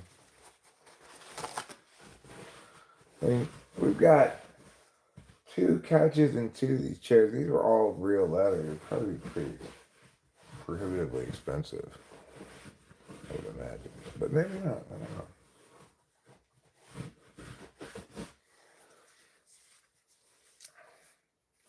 Anyway, my chair is fine.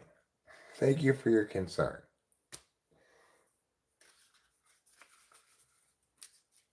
Can I scratch it with my nail? Oh, you mean to leave a little mark on it like you can with leather? It doesn't seem to leave any mark. I don't know. It's got kind of like the same grain as leather, but I've just always assumed these are not leather couches. All right, cool. Well, I'm gonna take a shower relatively soon. I'm gonna end the stream and take a shower relatively soon, and maybe I'll lie down with you for a little while, see if I can take an hour nap or something. Wouldn't hurt if I could. Or maybe I'll do something else after I shower. I could try to make some music. Listening to my own music in the car today made me scratch my head a lot. Like,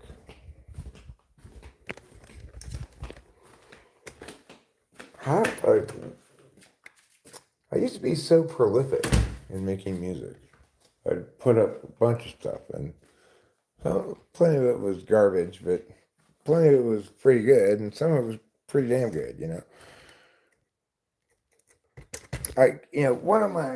One song that I made that I really like a lot. No, I haven't showered yet.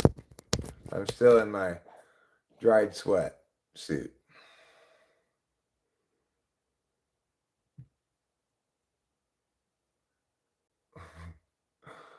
Well, that's true, no sage, but around here we understand that if you're inbred, Has nothing to do with breeding. It has to do with lying horizontally on our wonderful bed. Our bed is bred because it's distinct from all other beds, and it's better than just about every bed I ever lie on. I don't know. It's a great bed. It was my parents' bed. The mattress is great. It's firm.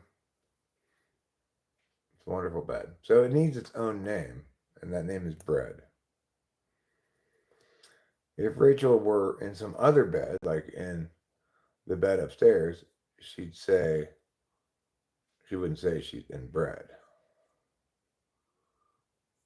True, being inbred does have to do with lying down horizontally, usually. I think I'll live my whole life without hearing someone admit to me they're inbreeding.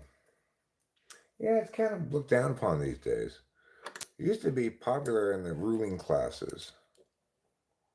You were Earl or something. Only your sister was good enough for you. Because only she had that special blood that you have. Pakistan? You think there's inbreeding in Pakistan? I mean, I know there's a military junta, but I didn't know about the inbreeding.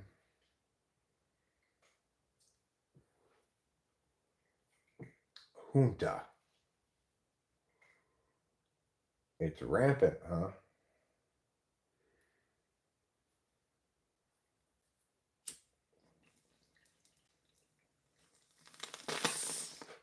They're going to end up like the Habsburgs. Habsburg.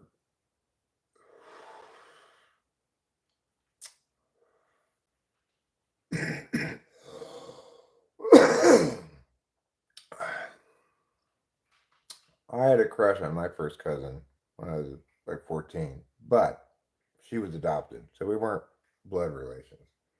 And I never had any kind of sexual contact with her, but she was older than me.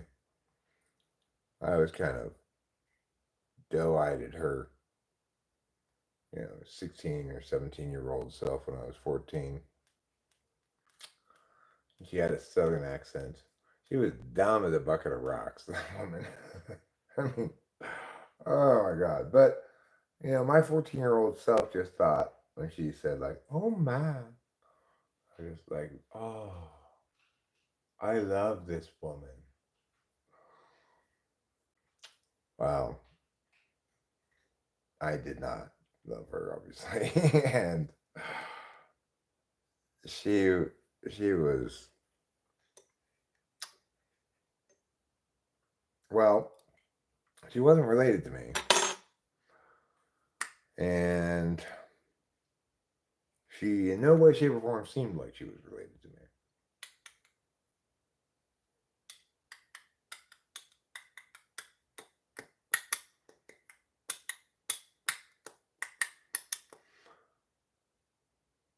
And I'm never gonna let you hear the end of what? The Pakistani inbreeding problem?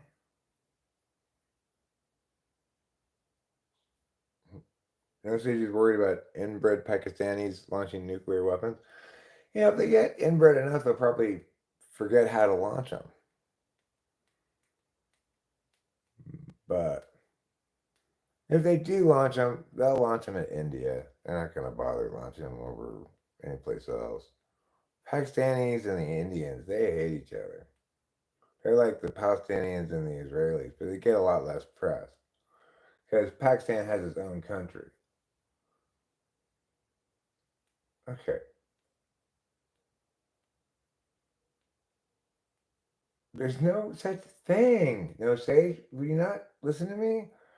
There's no such thing as white people and black people and brown people.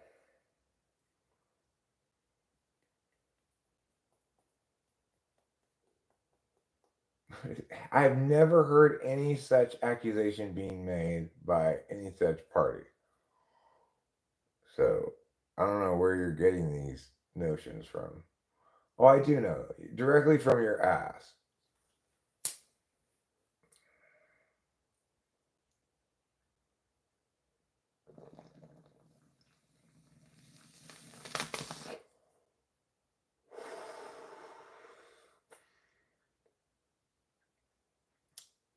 Well, they're not even social constructs.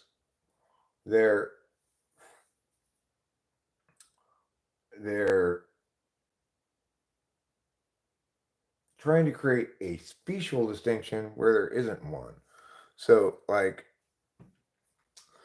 if we look at this, all the sparrows, we acknowledge that they're all sparrows, right? You could say, no, no, no. There's different groups of sparrows. There's the big ones, the medium ones, and the little ones.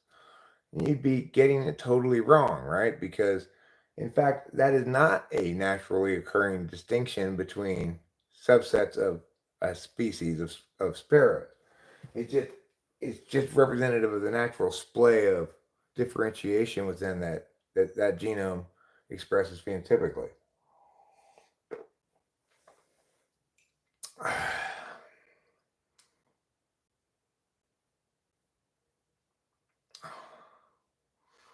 Okay, well, if you're pulling it from your own personal experience, hanging out with black people all the time because your wife's black, then maybe you just know the wrong black people. You thought about that? Maybe you went and found all the shittiest black people.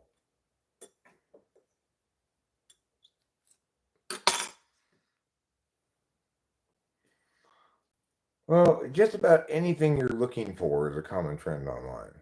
This is, availability heuristic and confirmation bias.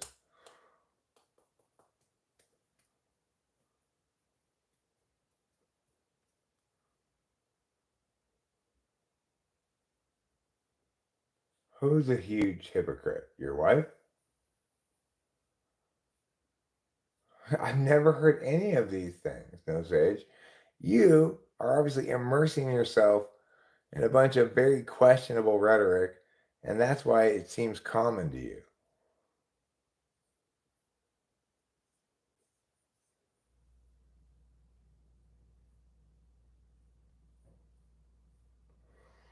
Okay, well, I mean, it's plausible that some populations of black people say that, but, you know, no good comes from groupist nonsense. So it's like there's nothing you can possibly do with that information that's good or worth doing. Even if it is true as a generality, you can't assume it of any individual you encounter, and you have to treat them as an individual first. So your groupist, you know, finger wagging is is just unavoidably, irredeemably bad.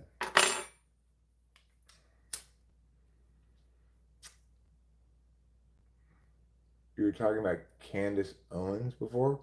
I'm not assuming it of an individual. So you're agreeing that the race doesn't matter at all. That in fact, just because you're black doesn't mean you're more likely to have that opinion that you stated there or something.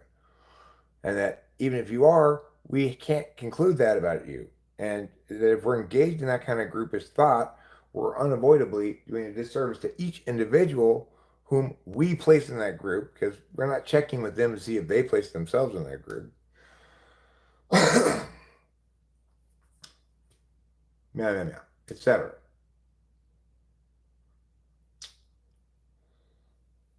Well, I mean, I can assure you, No Sage, that if it weren't for you talking about it, race wouldn't be mattering at all around here. And the extent that it matters at all now is simply as an object of analysis because you're just playing. I'm gonna, I'm gonna get mad at my boogeyman group.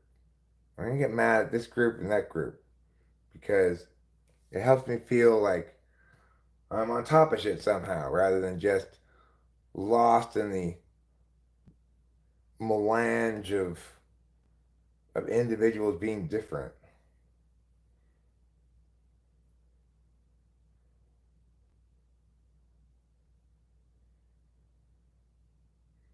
Yeah, I'd guess their race. I'd guess them all different races. And I'd be right every time, no matter what they said.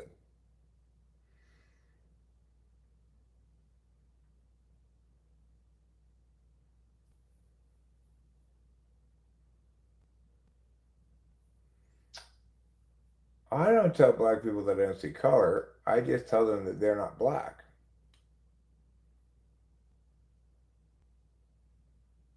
That they're lying to themselves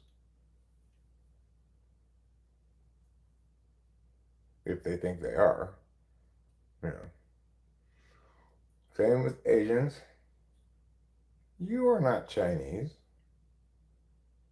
You're an American. You're lying to me when you say you're Chinese.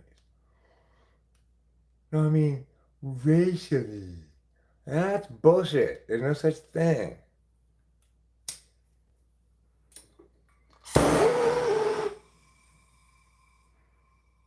Yeah, try that one. Instead of being like, I don't see color, be like, you're wrong for believing you have a race. So stop it. You're being dumb.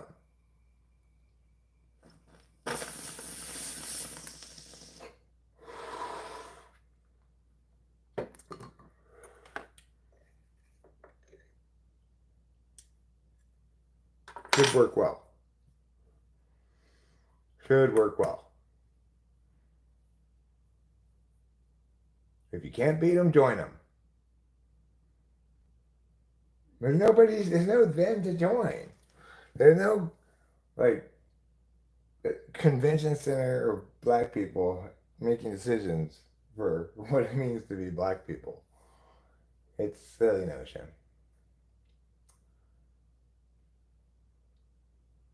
The thing is, the way to make race not matter is to think about race like I think about race, which is the correct way to think about it. Then you don't have to worry about whatever anything else is because you know you're correct and everybody else can be as wrong as they want because every time they come at you with their wrongness, you'll just correct them. And they won't like it, but too fucking bad.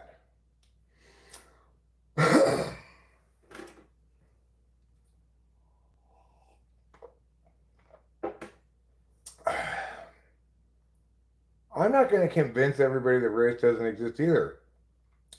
I'm going to shame and taunt them for their wrongness about it, as is absolutely justified.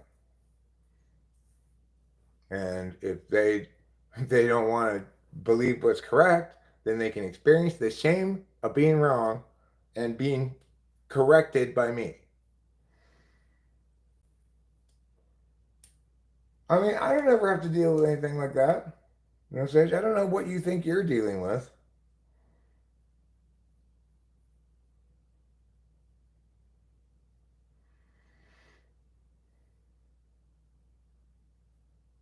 Well, the thing is, it's never a useful piece of information in any instance because for it to be used, you'd have to presume that person's race and that they uphold the expectations you have for them in their race, which is always going to do them a disservice. So, no.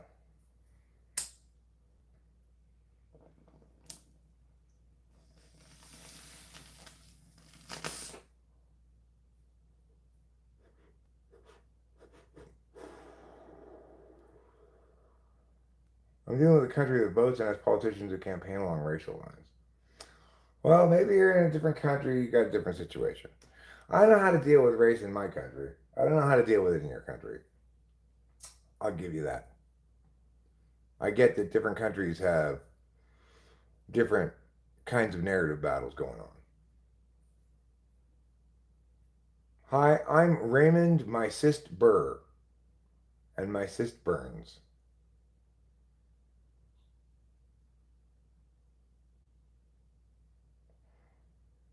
I'm saying there are many wrongnesses that unfortunately plague American politics. And the solution to all of the wrongnesses is always the same being correct. And saying what's correct and winning the arguments and expecting and hoping people will get that that's what you should be voting for. And if they don't, then it's not your problem. You know? It's like I can't both be right, be the best person, and elect myself. Somebody else has to do some work there too. I'm willing to do the job. I'm not trying to get others to be correct. I don't get to decide what others do with my correct information, right? I correct people all the time. I tell them things that are correct all the time. I don't get to decide what they do with what I tell them. That's for them to determine. And there's no possible conceivable way in which you can be correct and also have as a metric you're evaluating yourself on whether or not you convince other people. Because people don't like to be corrected and they cling to their wrongnesses as though they were a precious teddy bear or something. It's odd, but it is how it is.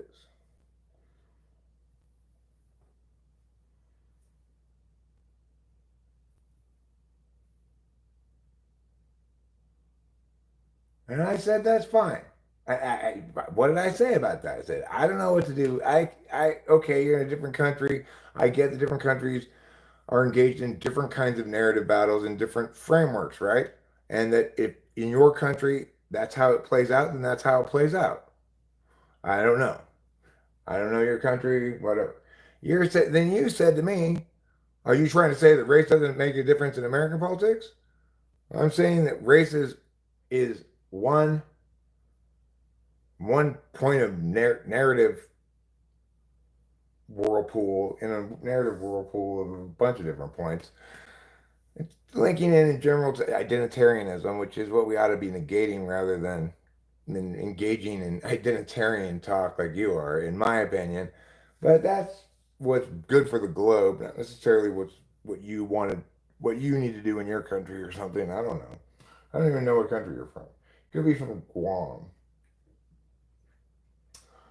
But I am telling you that what I'm saying about race is the absolute correct thing to say and the best thing to say accordingly if you're talking about American politics. Because that's how it's got to be. You know, the Constitution guarantees equal protection under the law, and these antiquated, folksy notions of race. It's like, aren't we done with this yet? It's fucking stupid. And there's no way to do anything about it except say just shit on it and say it's so fucking stupid and find it just, you know, embarrassing, right? People should feel embarrassed to be believing about in race or talking about it. They should feel embarrassed. And when they do, then I will have won the battle finally. Because I will have made my point. Oh my God. Could you be talking about anything more fucking stupid? The answer is probably, but you'd have to work hard.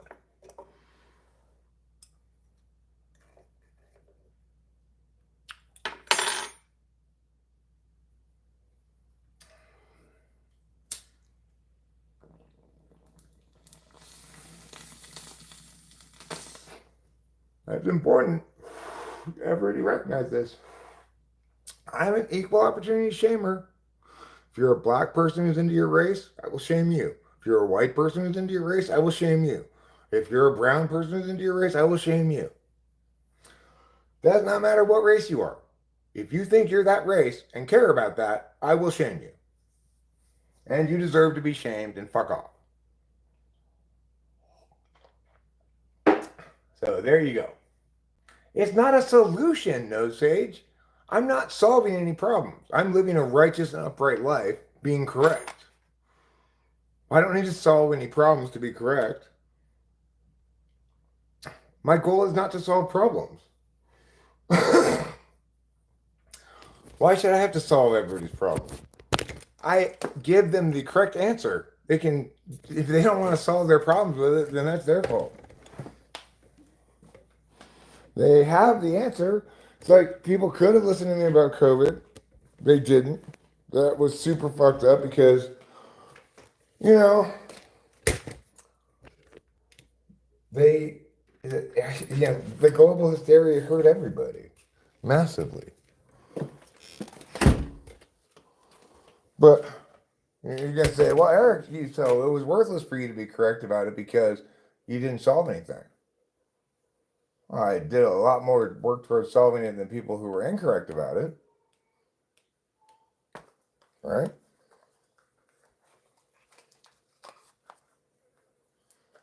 And like I said, other people have to do their part of the job. I can explain things to them and be correct. They have to want to understand it and want to be correct themselves. And that's what they don't want, right? It's not that they can't understand it. They don't want to understand it and they don't want to be correct. They want to cling to their position that they currently have.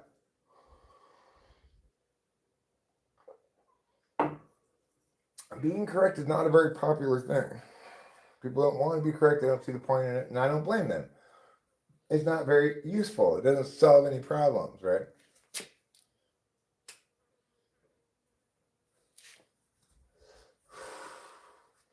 But I'm my personality type, which is ultra objective. So I think being correct,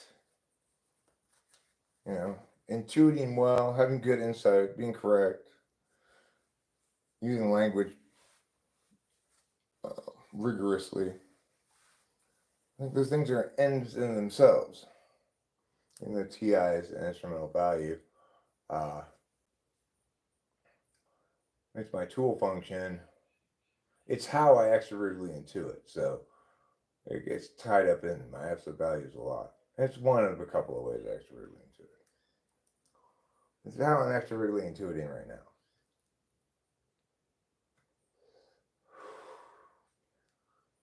So it's like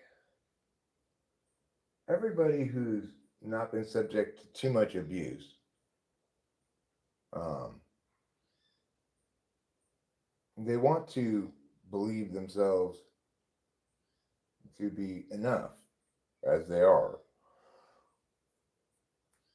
So I want to believe that it's enough for me to be correct. Obviously, it's not doing any good for me personally in my interests because there's what, 9 people here, and that's standard operating procedure. And like I said, people don't like to be corrected. They don't find correctness to be something that they want to consume as entertainment, understandably. And once people get out of school, by and large, they're unwilling to learn. Kids, at least, are not going to assume they know better than you when they don't know anything all the time, like people do, like adults do.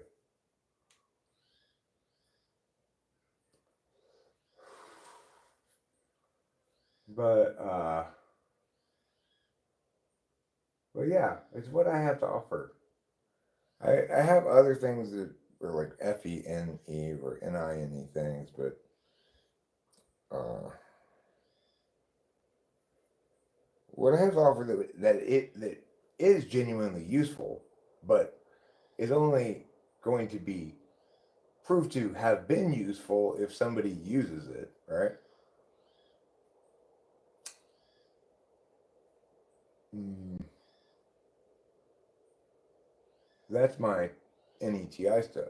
The argumentation, the explanations about cognitive functions, about why evolution is bullshit, etc. Well, all my many explanations about many things. Those are potentially useful to somebody who wants to do something with understanding.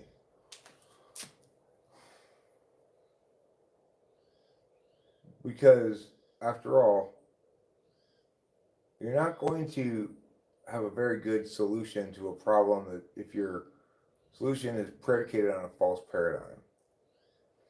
Even if it might work in this one instance because you tailored it to the specifics, it's not something that's replicable. You can't operate like that.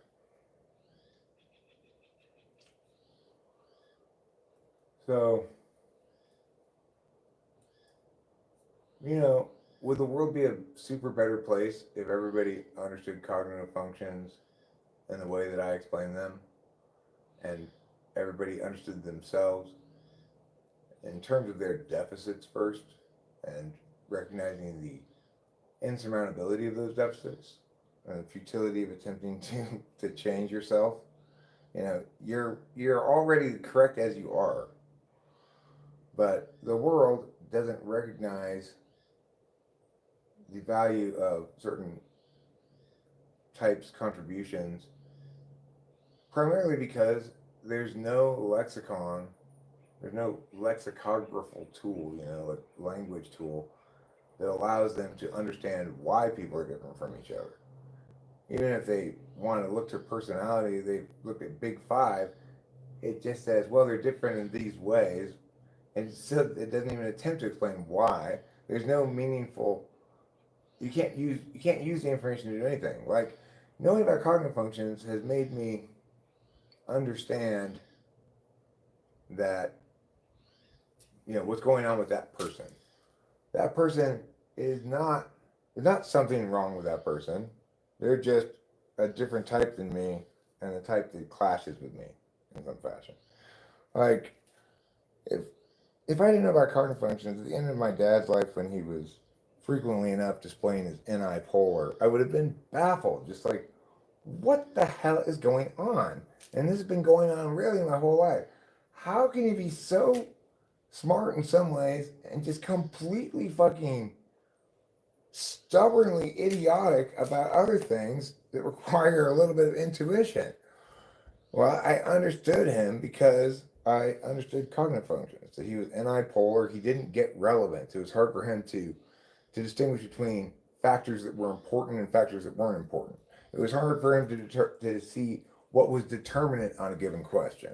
So if somebody threatened to sue him, regardless of if they had any standing or any possibility of doing that, he would go consult a lawyer. That's a lack of intuition, a lack of faith in your own ability to know what is true about something that's not in from your experience.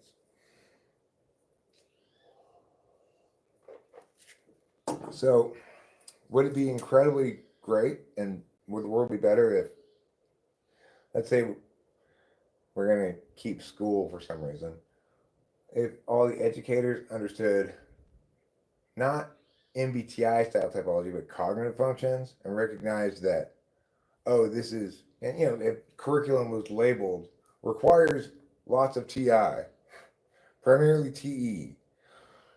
If we could understand things correctly like that, everything would be so much more clear and smooth and easy and perfect, because it would make sense. Teachers wouldn't just be like, what is wrong with that boy? Or he's not even trying. He's trying to fail. He's so bad that he can't even, he must be actively trying to fuck up. Because they don't understand what, say, expert intuition polar is. And they tell the kid to get up there and make up a speech on the fly because they themselves are good at expert intuition and they can't understand what the fuck is wrong with this child. You need to have an explanation for that if you want to have any possibility of adapting positively to challenges you face in teaching different personality types. That's just one area of life that would be greatly improved if people understood cognitive functions as I explain them. Okay, not as Jung explained them. I spent a number of years, some years back, going through all the socionic stuff, MBTI stuff, whatever, and figuring out eventually what was wrong with it and how to make and what it was actually. So the thing is, unfortunately for me and the world, the truth of this situation is almost impossible to believe, right? That there are all these different people out there talking about personality type, MBTI, Jungian cognitive functions, or whatever, and they all get major fundamental architectural things wrong about it, don't understand what they're talking about, etc. Except for one guy who has got it right, does understand what he's talking about, and is exclusively right of all other explanations, despite the fact that Jung's thing has been around for a long ass time. It just happened now, and I just happen to be that guy. It's impossible to believe, but that's exactly what it is. It's exactly how it is. Nobody should take cognitive functions or personality type theory seriously if they're looking at anybody else's explanation of it, because it's not cogent. It doesn't. It's not an artifact of having done rigorous argumentational work.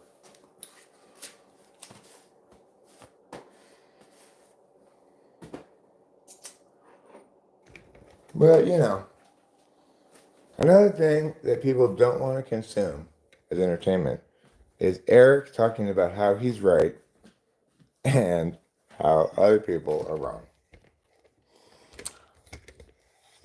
It just doesn't play well. I understand why it doesn't play well. I just wish that human beings were more ideationally opportunistic.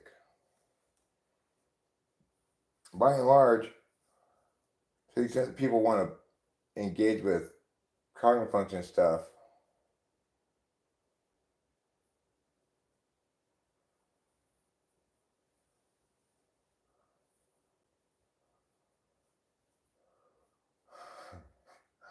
what is going on in the chat? I've been away from the chat for a while, and I see there's some excessive seriousness syndrome going on. Well, would you like me to cheer you up with a happy tune on the harmonica? Sure, I'll do that.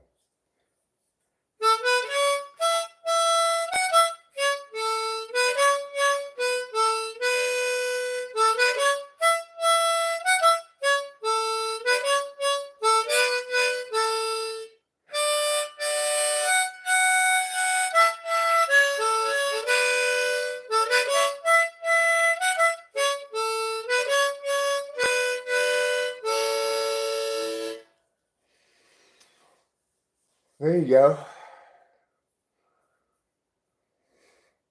I don't think people actually play harmonica in prison. I think that's just in the movies. It has everything to do with what I was discussing. Was I discussing Oh Susanna?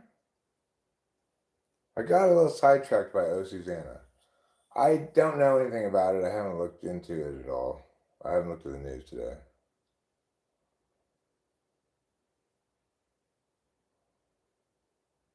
I freed you from the shackles of autism, yes. You get to have autism, and you get to have autism. Thanks. That's exactly what I wanted. I wanted to be autistic. I said, those neurodivergent autistic people are so cool and different. I want to be just like them. Now, with my ADHD and my autism, along with my anxiety disorders, I'm in great shape. Chestnut tree.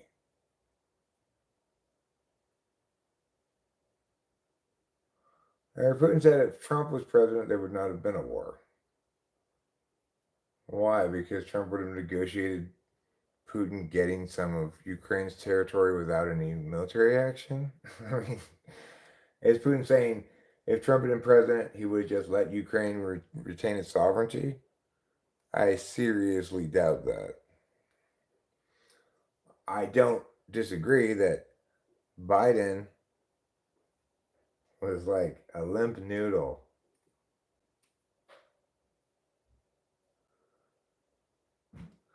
My ADHD and my autism make me double neurodivergent.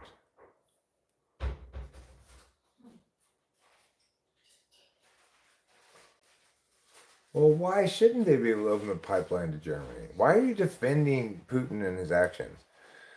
Look, it doesn't matter what anybody says. There was absolutely no justification for Putin invading Ukraine, violating their national sovereignty, staging bullshit uprisings in Donetsk and Luhansk, and using those bullshit uprisings that were populated by undercover Russian people from Russia uh, as justifications for an invasion when his obvious and only goal was acquiring the coastline on Crimea. It's just, yeah. Yeah, well, Booty Cat, I think that we can all agree, I think everybody should agree that Trump is not a warmonger. Whatever else you might call him, he's not a warmonger.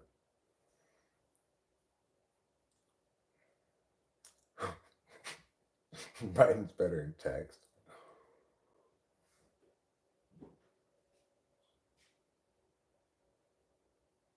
Of course, it's not just to invade Ukraine, but forcing Russian fuel to go through Ukraine meant they had a reason not to invade Ukraine. Okay, well, whatever goes. I think that in general, the narrative that righteous thinking people ought share regarding this matter is that Russia invaded Ukraine illegally, unjustly, violated national sovereignty, and that the U.S. should have done more right out the gates. Make it clear that we were not going to allow Putin to operate in Ukraine's sovereign territory.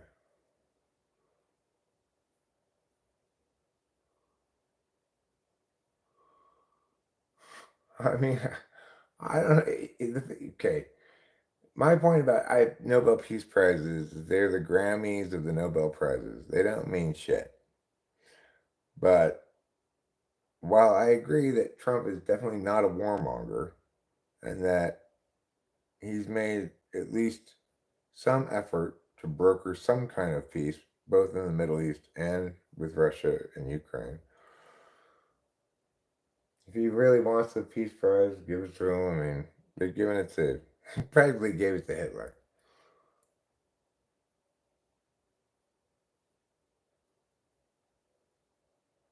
Didn't Trump achieve peace between Armenia and Azerbaijan? I know Obama got the Peace Prize as he's drone striking people of indeterminate legal status, like not enemy combatants, not exactly non combatants either. Is how you get a peace prize when you're drone striking, when you're engaging in illegal drone strikes. Granted, he didn't start the drone strike program, but he ramped it up and continued it when he didn't campaign explicitly on ending the drone strikes, but he intimated that he wasn't going to be like that, you know?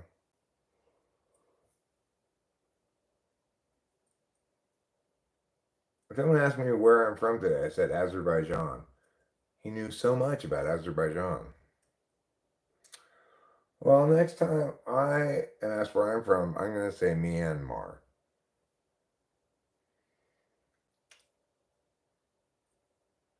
You got it so the Nobel Committee would get invited to the cookout. You know what I'm saying? I don't know what you're saying. No. You get a drone strike and you get a drone strike. Exactly.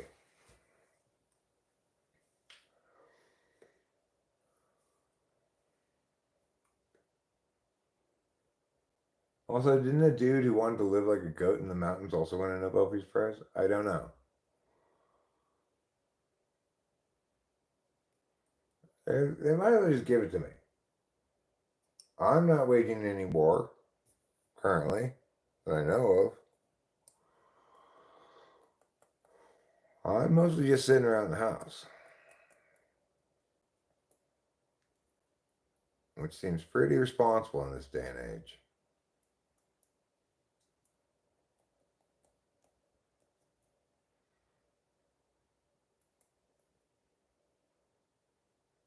Eric, I know about my ass by the sun. Yeah, of course I'd meet with him. Sure. It's never a good idea to refuse to talk to an adversarial party. It doesn't mean you can talk and do action in the background at the same time, you know?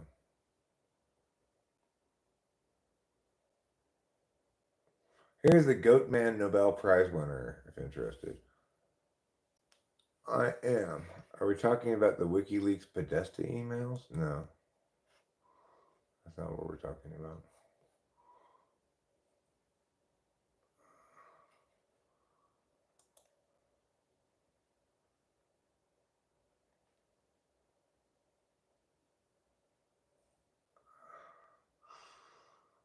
Okay, so this guy walks around on all fours, hangs out with goats. He had a set of prosthetic legs built and spent 3 days living among the goats in the Alps. He did it because he wanted a simpler life. How is it simpler to strap on prosthetic legs onto your arms and walk around on all fours and eat grass like a goat? How is that simpler? Is this real? Is that real? That can't be real. That must be bullshit. I don't think that's real.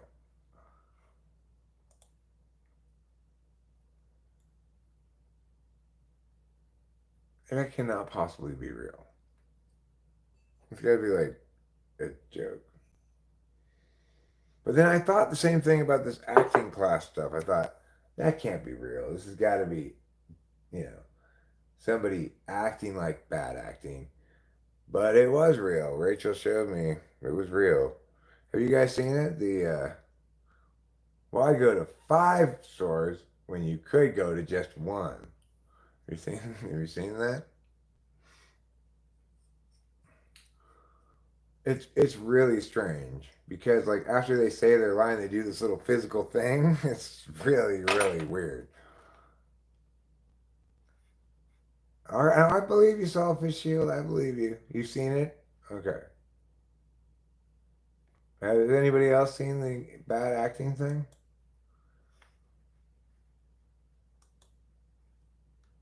It's wild.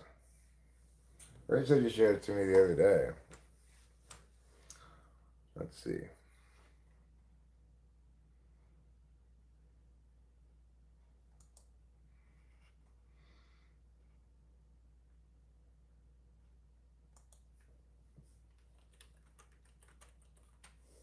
Might go to 5 or 6 stores. You could stop at 5 or 6 stores or just one. You can stop at 5 or 6 stores or just one. I don't need friends. They disappoint me. Hi, I'm Todd LaRue. You can stop at 5 or 6 stores or just one. I feel like a deer in the headlights of love. Honey, you've got a big storm coming. You could stop at 5 or 6 stores or just one. You could stop at 5 or 6 stores or just one. Can I ask you kind of a weird question? You could stop at 5 or 6 stores or just one.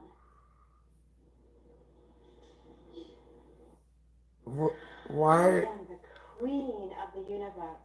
The waves part. They engulf me and the water is warm. What Or is? just one. I can see the Statue of Liberty from here. What? You could stop at 5 or 6 stores for just one. I can't stand it. Okay, so like, I wonder if any of these people after acting class went on to become actors. It doesn't seem like they're very good at it. I mean, how well can you say a line like, you can stop at 5 or 6 stores or just one? I think I said it a little bit better than any of those people, and I'm not taking any acting class. So, I don't think the acting class teacher did a good job of teaching acting to them. This was their humiliation ritual before their big break. What is the context? It is a acting class and they're acting in the class on camera.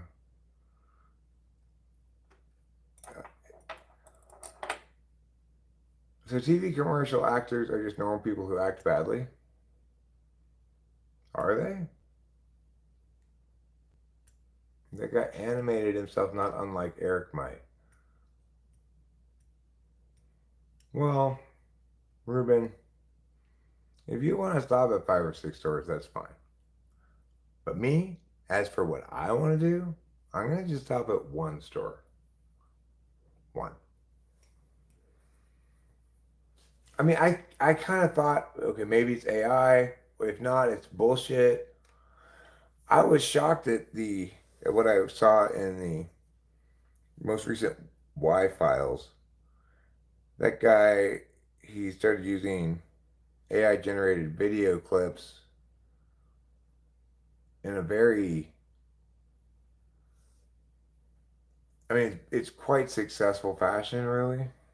Like, it'll show two news anchors saying something. Like, he's telling a story of an asteroid hitting the Earth and what would happen. And he's got all these little short AI clips of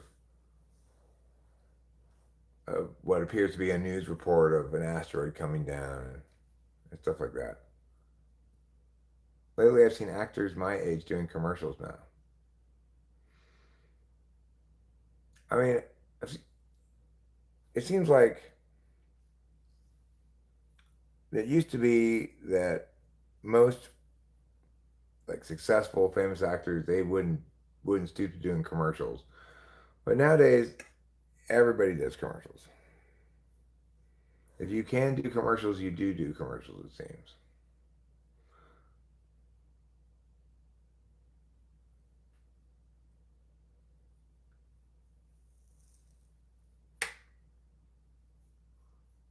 Well,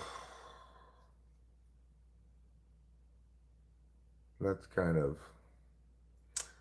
unpleasant to think about. So let's not. Let's think about something not unpleasant. I don't know, like flowers, puppies, hot air balloons. You saw Michael Cera doing a commercial that was depressing. Pete Davidson does a lot of commercials. There's an insurance commercial, and I was like, oh yeah, that guy was in a small part in Superbad or something like that. Yeah. I mean, do you think Ben Affleck and Jennifer Lopez regret their Dunkin' Donuts commercials now that they're split up again?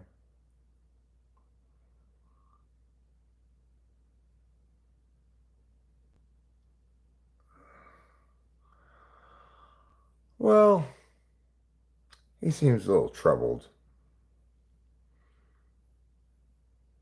I think he's a little overhyped probably as well, but he probably made a lot of money from those Taco Bell commercials, I would imagine. Really, you could kind of tell he like didn't really want to be doing these commercials, but it's like, I need the money, or I want the money. He committed adultery with a married woman. He's wicked. Well, if he wasn't in a relationship, then he didn't commit adultery.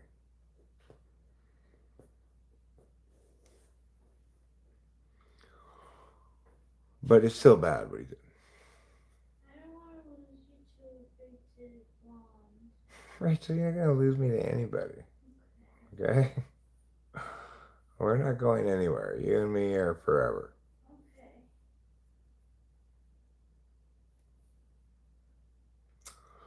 So, let me pull some bowls. Then, and seriously, at that point, really for reals though, I think I'm gonna end the stream. We'll see, of course. We never know for sure.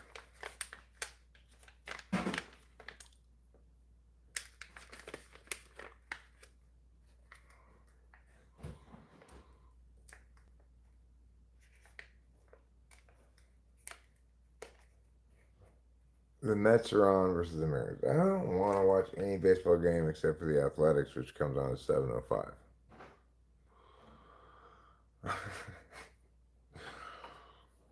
Relax. I got a few more bong rips in before I go, and you know me. I can't be reliably expected to follow through when I say I'm going to turn off the stream. Could continue for another hour for all I know. The future is a mysterious tapestry of who knows what Eric's going to do. Yeah, I'll watch the playoffs. I mean, if there's, I'm not gonna watch every series, but I will certainly watch the World Series, and I will watch probably the ALDS and LDS. Watch the Dodgers, watch the Yankees. The Athletics probably won't be in the playoffs, but I am still hoping they will. Me too. I have the power of belief in me. Yes, me too. I believe for the Athletics. Who are they going to be on? 7:05. Okay.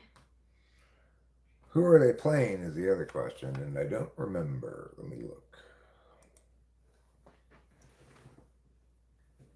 Once she touches me. People say that time heals our wounds.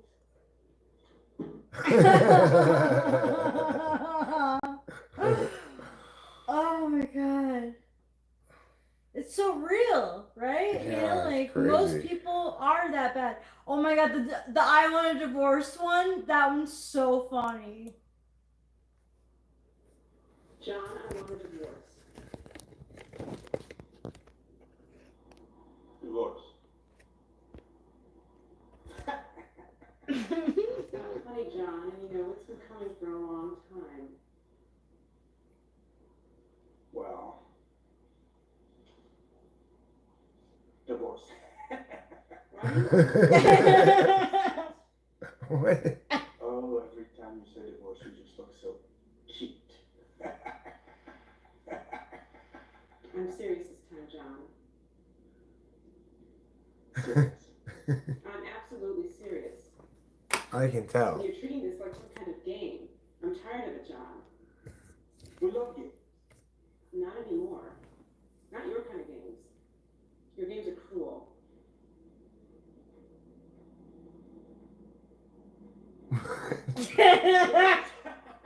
Stop laughing.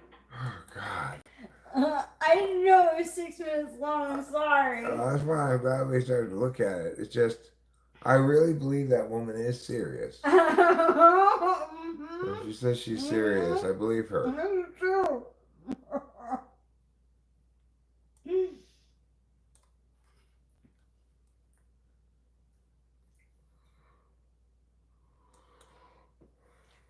The most racist thing you've ever heard, which is still tame among some of my internet friends. What's that?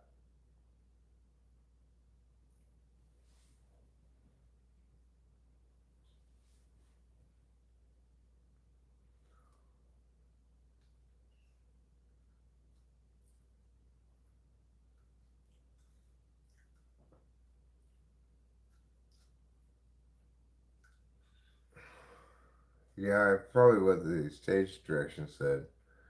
Nervous, dismissive laughter, and that was his best attempt at it. I mean, I would have a hell of a hard time fake laughing as an actor, and having it be believable. I don't think I could do it. It's not easy.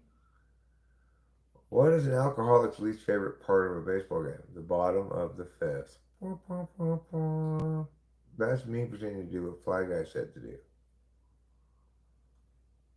Oh, I see. Yeah, right.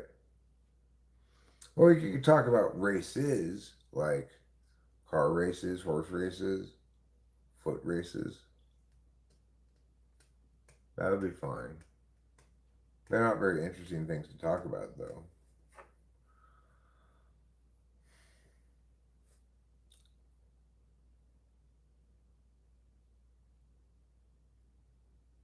someone to you. It's crazy how scared I am of someone taking you away No from one's me. gonna take me away from you. I'm not takeable.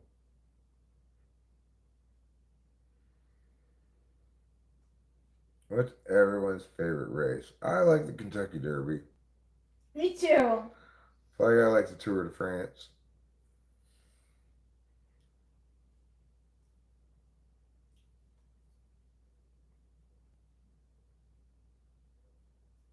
During the Olympics, I do like the marathon. I like to watch the marathon. Get up early. It usually seems because well, it depends where they are, but it's always early in the day when wherever they are, Mm-hmm. that's where they started early in the day.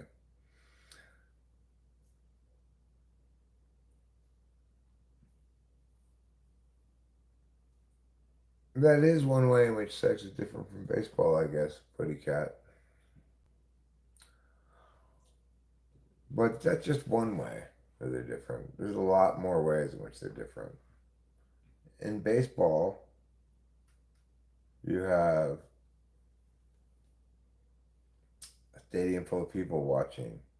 Sex, usually not. Jellies. Are you jealous of people in the Tour de France? Is that what you're saying? What is the latest in regard to the Olympics allowing? I don't think they are allowing that, Putty Cat.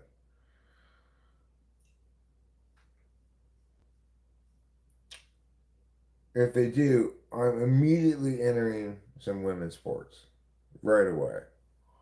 You have a good chance. I'm going to enter rhythmic gymnastics or use one of those. Mm-hmm. And I'll compete in uh, the women's 100-meter dash. Mm. Yes, badminton is an Olympic sport. I could compete in mixed doubles badminton with another man. Oh, you've been demoted to number three, I guess, Fly Guy. How does it feel to be number three? Oh, now you're number two. You started Who's off. number one? Well, it used to be Fly Guy. Fly I Guy started know. off as pee, then he went to cum, then he went to poo. Tug of war used to be an Olympic sport.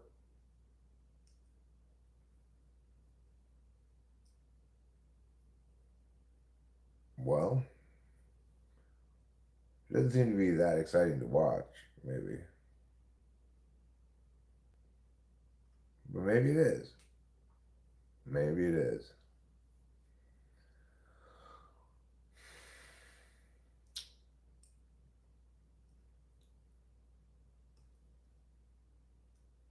Life saving used to be an Olympic sport. Well, they switch out some things and switch in some things sometimes. Like, yeah, I remember in this last Olympics they were talking about that in the boat races. You know how they get the crew races where they're in those long thin boats and going across flat water. That this year they had meow meow and meow, and they didn't have meow meow and meow as they had in previous years because they switched them out. They were all different boat races, but they didn't have all the boat races every year. Oh wow, interesting. Yeah, I probably wouldn't have noticed, but I'm glad they said it. yeah. Life saving was throwing a rope to somebody and pulling them in. Huh. No, I don't think so, Putty Cat. I don't think that should be an Olympic sport. If they already have wrestling, that's as that's as close to sex as you need to get in the Olympics, I think. Yeah, yeah. Can't like please can something not have like sex attached to it? It's like Well, I agree with you. That's what I'm saying. Let's just not get any further than wrestling. Yeah. Because wrestling is just one step away from naked wrestling. Mm-hmm. Just like the ancient Greeks used to do. It's a circle of life. Yeah, it is. It really is a circle of life. Mm-hmm. I know. I used to wrestle naked. But people in the olden days were weird. They had a different understanding of things. They didn't have any internet at all.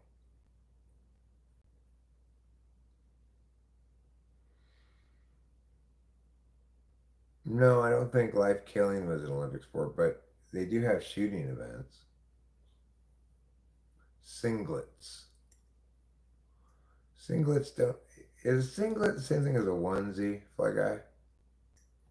Because Rachel wears a onesie. Mm-hmm. I'm wearing my onesie right now. Really? Mm-hmm. Cute. Thanks. Personally, I wear a twosie. It's a onesie for wrestlers. It was a death penalty offense for women to go to the Olympic Games because the men were naked. Why did that? I mean, why did seeing a naked man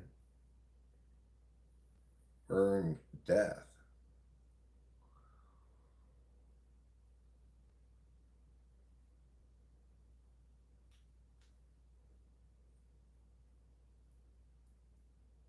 Beer pong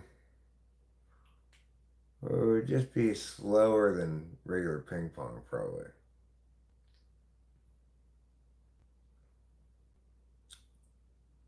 Most finger dexterity. They should have uh, typewriter typing as a Olympic event. Hmm. Get some old manual typewriters. Everybody type the same page of things and see who can type it the fastest. But I could do that in the Olympics. I'd watch that. Oh my god, he's really typing quickly. Mm-hmm. And the Frenchman has done it again. He's won the typing bronze. I don't see how Fly Guy isn't number one right now. I don't know. I guess pond building, probably not a good event. People would standardize what they're going to do beforehand. Unlike the way I did my ponds, which is I just started it and then made mistakes and then figured it out now. I I finally got it down with the paintbrush, the mortar, the rocks. It's coming together better than I expected. It was the paintbrush was a key addition to my tool repertoire of tools, and it really helped a lot. So now that I know what I'm doing exactly for the rest of it, I'm kind of, I guess, feel like in a hurry to do it, in a hurry to keep making progress.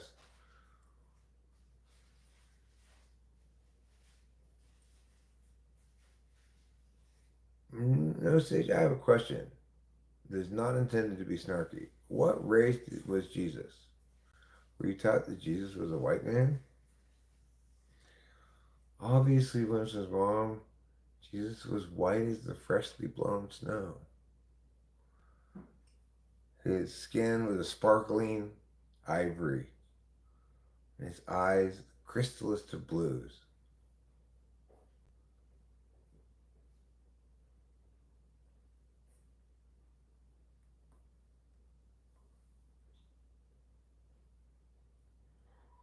No, no, no, Sage. He did not look like an Egyptian, okay? He looked like that Sweeney lady from the jeans commercial, except a dude.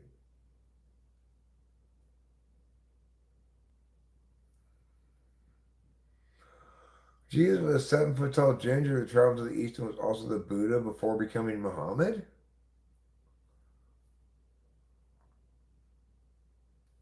A lot of people don't understand that Middle Eastern people are Caucasians.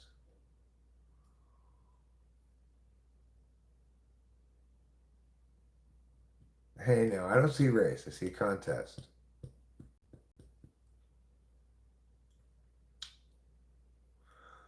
My deal is this: I am willing to see race, but I get to choose what race you are.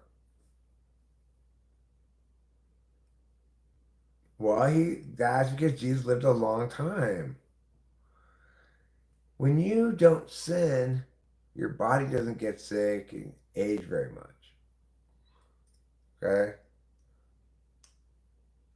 So Jesus was still looking like he was in his 30s, like in 1400.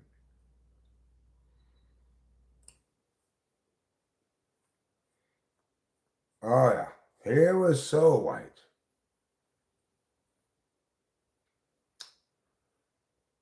He wasn't Jewish at all. Oh, wait. Maybe he was Jewish. Are Jewish people white? I'm not sure how this race stuff works. Also, getting crucified keeps you from aging. That's true.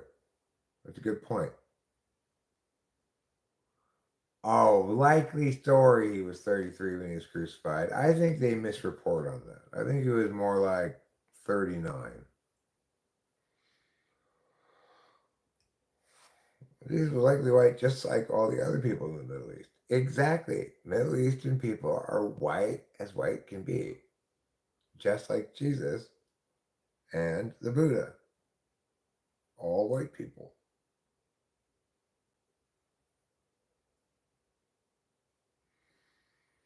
Jesus did not die when he was 33. Okay, he died when he was 39. They misreport on that. It's because Jesus, his followers would often lie about his age, wanting him to be younger than he was. He didn't approve, but story got passed around that he was born in the year 0 when really he was born in the year -6. Caucasians include North Africans and Middle Eastern people. Jesus was Jewish, but Jews didn't look like the so-called Ashkenazi Jews of today. So he was a Jew, but he didn't look Jewish. Okay. All right, let's just make him Nordic. Can we just make him Nordic? How about he's from Sweden? How about Norway? How about Finland? Let's make him Finnish. According to anthropology, Middle Eastern people are Caucasians. Well, what do anthropologists know? Aren't Caucasians people who come from the Caucasus? And the Jews back then were brown people, huh? Are you sure? I don't think. I think brown people came around later, like you know, around the year 1000, the first brown people appeared.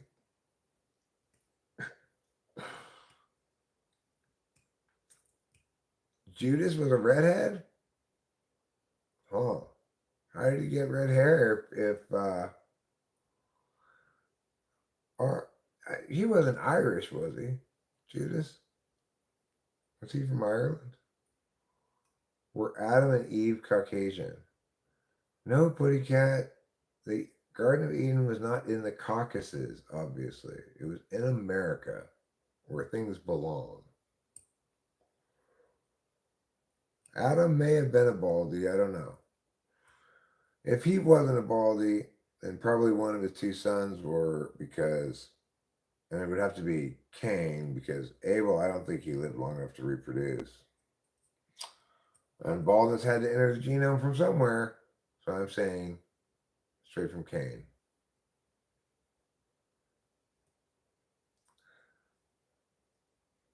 Exactly, Solid Fitzgerald. Your Irish heritage makes you Jewish and Middle Eastern. How do you pick someone with red hair 2,000 years ago? Uh, well, you get a pencil and you draw a picture of them. Red hair had negative associations? I don't think so. I think red hair just had the association of getting sunburned too much. I'm talking about current pictures I draw of what someone with red hair 2,000 years ago looked like. Who invented moonshine? I don't know. Probably a vampire, since they don't do it during the day. That's why it's called moonshine. Orangutans have red hair? Are they from Ireland? So you also know about the so-called people. Who are the so-called people? I'm interested in this one. The pictures of people aren't evidence of what people actually looked like from centuries before. Well, what if I draw a picture of somebody? You don't know that it doesn't look exactly like they looked. When I draw a picture of Jesus, it's pretty much guaranteed that it's exactly like Jesus looked. And if you think I'm wrong, then you find me a better picture of Jesus than mine. And then maybe I'll believe you. They were so-called people, but they were actually orangutans? Who were orangutans? Calling a red-headed person an orangutan is hilarious. Okay. Jews today are not the same group of people as Jews in the Bible, at least know more than anyone else, really. I see. Does anyone have a National Geographic with naked women? I don't have any National Geographics at all.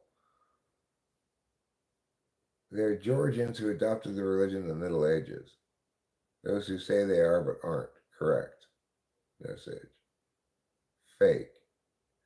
Fake what? Oh. If I were to draw Jesus, I would draw a younger Eric with red hair who's 7 feet tall. Who was the first person to be homosexual? It was Eve. First, she had sex with Adam, then she had sex with a snake, and then she met some chicks in the land of Nod, and they started scissoring.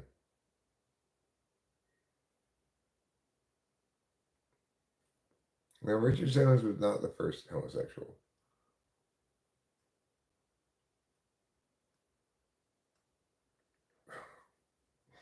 Okay. I wonder if Jesus, when he was a Jew, if he rejected Jesus. Or no. He probably accepted Jesus. Is John Travolta gay? I have no idea. I would say no. He didn't seem especially gay, but I'm not very good at telling that, I don't think.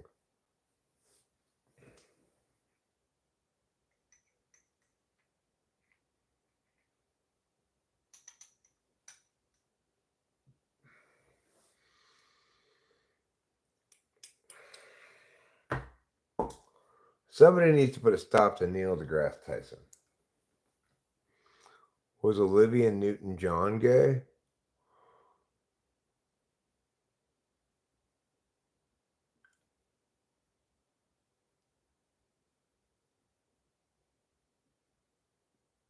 You think all actors are gay? Did I witness John Travolta doing gay stuff? Yes, but it was in the movie Battlefield Earth, everything about which was gay. Not in a homosexual sense, just in a, oh my God, could a worse movie ever exist or a worse book? And the answer was no, except maybe by another book by L. Ron Hubbard. John Travolta was in the South Park episode about closeted gay actors. I'm not coming out of the closet. Hmm.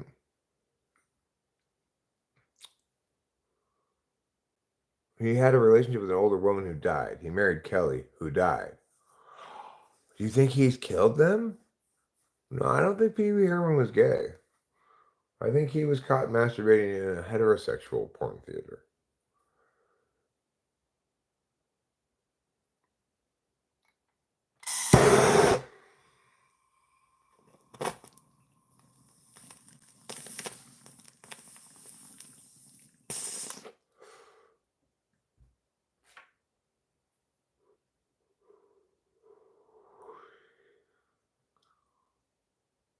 He said his former Grease co-star guy, the one who played his best friend while he was sleeping, messed up.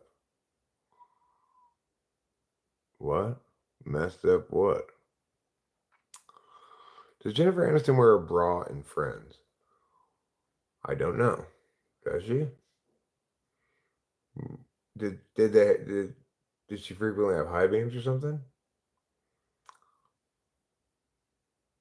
Paul Rubens got done dirty. I think he came out as gay late in life, though.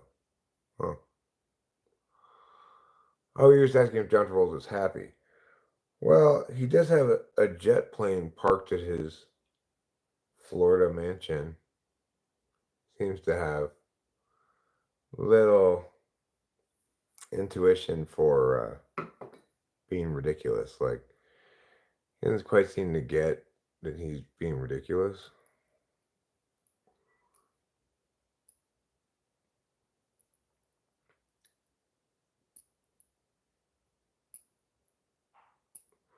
I can tell you I've never whacked off to images of Jennifer Aniston.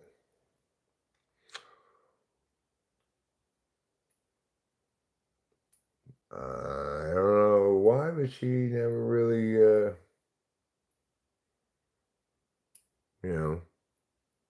jiggled my juggles. She seemed nice in the show, like, oh, that's a nice character. Somebody that you root for in the show.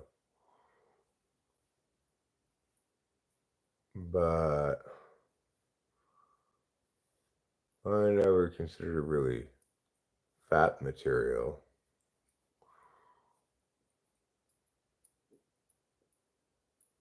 After all, she had Ross. I wouldn't want to get between them.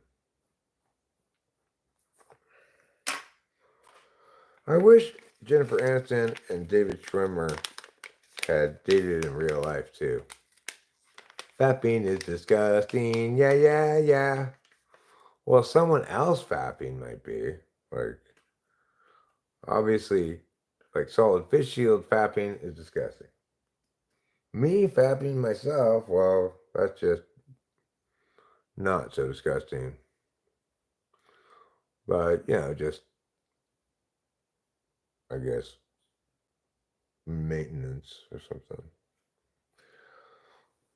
Everybody's entitled to their own autoerotic life, even if they are in a relationship, provided it doesn't supplant or take the place of actually having sex with your partner.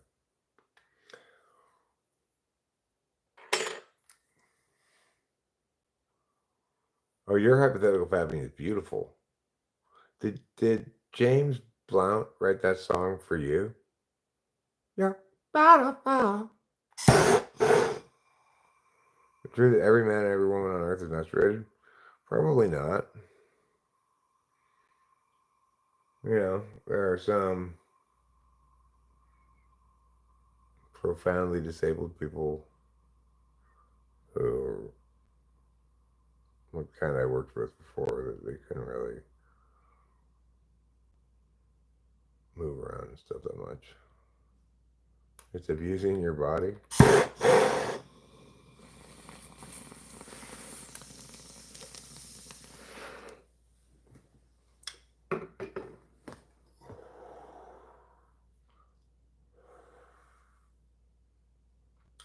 I don't think it's.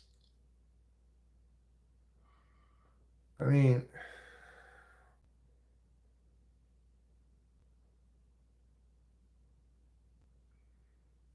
it's it's less appealing than sex most of the time, but I wouldn't say that means it's like not ideal or whatever. It just means that in a healthy relationship, it doesn't comprise it doesn't comprise the majority of your sexual activity. Most of the time, you're having sex with your partner.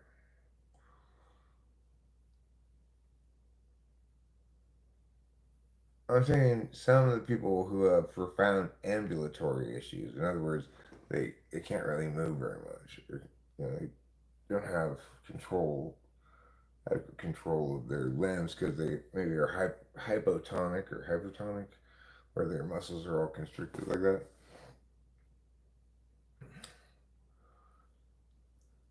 But the ones who have retardation but don't have ambulatory issues, they're likely to masturbate all the time in very inappropriate places. The boys, anyway, especially. The Booty Cat is correct. It is better for your prostate to ejaculate regularly. But, you know, we can't all uh, care about every last possible thing that could make you more healthy in some way. If you keep it in, it's a life force. That's crazy.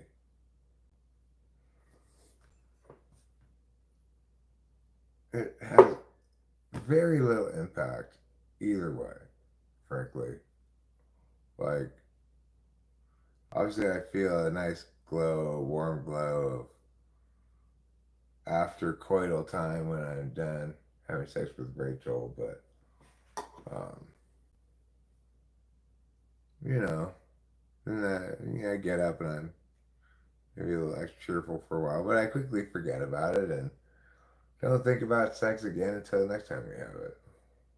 Or maybe I do a little bit before or something, but I do not feel any diminishment of life force when my semen has left my body.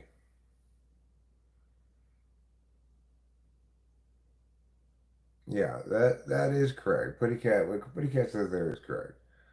If you retain your semen, you have a higher likelihood of prostate cancer, which is something I intuited, then found out that I had just intuited it when somebody called me out on my making the claim that it wasn't healthy to retain your semen, and that was before the study Putty Cat's referencing came out, and I had to concede that I was wrong. I did not have reason to believe that it was unhealthy to retain your semen, that it was just predicated on my intuition that it would be, and my experience of feeling like my prostate was less healthy after an extended period of basically abstinence, including not really fapping much. No, no, it's a recent study. It's a recent study, SB Uni. It's the most recent thing on the matter.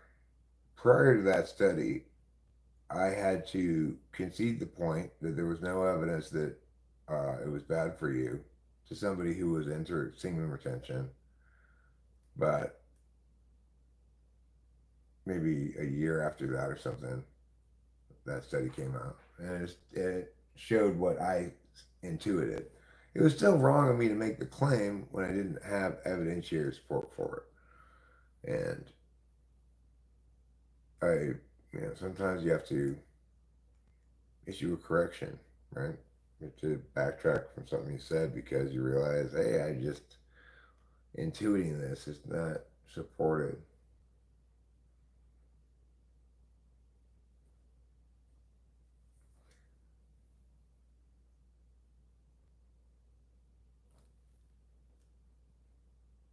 Well, the most important thing to remember is that, as with dietary stuff and a lot of things, the whatever difference it makes either way is probably very small. Like, you might have slightly less chance of getting prostate cancer if you regularly ejaculate, and slightly more if you don't, maybe.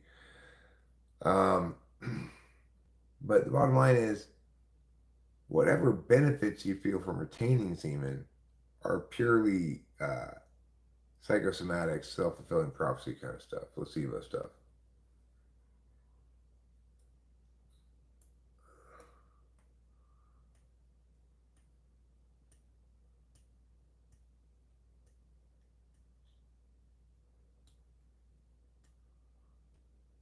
I mean, I don't know why you feel so strongly about it, SB. You're not even a dude, are you? I thought you said you were a woman.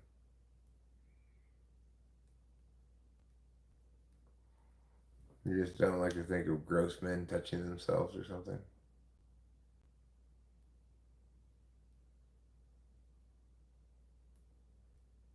Oh, SB, you need name this stuff? Oh. Testosterone increases when one goes without ejaculating. I don't think it's necessarily to do with the retention of the actual semen. Oh, okay, well, fair enough. Yeah, I get that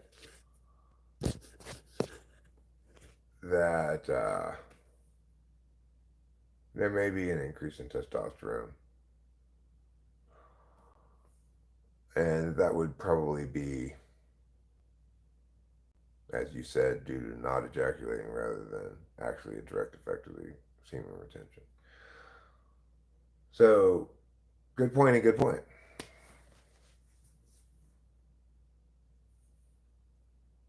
Your testosterone increases for a week until it normalizes again.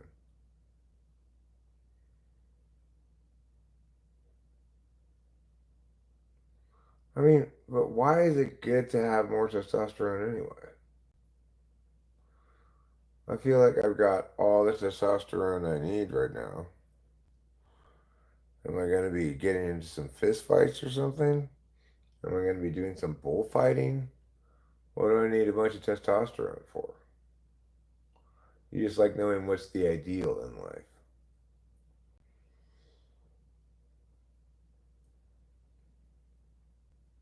What if the ideal is a little bit of everything? That's not wicked.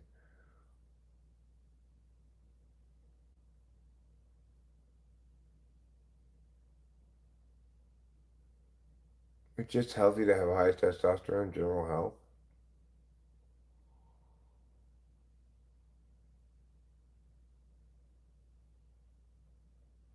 I mean, I guess I don't know what it would be like to take more testosterone because I've never taken it, or I don't know how you get it into you. Like, is it a pill? Do you just like rub some cream on your junk or what? Get in there, testosterone. Do your business. Oh yeah, I got shit tons of estrogen. I keep jars of it by my bed. Drink in the middle of the night. I heard guys go bald after taking testosterone pills. Well, too late. Too late, testosterone pills. This forest has already been cut down. Patches and injections makes you more aggressive, and if you make too much, your body generates estrogen to counteract it, which is also bad. It's all about a balance.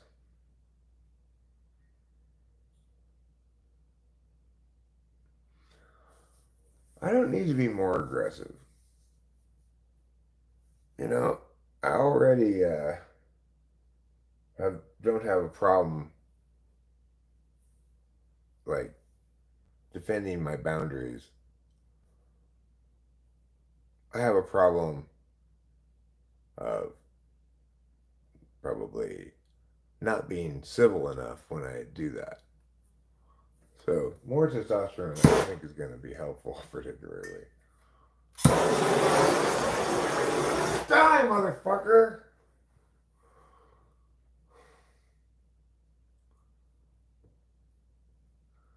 Yeah, well, I was pleased with myself yesterday. I think it was yesterday. It was the day before. I took back the carpet cleaner, and I spent quite a bit of time cleaning the carpet cleaner before I took it back there.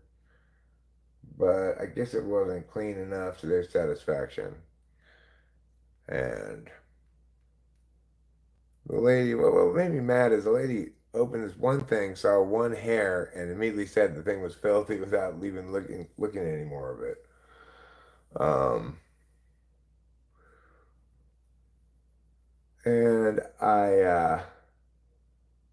yeah, I got 20. I said, well, what's, she's like, well, you can either take it back home and clean it. And of course, it was way too late for me to do that and get back in time. But, or you can sacrifice your security deposit on it, cleaning deposit. So how much is it? It's just $25. So I was like, fine, keep it. But then what I did say, I was, I was not rude to her, although I was clearly not pleased. As I was waiting for her to go tell the counter to charge me $25 or whatever, uh, when she came back, I asked her to copy a couple of keys for me, make a couple copies of a key for me. And while she was doing that, I said to Rachel, loud enough for her to hear, but not in a nasty way. I said, next time I'm just not going to clean it at all and get my $25 for it. But I think she probably heard that and was like, oh. Because she jumped to conclusions. She saw, I don't know why there was a hair right there in the first thing she looked at. I thought I cleaned it out pretty thoroughly, but obviously not to their satisfaction.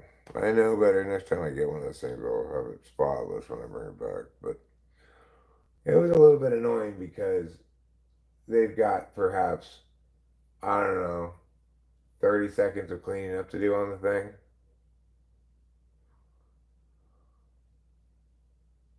And I get that they don't want to have to clean it afterwards. They want the person to bring it back just as clean as they send it away.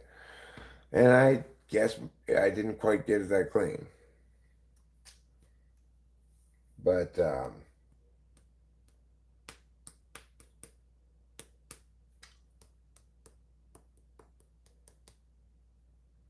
wonder if she's ever gotten one back that's not been cleaned at all. If if she had gotten one back that had not been cleaned at all, she'd understand that how much energy I put into actually cleaning it before I returned it. I'm not speaking in any kind of code. I'm telling you that a carpet cleaner is code just for a carpet cleaner. That the cleaning deposit, it just means cleaning deposit.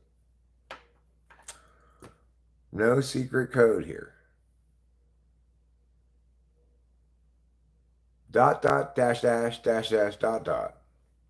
Now there I was speaking in code. I don't know what I said. Well, I know what I said. I said dot dot dash dash dash dash dot dot, but I don't know what it means. Right, carpet cleaner. Exactly. Did you shampoo your carpets? I bet you did, you filthy dog. Here you go, fly guy. Have some money. We used to play that game too, Buddy Cat. Uh, I'm imagining that on contemporary school playgrounds, the staff disallows that game from being played.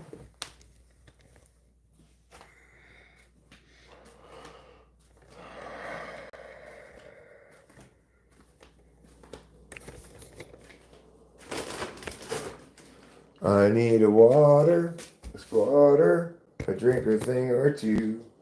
I'm thirsty, my mouth's dry.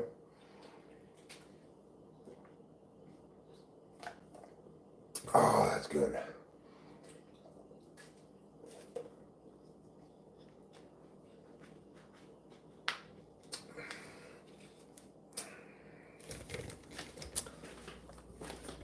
Alright, let's go outside, look at the plants. Have a cigarillo.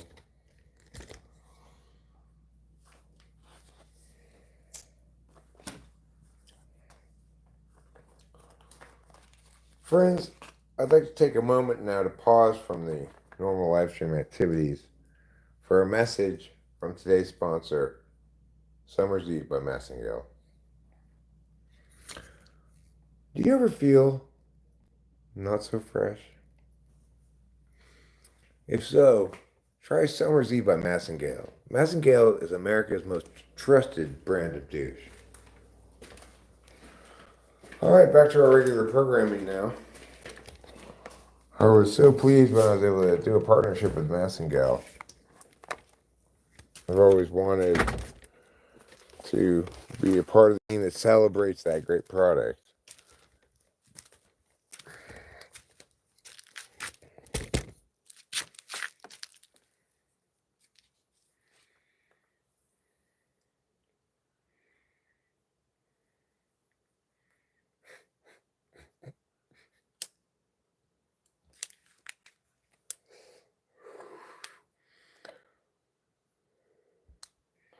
They're true believers in some damnable heretical denomination, or liars. Let's see. They can't be just wrong. Even if you're right about the Christianity thing, they can't be wrong. They have to be either lying or worshiping the devil.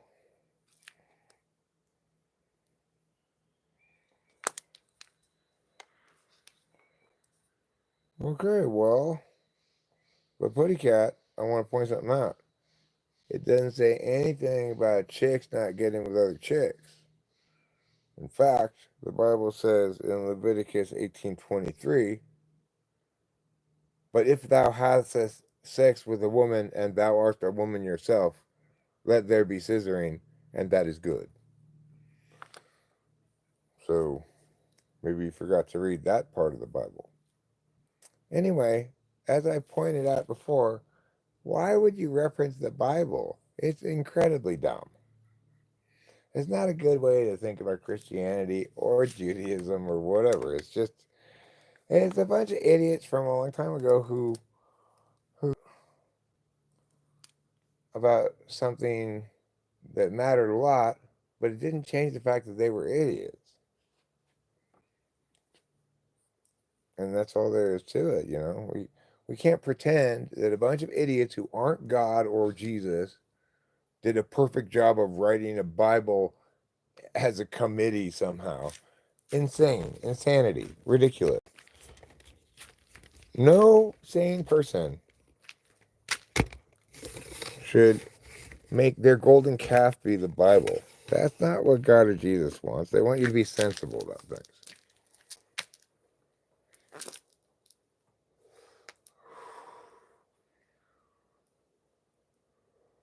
They tried to stop those guys from writing those books. Like Matthew and Luke or all those guys, you know.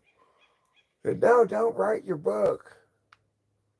You're writing a bunch of bullshit.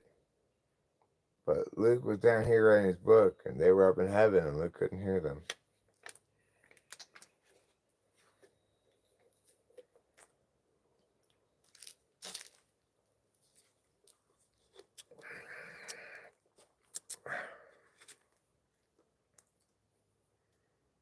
And that's the true story of Christianity.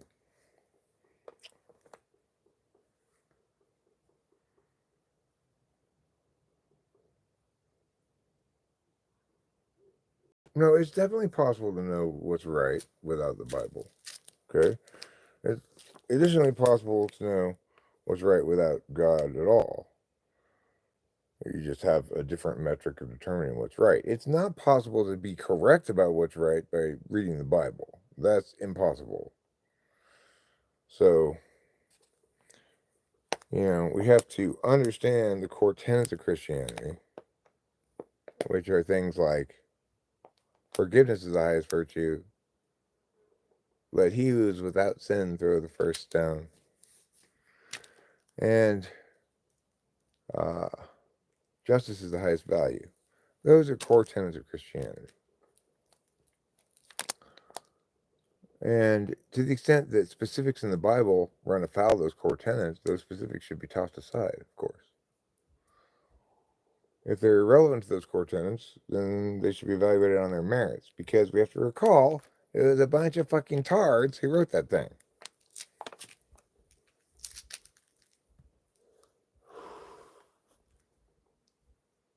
And that's one for you to grow on. Just as these buds are growing on these plants.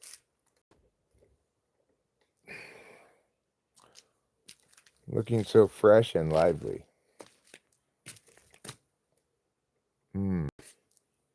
What a glorious bounty we have here. Will this be a year's worth of weed? I hope so. I think so. We'll probably be cutting pretty close, though.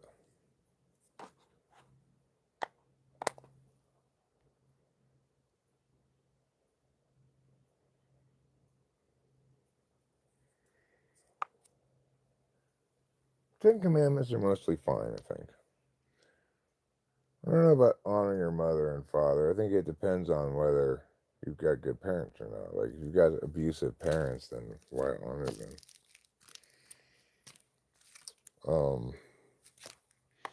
Thou shalt not covet thy neighbor's wife. Well, just coveting, not that I think it's healthy particularly for you to covet your neighbor's wife, but if you just have secret covetings, it's not a sin. It's not, you're not violating any rights or even reasonable expectations.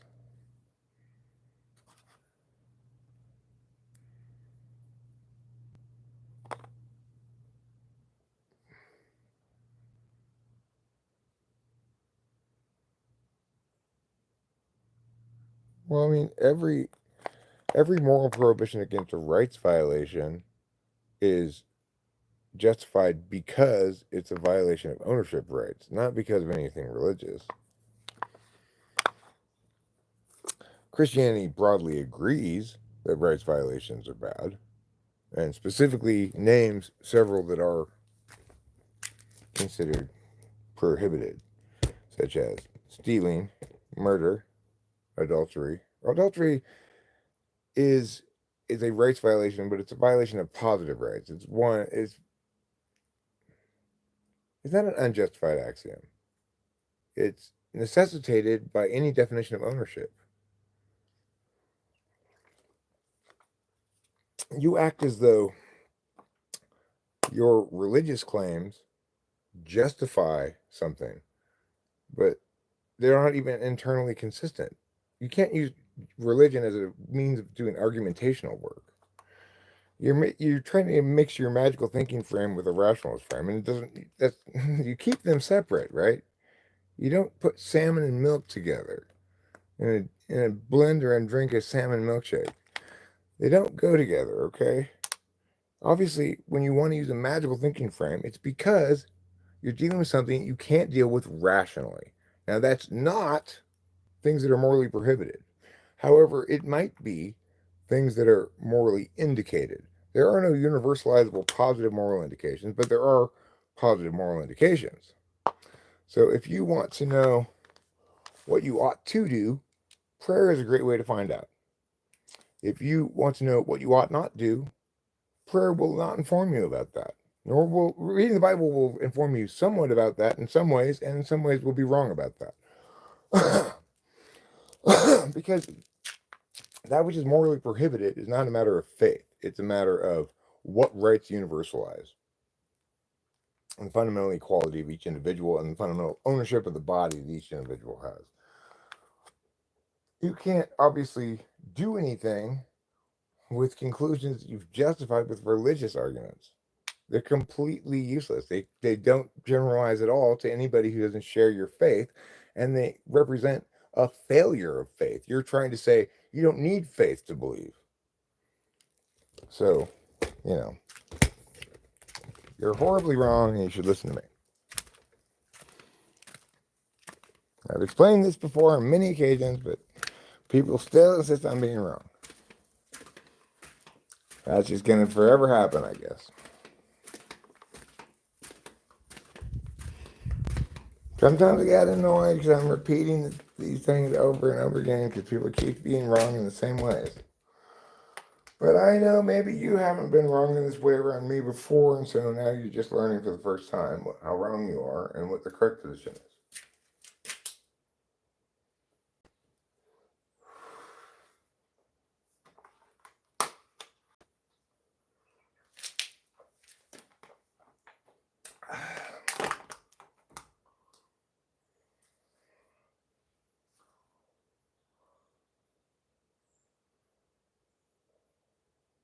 Regardless, take advantage of my gift. People want to fight against this gift I have to give them. They don't want it because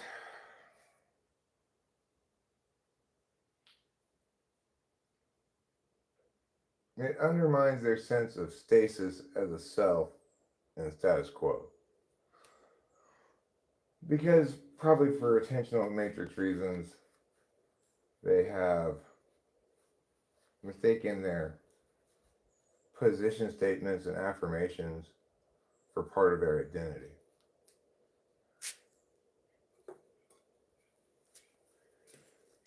When in reality, it's their relationship to position statements and affirmations that's part of their identity, not any particular ones.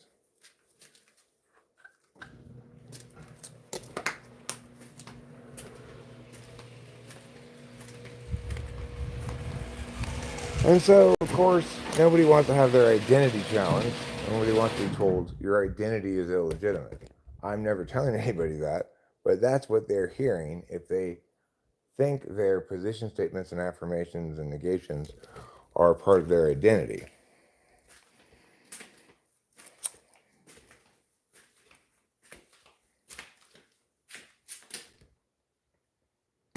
I see my position statements, affirmations, negations as part of an ongoing project of becoming ever more correct, excising wrongness from my existing understandings of things wherever I can, whenever I encounter it. Obviously, the frequency of finding wrong things to correct goes down over the years if you relentlessly follow that approach. So,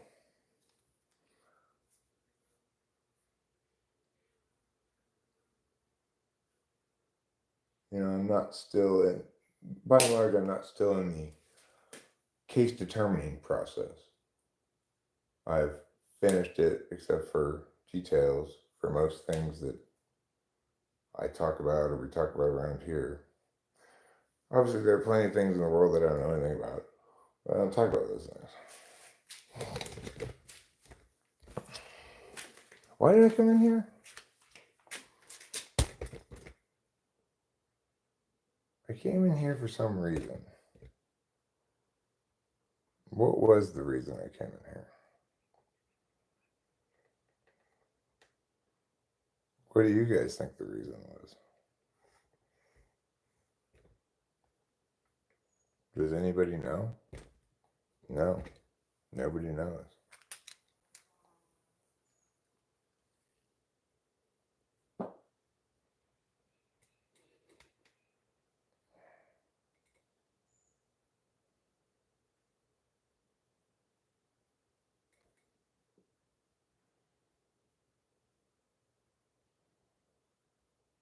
How can you demonstrate knowledge of any moral truth?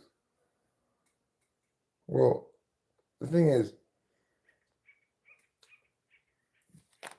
moral reasoning or normative reasoning, it is something that presents to an individual one of three statuses for a prospective action.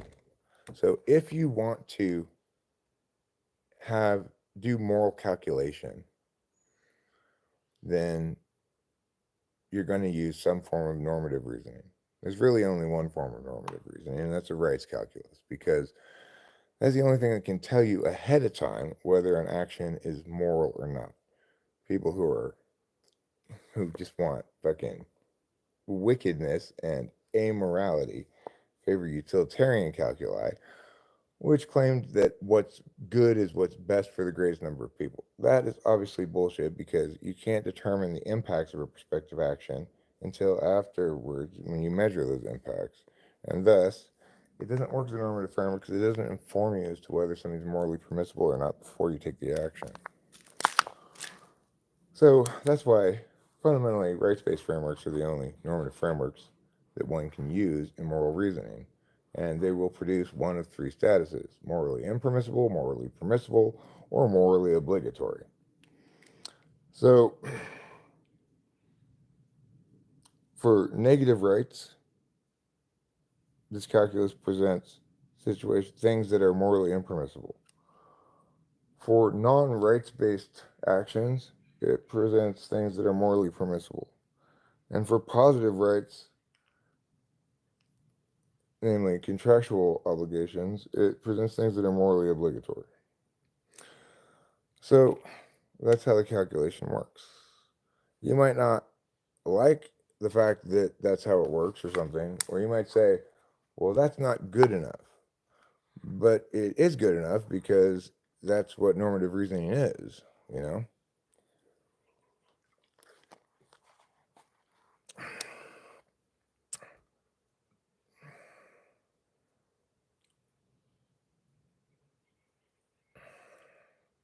So when someone assaults someone in public and all the people watching say no, that's a moral truth.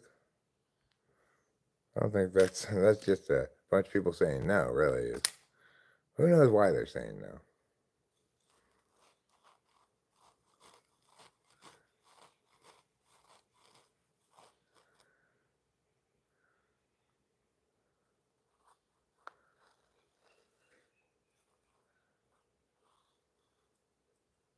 Well, look, we got to understand um, that every person, regardless of their frame of reference, whether it's religious, rationalist, they basically don't think about moral issues at all or whatever, that every person is engaged in some kind of moral calculations, that they have some kind of understanding of justice and some kind of understanding of behaving in an acceptable fashion and behaving in an unacceptable fashion. And they have some kind of distinction between something that's socially awkward and something that's wicked or immoral. So when we recognize that everybody's doing some kind of moral reasoning, or in other words, making some kinds of moral claims, then it simply becomes a question of what kind of moral reasoning produces defensible moral claims. And that kind of moral reasoning is rights-based, negative rights, deontological, whatever you want to call it.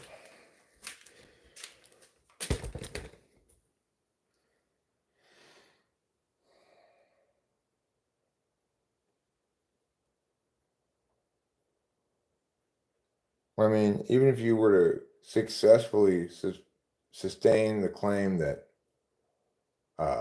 God allows you to know with certainty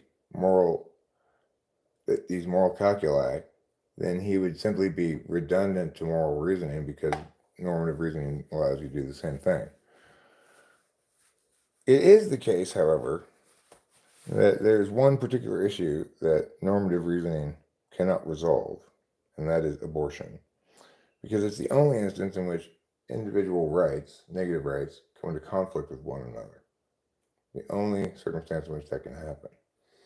You might say it happens with newborn babies too, but if you concede that parents have a regency responsibility, then there's no contradiction there.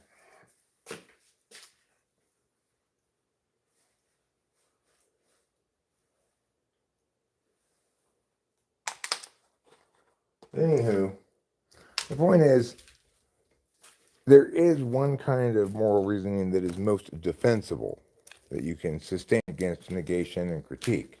And it doesn't involve anything faith-based, obviously, because faith, definitionally, is belief in the absence of reason or in the face of contrary reason or evidence. Okay? So if you believe you've got good evidence or reason to believe what you believe, then it's not faith. That's not how faith works.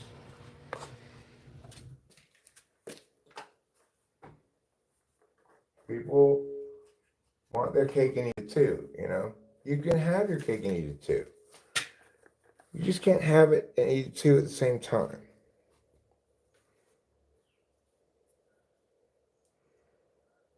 Does morality change? Well, that which is morally prohibited, no, it does not change unless the specifics change. You know, is it always wrong to steal? Is it always morally prohibited to steal? Yes. Is it always morally prohibited to murder? Yes. That never changes.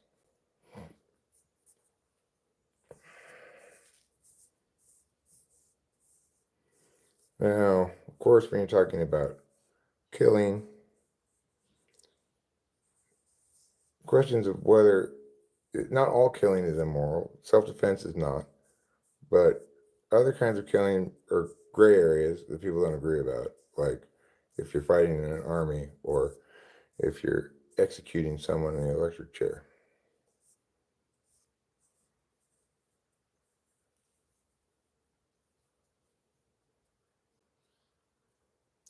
Well, people mean probably nothing when they use those terms most of the time. No, homosexuality was never immoral because it doesn't represent a rights violation. That's the beautiful thing about deontological frameworks, is they don't judge things that aren't moral issues. So if you've got consenting individuals engaging in a behavior with each other that they both want to engage in, and that, you know, it's not, there's no rights violation. So it's not a moral issue. It's morally permissible. It's not obligatory and it's not prohibited. I mean, how do you know rights exist? People use the concept of rights to explain where and when and why injustice has occurred and is unjust. So the thing is, the reason rights exist is because ownership exists, property exists. And that necessarily, if that means anything at all, then it means exclusive legitimate control over. Now, I didn't smuggle justice into the definition of rights. My point is that people, okay, look, do you think, No Sage, that there's anything that can be determined to be wicked at all? Like, let's say, murder, even via God, right? Even via God. You say murder's wrong because God says it is, right? And I say murder's wrong because you violate the rights of the person that you murder. And the reason that person has rights is because you expect your rights to be respected. When you violate the rights of another person, you forfeit some of your rights. So they aren't sacrosanct, right? This is a process-oriented means of understanding things.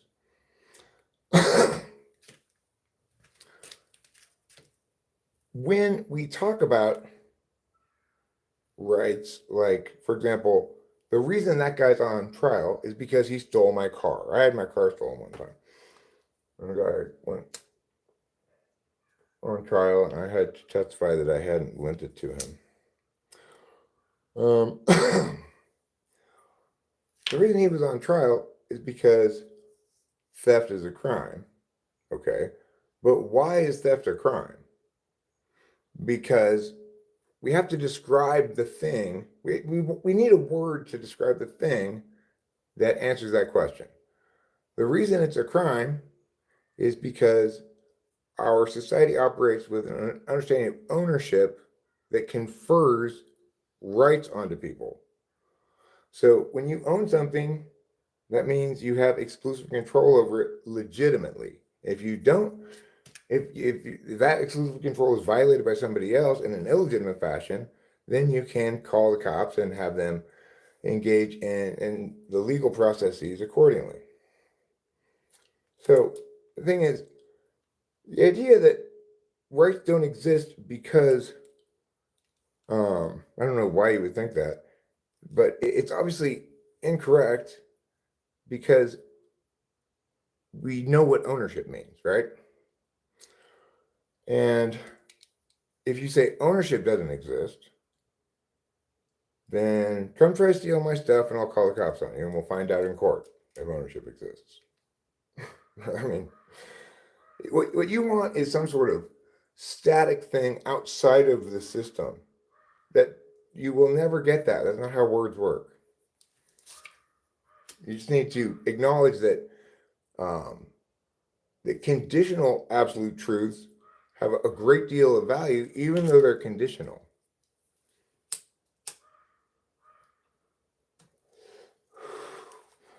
And that we need moral reasoning that allows us to do a process analysis, not to just reference 10 rules, right?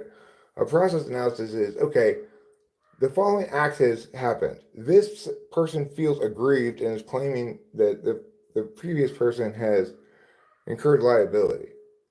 How do we adjudicate this? So in order to adjudicate anything like that, we have to use certain words to mean certain things. Just because we define a word to mean something doesn't mean that it doesn't exist. It just means that we're using definitions wisely. We're operationalizing our definitions so that when we use a term, we mean something specific. Sure, a right is that which confers a duty onto another. That's the definition of a right. And there are two kinds of duties. There are duties of non-interference, or there are contractual obligations. So there are negative and positive rights, conferring different kinds of duties. Well, right, because if you don't fulfill those duties, then you incur the status of morally impermissible. That's how it works. It's a checking mechanism, right? It checks to see what the status of this thing is, and it delivers you that status correctly. You want ownership to be defined, exclusive right to destroy. That's the typical definition of it.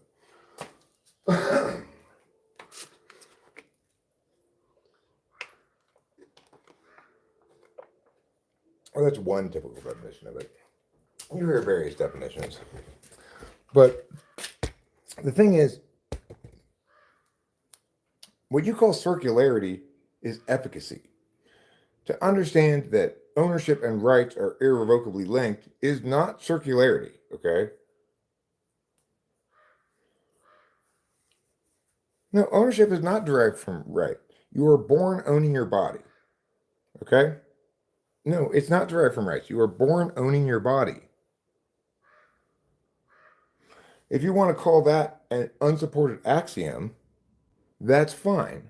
But if you want to disagree with that axiom, then you have to support slavery. I did not define ownership. I defined ownership in terms of rights. Yes. I didn't define rights in terms of ownership. So it's not circular.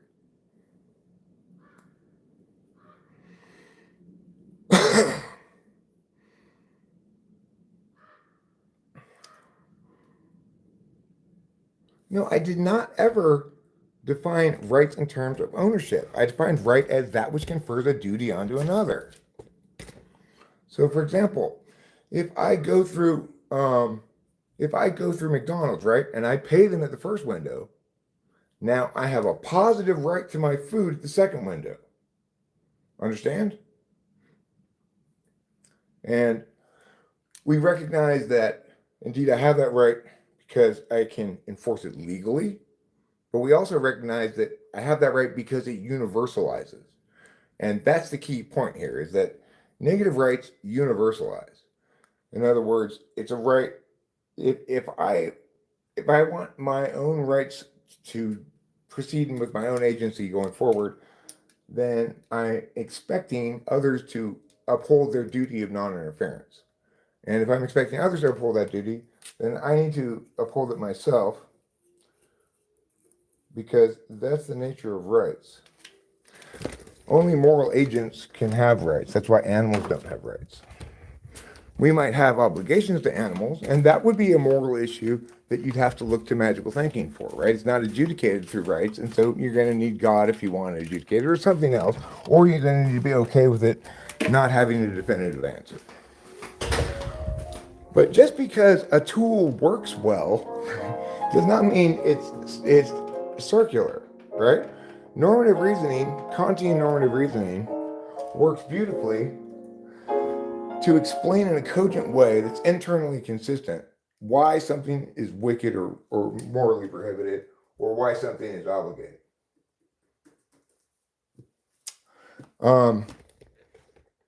Even if I were to concede that the ownership, you're born owning your own body, is an unsupported axiom, which is not, because to disagree with that, you have to support slavery. Which, I mean, you can do, but it doesn't exist in a vacuum, is my point, right? The claim that you're born owning your body can be substantiated in practice. In other words, we live in a world where slavery is prohibited and you actually legally cannot be owned by anybody else. But we can start with there as the basis of something derived from the actually unsupported axiom that slavery is wrong. If you want to call that an unsupported axiom, fine, but you go ahead and defend slavery if you want. If you think that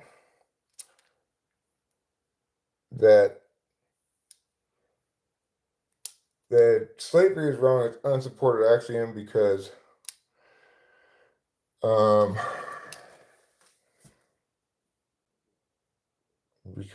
it's not predicated on anything religious, then, I mean, the thing is, there's no less supported axiom than God said so. That's the least supported axiom of all. Because after all, if you are talking about actual God, if you're talking about actual Jesus, then you're acknowledging that your justification is faith, not based on any evidence or in the face of contrary evidence. That's what faith means. So the least supported axiom of all is God said so. That's absolutely unsupported. And it's not even an axiom. It's an attempt to pretend like some argumentation's going on where nothing's going on at all, right? That's not an explanation for anything. Obviously. We don't have any way to verify that this agent did this thing, because if we did, it wouldn't be God, because then it wouldn't require faith.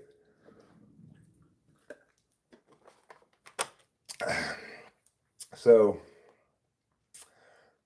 you're holding actual normative reasoning to an incredibly higher standard than you're holding your own moral reasoning, which is incredibly unsubstantiated or backed up by a terrible book written by idiots that is expressly not written by God or Jesus, but by a committee of different people spanning different generations even. It's like, come on, dude. You think that's a better way to determine what's morally prohibited than actual moral reasoning? You're fucking nuts. You think God said so is more substantial than an actual defined right, that's defined in a clear operationalized way, that which confers a duty onto another? That's an operationalized definition. So you can actually say, okay, according to this definition, this is a right and this isn't. You can use it. I can use it. We can actually do intellectual work with it. You don't like the term because you can do intellectual work with it, because you think that God did it, is the end all of this discussion. And of course, that's fucking moronic. God doesn't want you to be an idiot. God doesn't want you to be wrong. God didn't give us the capacity to correctly do moral reasoning and to object to the wickedness of utilitarianism by the lens of legitimacy and rights so that we could throw them in the trash can in favor of your primitivist, pre enlightenment, God said so bullshit. Hell no, God didn't want that. Never did, never will.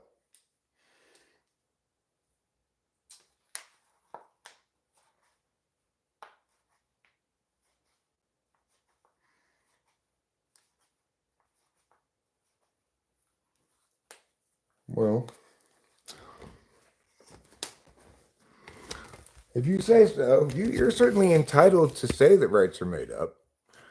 But if you violate mine, and I testify that you did so in court, the court's going to agree with me that I had a right and you violated it. If you want to explain why I've done something wrong to you, you cannot explain it correctly without using rights.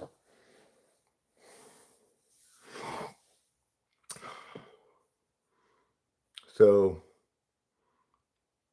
in contrast, we can do all of that business without any God and necessarily do all of the time. That's not a reason to not believe in God. It's a reason to believe in God better. You're doing it badly.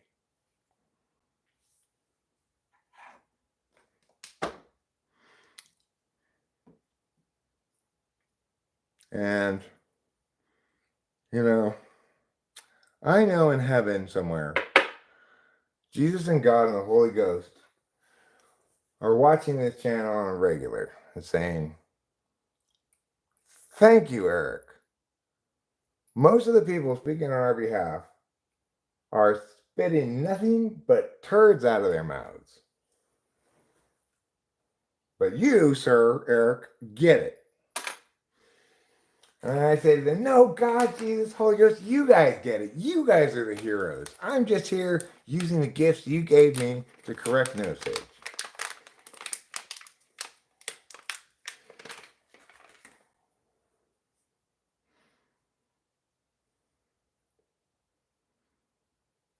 I don't even know what you're talking about.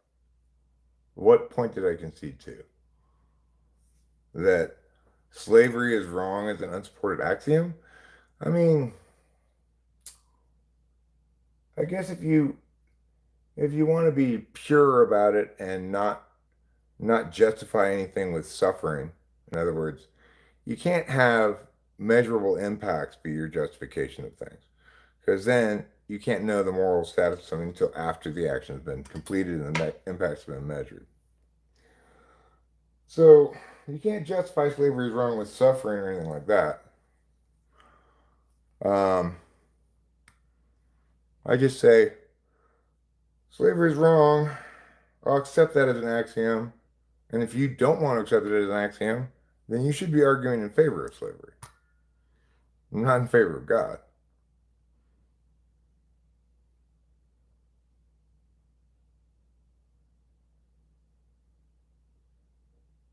I never said my axioms were unjustified. Okay? An axiom is an axiom. We don't need to use any other adjectives in front of it. An axiom is a thing that you start from, that you get to assume and you don't have to substantiate, right? That's what an axiom is. So we don't need to use any other adjectives in front of it. The thing is slavery is wrong an axiom in a normative framework? Well, it's like Kant would say the axiom is the moral imperative: don't use another agent as a means to an end, but rather treat them as an end in themselves.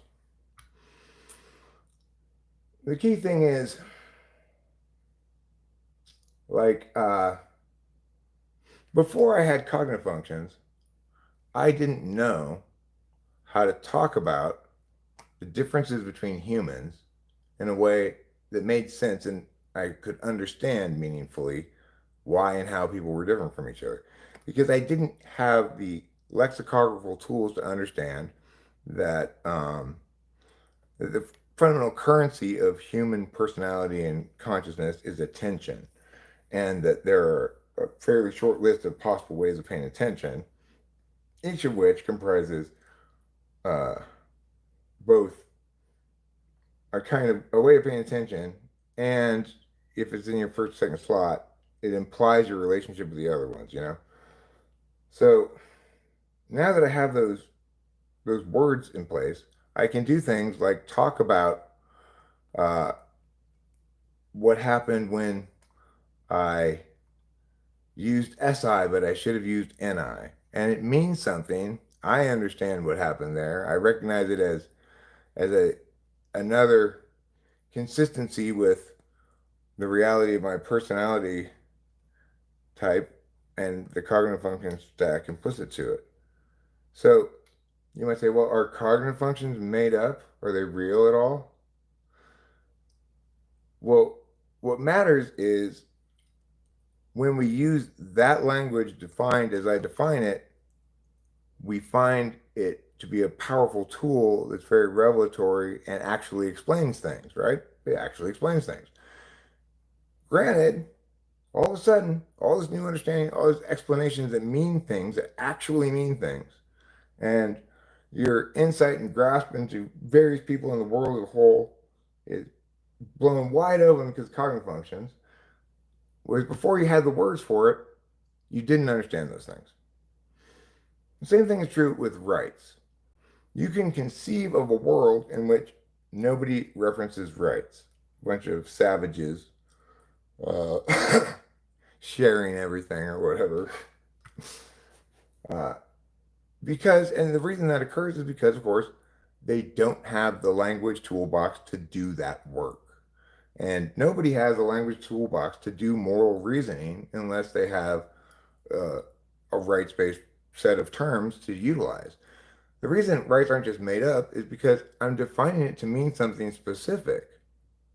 That's what good reasoning does. It says, I'm going to use this term to mean this, and you can use it to mean this too. We can both use my definition to test something and find out if it qualifies as a right. Since we can both use it and it can be fairly applied in both instances, it makes perfectly good sense, is intuitively resonant.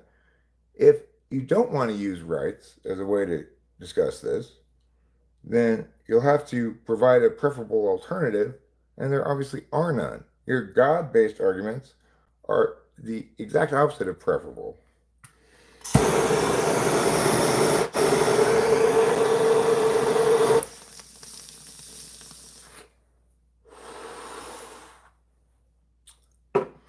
If you want to go live with some savages sharing everything, go for it. But it's like those tribesmen in some Amazonian jungle. They only have three numbers: 1, 2, and many. They can't conceive of 3, 4, 5, 6, 7, 8, 9, etc. It's not because 4 doesn't exist that they can't conceive of it. And the fact that they can't conceive of it does not indicate that 4 doesn't exist. The fact that 4 is an abstract concept does not make it not real. And the fact that it's clearly defined in relation to other numbers, in fact, makes it fundamentally of argumentational value in a way that things that are not operationally defined are not. So, bang, boom, boom, boom, bang, boom, boom, boom, boom. And you better get that straight.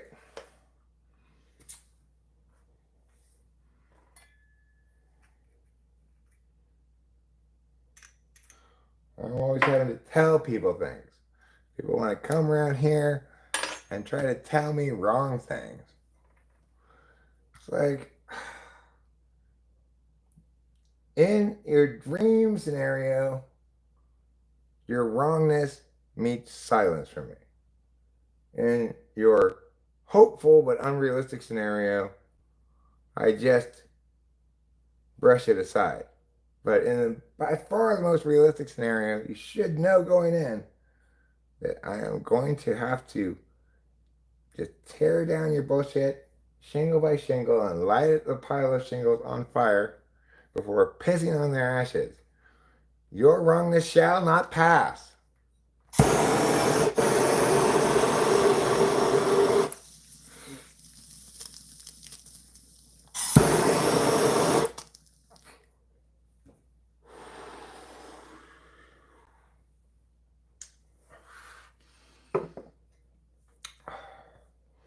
And that was the day that no sage realized his wrongness was not going to pass.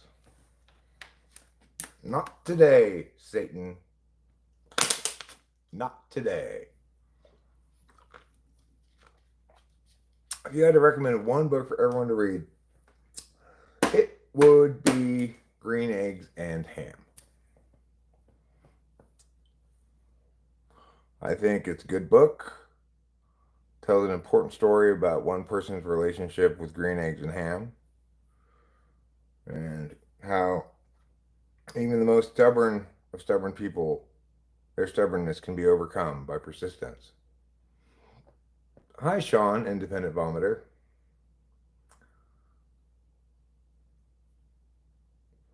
But I might also recommend, what's another book? Oh, The Outsiders. The Outsiders is a good book. Everyone likes The Outsiders. I might recommend, well, I really liked the Wheel of Time series by Robert Jordan, although books like 6 and 7 were a little meh. You have eaten pork chops that were slightly green. Are you sure you just didn't get a little bit of broccoli on them? That's probably what happened, Sean. You're always spilling broccoli all over everything. It's embarrassing, frankly. Do I have worms in my lungs? Not that I know of. Is that a good way to improve your lung soil? They were very old, but I was hungry. Well, yeah, they probably weren't as old as people that used to eat like 300 years ago. They all had spoiled food all the time. They didn't have any preservatives. They just had salt and spices.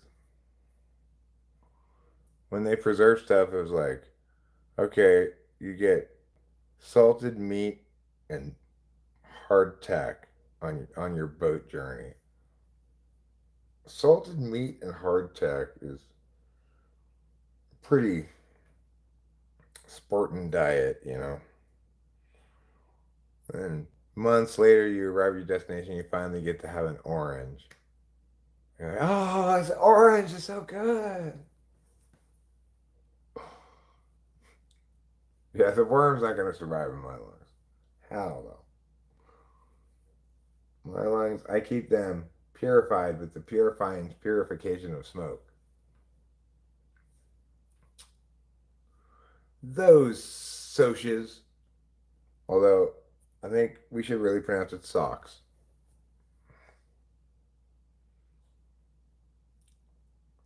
In baiting a mousetrap with cheese, always leave room for the mouse. Saki, the square egg, and other sketches. My favorite writer, you're quoting there. Maybe.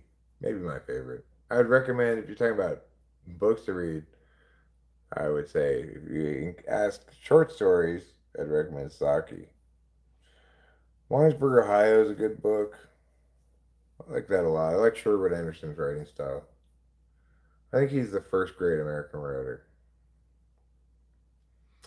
No, I don't think James Fenimore Cooper was good. No, I don't think Nathaniel Hawthorne was great. No, he was better than Herman Melville. Moby Dick was, eh.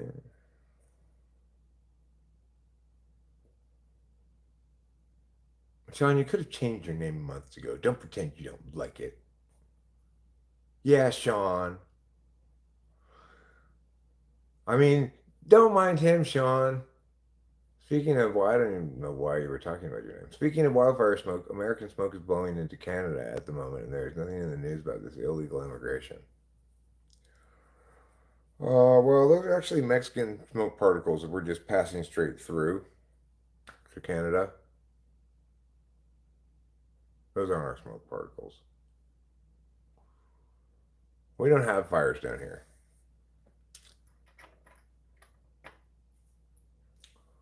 We just have controlled burns.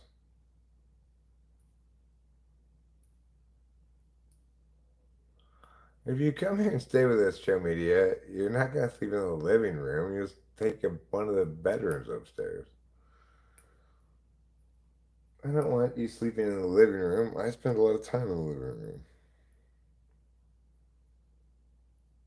You text like a mean girl, for real, for real. At Fly Guy. I read it in Regina's voice. Who's Regina? Or is she Regina?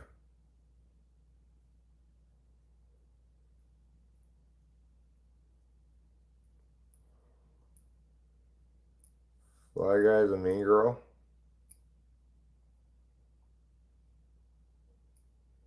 Well, Lively Cats, our guest rooms are just that, guest rooms. They just sit there unused until we have guests. I mean, Rachel keeps some stuff in one of the closets in one of them, and the drawers, but the cat uses it occasionally to sleep on the bed up there, which is why Rachel has indicated that before Iago comes or anybody else comes, that we need to wash the sheets. She doesn't want them to have to sleep in a bed with cat hair.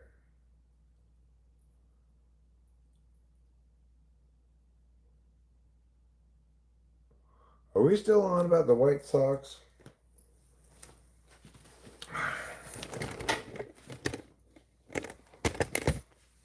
All right, can we agree to off-white socks then?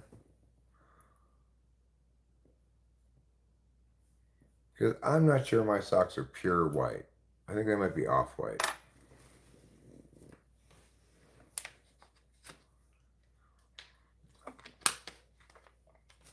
Okay, finally, the athletic game's on.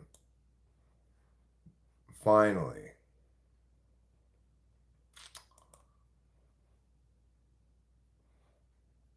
I've been waiting for you, athletics game.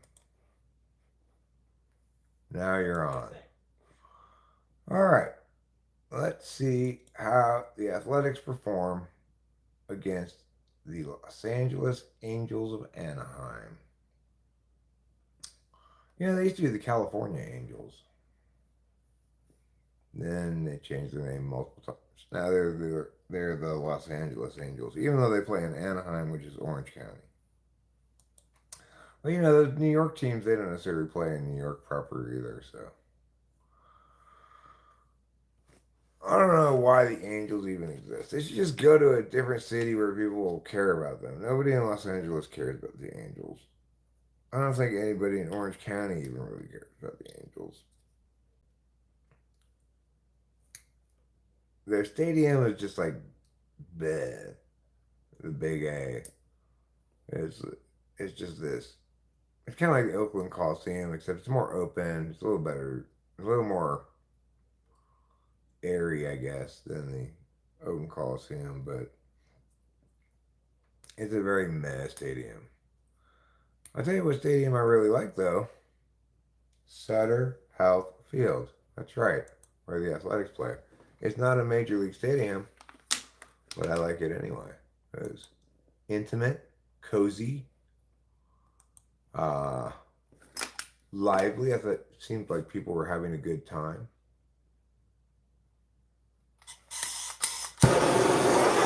Get out of here, fly.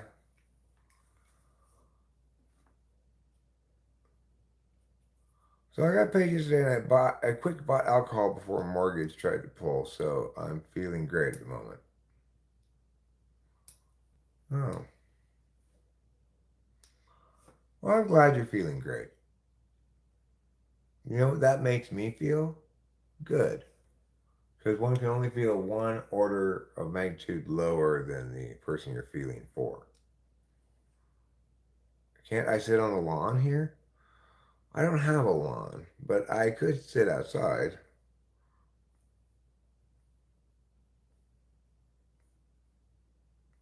If I sit out front, the bugs won't bug me too much. There's a fly inside the house that needs to die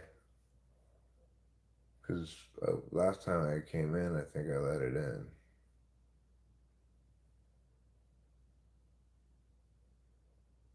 Oh yeah, you can sit on the berm. Cost $25 a ticket.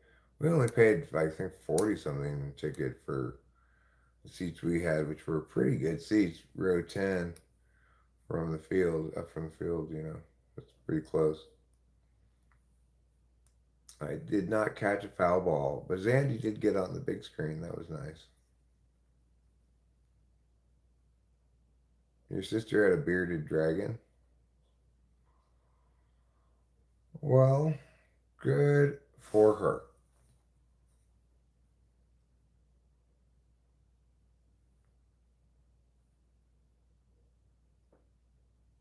And that's because I had to meow, meow, meow, meow, meow him. Because he was meow, meow, meowing. And it's like, no. Why do I have to meow this all the time? I explain this over and over and over again. People don't want to know what the explanation is. They want to ignore it or just disagree with it. I'm not making an argument even. I'm just telling it as it is, and you want to fight me about it.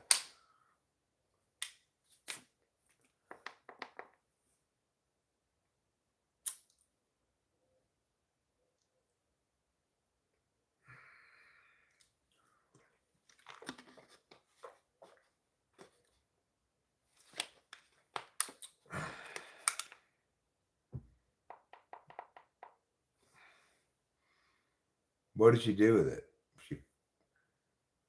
After she fed it flies,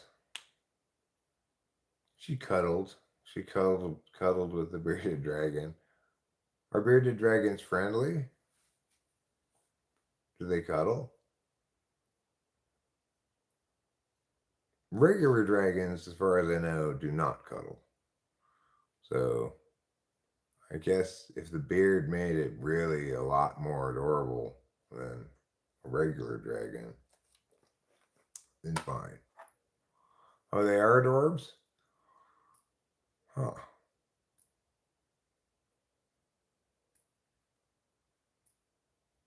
Super sweet, huh? They're the recommended reptile pet? Oh. That's cute. His name was Jack. Oh. I did not know that. Regular dragons cuddle with each other.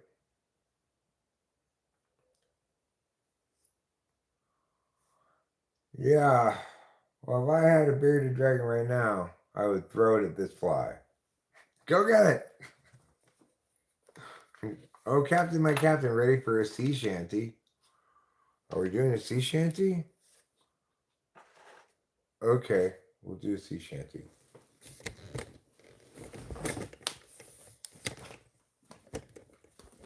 We'll do a sea shanty on the piano. Oh, that's right. I'll have to turn this thing on.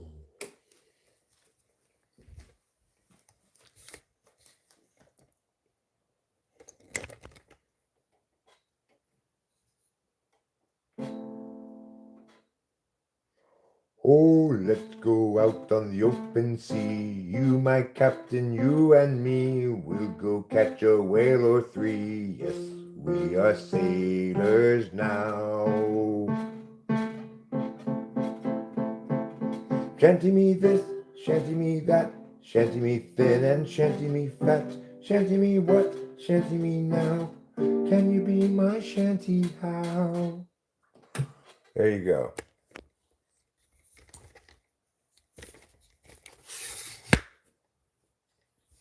I hope you enjoyed that sea shanty. It was voted Best Shanty 2025. just about 3 seconds ago.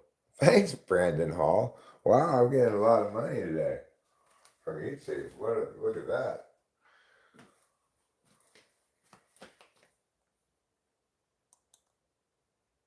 I give you a 100 and a heart. Why doesn't it let me heart it? I don't know. It's not letting me heart your thing. I'd like to heart it. Well, Brandon Hall, you're my kind of guy. And let's go smoke a cigarette. Since you're also a fan of the Marlboro Reds, let's go smoke one.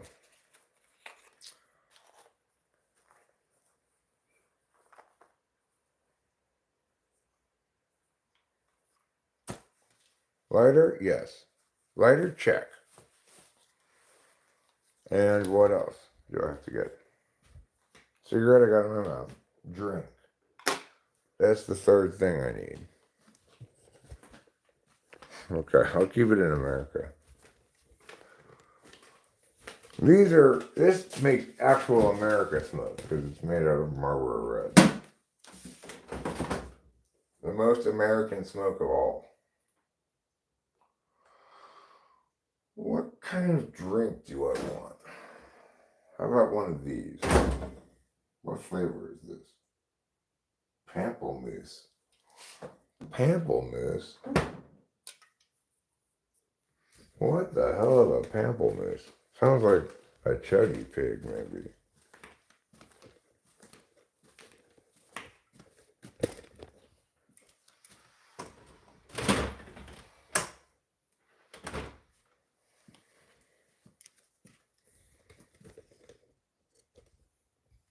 I slap the tariff on my smoke.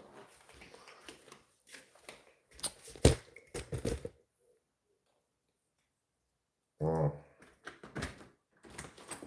I'm not going to lie to you. The amount of revenue that I get from the Canadian market selling my smoke is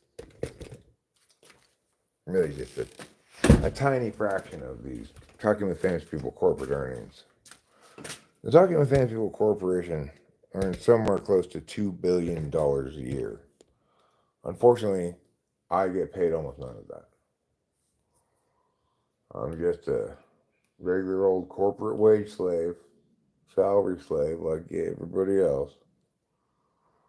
Nick, you have to live stream right now. This is corporate.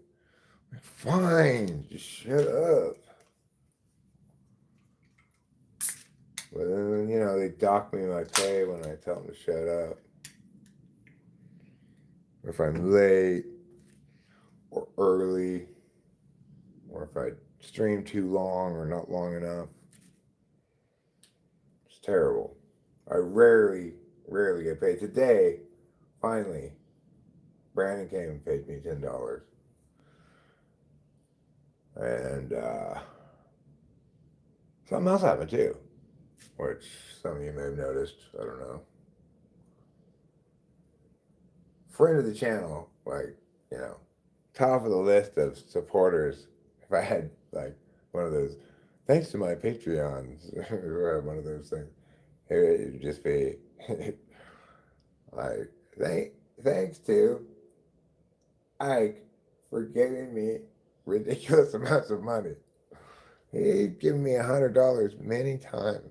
Today he gave me $300. I don't know what to say about that. It's like, obviously, thank you, but I feel like, did I do anything to earn this, really?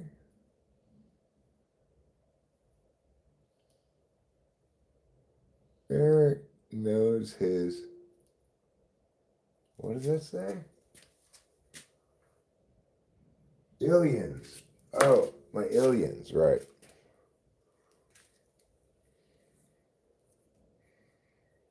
Well, it's a good day. All right, Shea Langoliers is leading off. Hits a leadoff home run.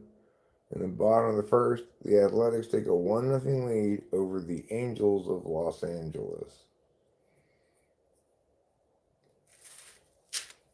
Pamplemousse. How many of you think you know what pamplemousse tastes like?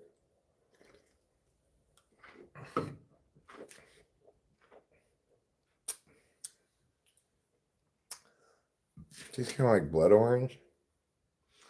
I don't know. What is a pamplemousse? And how many pamplemousses to a chuggy pig? If there are 6 pamplemousses in a chuggy pig, and 4 chuggy pigs in a donder plump,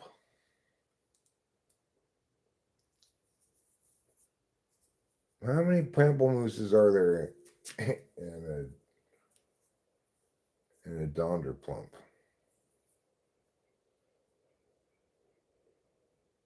Ike or Brandon? Pamplemousse tastes like grapefruit? I think it tastes a little more like blood orange, but this doesn't taste very strongly of it, whatever it tastes like.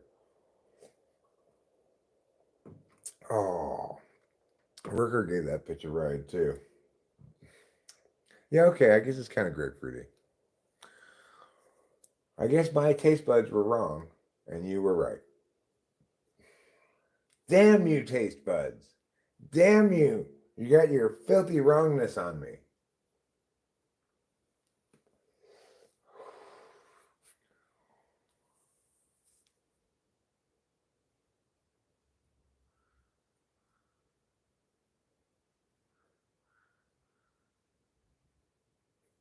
I like you, Sean. Regardless of what you throw around. As long as you're not throwing your feces at me, I think you're A-okay. If you are throwing your feces at me, you better have a darn good reason.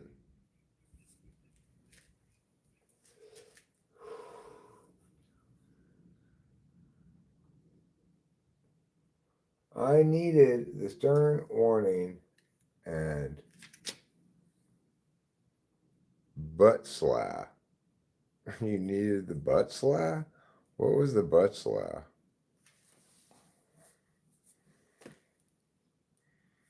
Or was it a butt slap? You don't get slapped on the butt. You get kick in the ass, slap on the back, pat on the back. Kick in the ass, pat on the back. Those are the 2 things you can get. If you're going to get something, like you're getting coached. There you go. What was that, curtsy? No, that was Colby Thomas. Colby Thomas, I'm not going to lie, he kind of stinks. He's kind of a big stinker. But he did just get on base. That's good. The Athletics have been playing this thing where, like, today we score 12 runs. Tomorrow we score 0 runs. Today we score 7 runs. Tomorrow we score 1. And doing that, it's annoying. Just spread them out more evenly.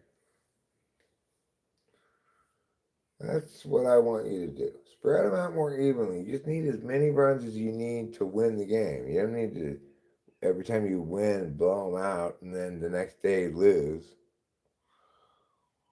Save some of your runs for tomorrow. Currently, there are 2 out. We only have 1 across in the bottom of the first. And Hernandez is up to bat. He's got a 3-0 count. He should be taking right here. And hopefully we'll have 2 on after he works a walk. However, if he does not work a walk, then I'd be fine with any other way that he gets on base and not out.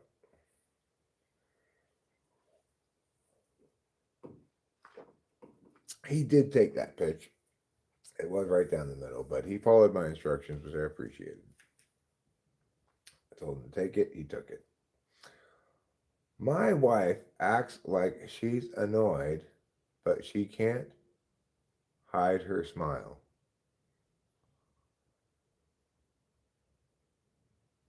I like slapping butts. Well, I don't slap my wife's butt. I might gently cup it, but I'm not gonna slap it. No, I don't miss Mason Miller actually. He didn't really see a ton of playing time this year, and he blew a fair number of saves. Yeah, he throws fast as hell, but you know, all I care about is are you gonna blow the save or not? Let's not blow saves.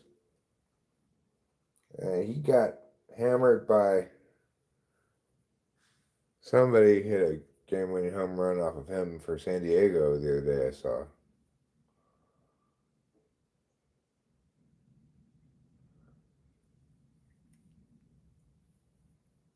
Less of a slab, more of a squeeze. Understandable. You ever meet someone who's kind of crazy, but you just want to out crazy them?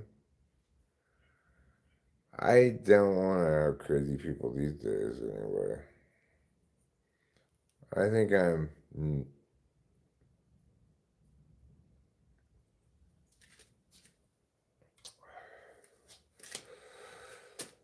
What are the Yankees still in second place in their division? I haven't been checking on them. Although I have been watching every single athletics game. I honestly think, unless something weird happens, I'm going to end up having watched at least some of every single athletics game this season. I haven't missed a single one so far. Third now, huh? Third in the wild card. You look like a team that gets bounced wild card weekend. Well, you know, the Yankees are one of those teams that it's still just the middle of August, right? You got the second half of August and all of September. The Yankees are the kind of team that tends to get hot and or sneak into the playoffs somehow, pushing out teams that have desperately tried to get there for 10 years, but then the Yankees edge them out. You know, that kind of shit seems to happen with the Yankees.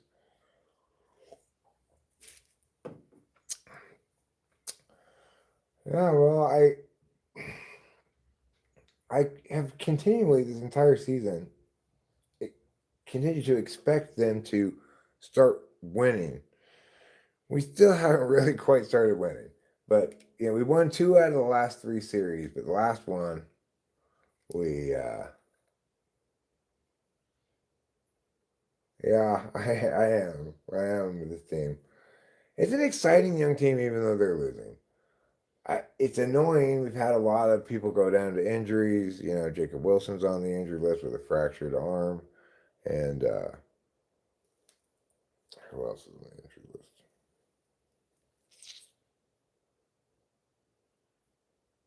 Austin Wentz is on the injured list. There's more people on the injured list that I'm not thinking of right now for some reason. But also Kotze screws around with the lineup card a lot. You know, we've got these backup players in currently for people who are injured, like um, Colby Thomas and Hernandez is in for. Oh, Colby Thomas is in for Denzel Clark, and Hernandez is in for Jacob Wilson. And then we've got this Cortez guy who kind of cycles into the outfield sometimes. He doesn't seem to do much of anything. Colby Thomas doesn't do much of anything. Hernandez is okay.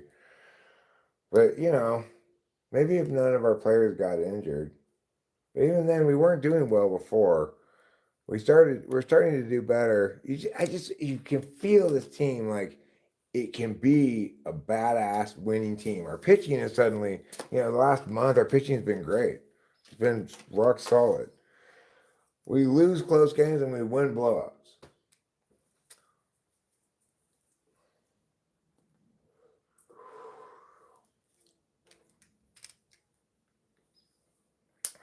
Nick Kurtz has been delightful to watch. He's still doing well. He hasn't hit a home run in a while, but he's still hitting well. He gets on base a lot too. He works some walks, and it's been remarkable seeing how quickly he's developed. When he first came up, I was like, oh no, this guy's gonna strike out a bunch. He actually does not strike out that much. He's gotten much more disciplined to the plate, And when he first came up, he used to swing out of his helmet all the time. I was like, is this helmet too big for him or what? Or is he just swinging harder than everybody else? Now he doesn't seem to swing out of his helmet as often. So maybe he's not over swinging as much as he was right at the beginning. But he's been delightful to watch.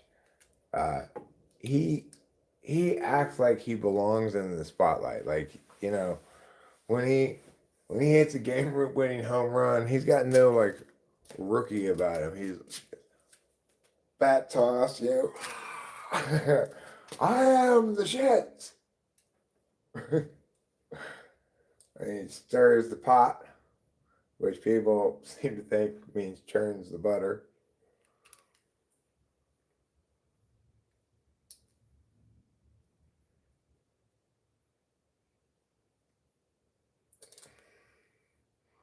They got Blade back in the outfield. We got JJ Blade back from AAA.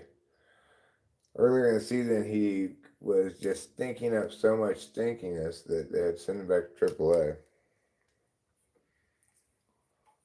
He's in the outfield right now, which means Rooker's DHing.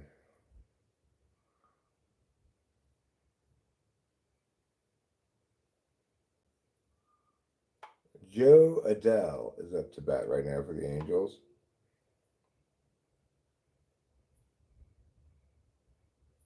I thought he could have read the room.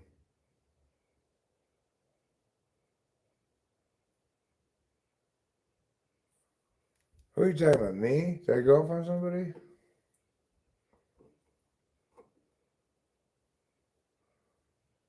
Let me see what this says. And Harmon instead of going off key like he did. Oh, going off key. Who did we get from the Padres? There's a shortstop. I don't remember his name, but apparently he's like the 6th or 7th prospect in baseball in MLB. You're talking about Jim Carey.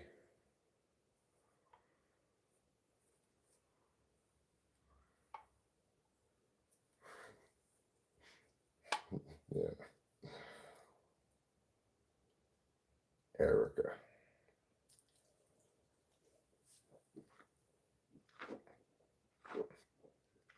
We got a couple of pitchers. I'm not exactly sure who we got from whom, you know, because Andujar also got traded. So I'm not sure who we got from whom, but we got in total a few pitchers, a shortstop prospect that's highly touted, and somebody else. How do I like Severino? He's been pitching better of late. Oh, he's on the injured list. He's another one who's injured though. He was pitching better, and then of course he got injured. So now he's on the injured list. But as an ace goes, he's just. I mean, he's gotten a D this year at best. If I'm grading school grades, he's given up a ton of runs at home. He's been pretty good on the road. He has seemed to get a little unlucky, but I just think he's a little bit off of where he was at the peak of his career. He's just not. He doesn't have quite as much snap in his pitches, and he gets beaten up fairly often. I tell you who's been a revelation as a pitcher, though, and who's been a delight is Jacob Lopez, another rookie that came up from AAA at some point during the season, and he's a left-handed pitcher, and he's done a great job in almost most of his outings, almost all of his outings. But one problem he has is he'll go like 4 innings, give up 0 runs, and have thrown like 90 pitches or something. Then they have to pull him. He seems to throw a lot of pitches every game. He can't get very deep into the game, even though he's a starting pitcher, because his pitch count is so big. Lopez seems like a fun name to shout. Lopez! Jacob Lopez. He sweats a lot too. Was that a home run or is that a double? Is it a triple? Oh, the Angels scored a tying run. What? You guys, what are you doing? Come on, Perkins. Perkins is one of the new faces around here. Not sure where he came from.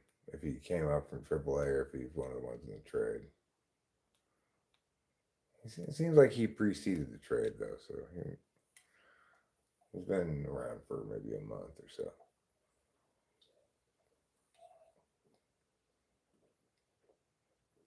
Let's man up and build a lake instead.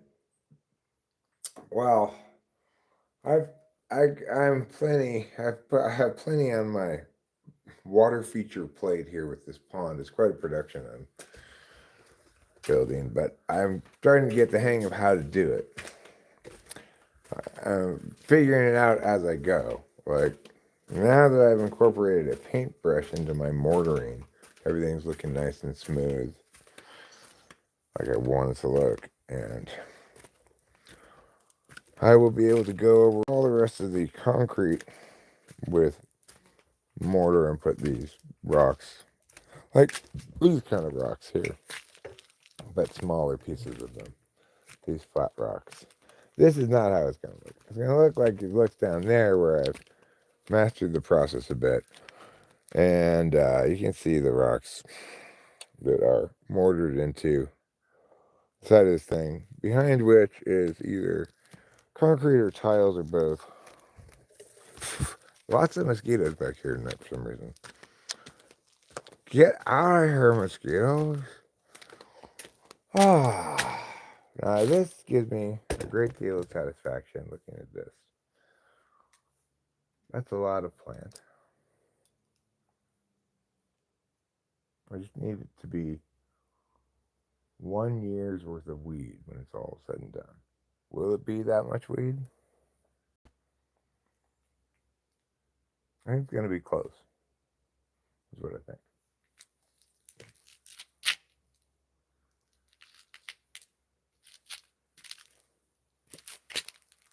You make me feel like a natural woman.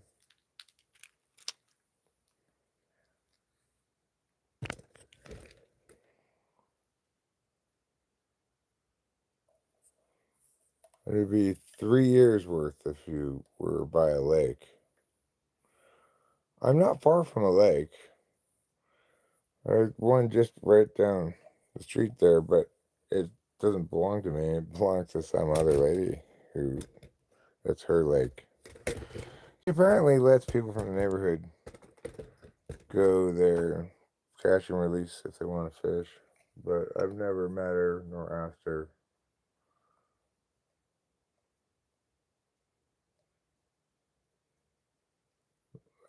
You know, I wish I had my own personal lake, but I don't.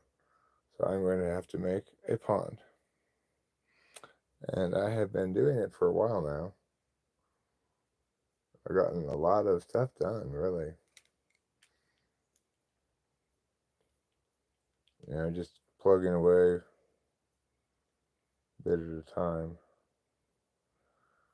Freaking the hardware store in Mariposa today did not have any Portland cement. They said concrete and sand, but no Portland cement. And the materials store in town, which is where I got the lime and where I've gotten concrete from before, they apparently are not in business at that location anymore. There were people moving all their stuff, and there was a sign on the fence that said, now serving Mariposa from our Oakhurst location. So I was not able to get any Portland cement in all of Mariposa County. Maybe I could find someplace else around that has it, but I had to go to Oakhurst. I'll have to go to Oakhurst to get more Portland cement if I go tomorrow. And I think I'm going to have to go tomorrow because I've got probably one batch of mortar left worth of cement. Maybe two.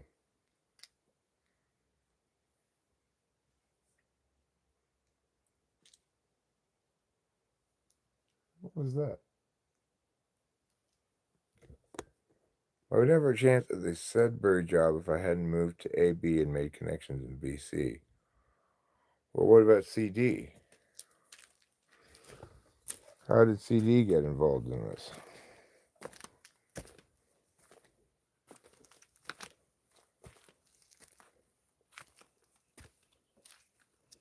Get away, bugs. Get away. Nobody invited you to this party.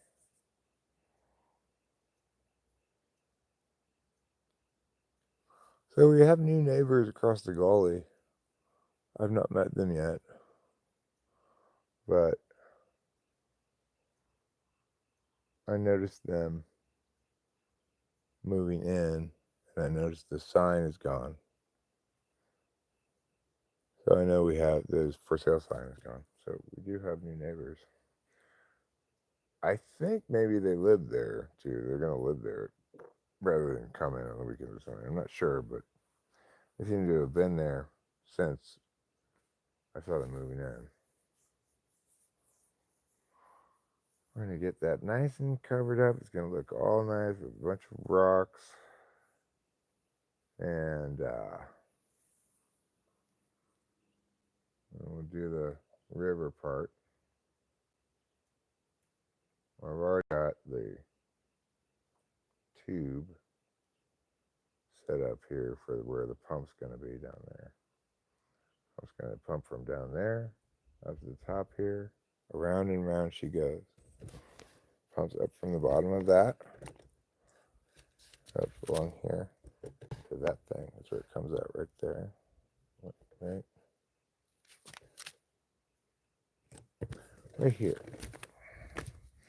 Comes out right there. I'm just going to go down this to that pool, down there to that pool, and then back up again. In an infinite circle of watery goodness.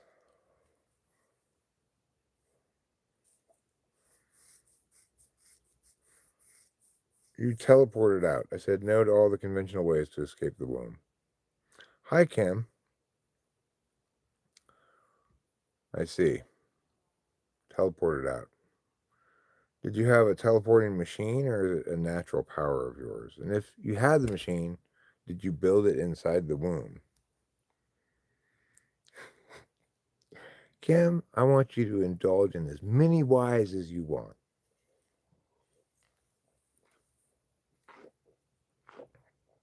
You can never have too many whys. Because sometimes they're vowels.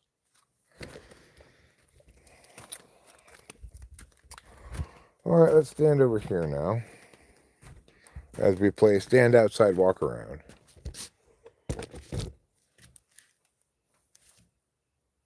You hate the favoritism? I may have built it. It's all a bit fuzzy. Yeah, those womb memories can be a little fuzzy. But I know, I remember I smoked my first Marlboro Red in the womb. I can still feel the feeling of my mom's stomach contracting because she was coughing. And me thinking, why are you coughing? You don't have any lungs in your uterus. One of my womb memories. Kim, ironically, has no Y. It's true. She has no Y chromosome. She also has no Y in her name. Babies aren't supposed to smoke. It's bad for the mother. Well, you know, I was kind of reckless when I was young, when I was preborn. I was a reckless fetus. But despite that, I was a live birth. I'm pretty proud of that.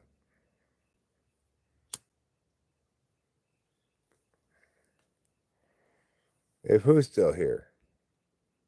Your mom? She's still here. She refuses to go back home to you.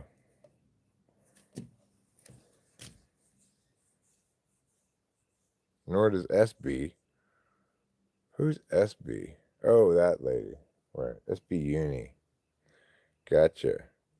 SB Uni, that's who you're talking about. SB Uni, that's who you mean. I have missed intelligent wit in their extremes. Because I've been dumb and unwitty. My bad. I'm sorry for my recent dumb unwittiness. Please forgive me. Well, that's it. There's nothing witty to say here. That's all there was.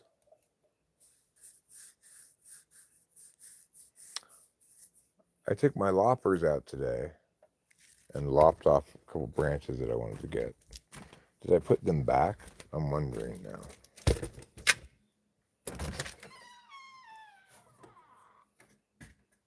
Lop me this, Loppeler.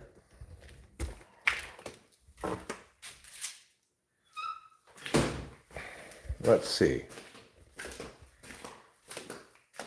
Yes, the loppers are back.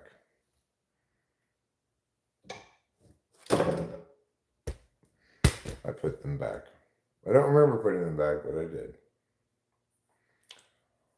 Save your energy, remember. Okay, SB Uni. SB Uni saying, Eric, do not touch yourself in your privacy area.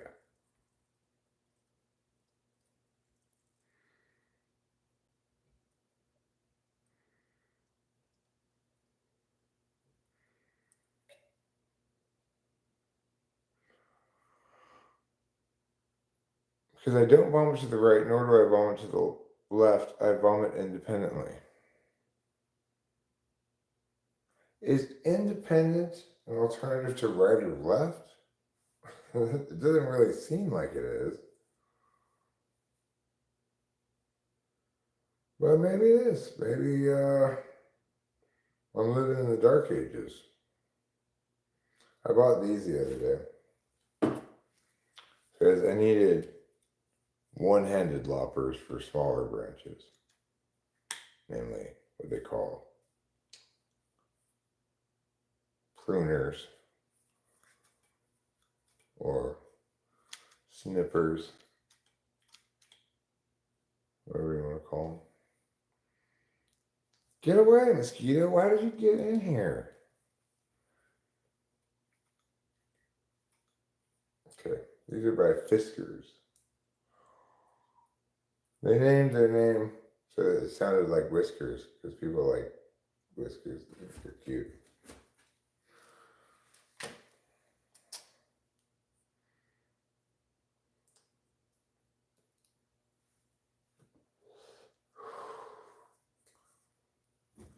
You can see I tried to sharpen these bad boys up. I did sharpen them pretty well, but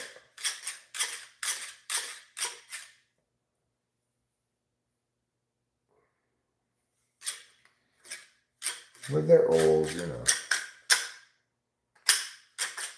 These aren't the best loppers. What's the difference between loppers and pruners or snippers? Well, loppers are two-handed. Pruners or snippers are one-handed. What about these things? This is what's called a bolt cutter. It's also called like or used to cut off like padlocks and stuff. I've got two of these. Got this big one and this little one.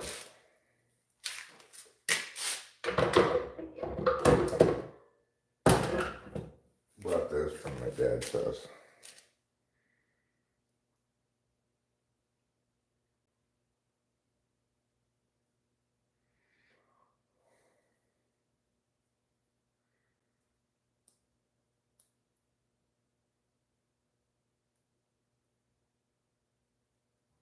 I bought this hammer the other day because I wanted a rubber mallet so that I could tap in the rocks into the mortar a little bit if I wanted to without it cracking the rock. Eric, I feel threatened right now, those tools. I got one in my pants. Need some training.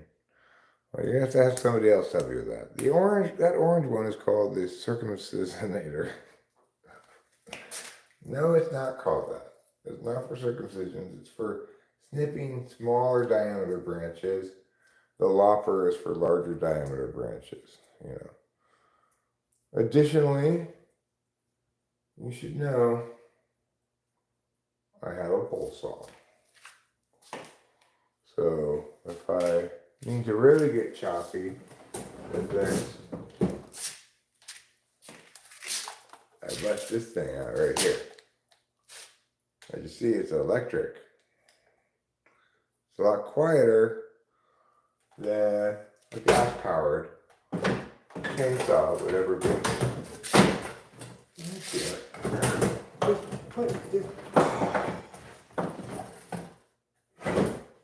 Just stay there. It's a pole saw. It goes onto the pole. And then you can reach up and saw things up high, you know.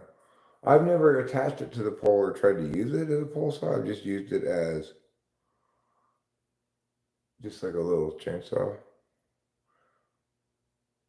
The electric trans maker. That's not a good way to become trans, I can assure you.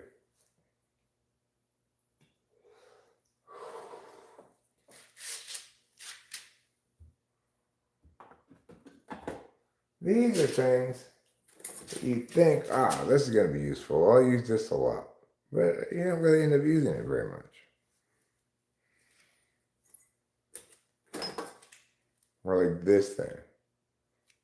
You don't want to throw it away. But what are you really going to use for it? I don't know.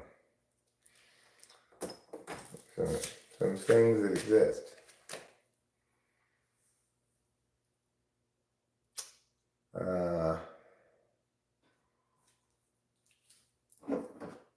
Got a lot of hammers. Got this little hammer. And I've got this kind of hammer too. I like this hammer. It's good for hitting your shoulder with. Obstetrics, huh? You sure they weren't invented for eye surgery?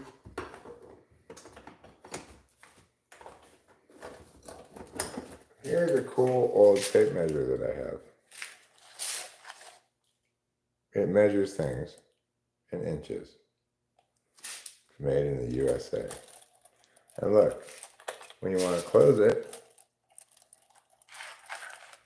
you bring it back in like that, and then close this, and wow, look at that.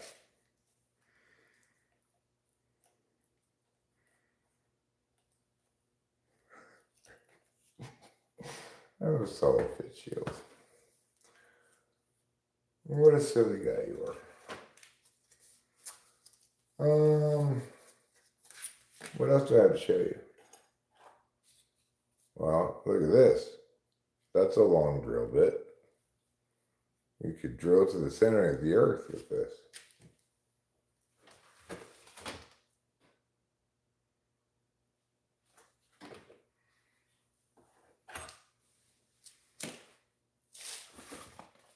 If you're like me, you're both not racist and still a fan of spade bits. Spade bits are great. Obstetrics. It sounds like something to do with giving birth, right? Does feel like you're a proud medieval times torture. I love these spade bits because you could dig a hole into wood that's perfectly round. You know, I was thinking if I find the right piece of wood, I'd get it and I'd make a lipstick holder for Rachel by just drilling a bunch of holes into it. She's got a few different sizes of lipstick. so I could make a few different sizes of holes. The drill was invented for removing foreign particles from eyeballs. That's a terrible strategy to do that. Oh gosh, I don't know how we're gonna get that out. Well, we can wash it out. I'll tell you what. Let's see if we can get this thing to spin real fast.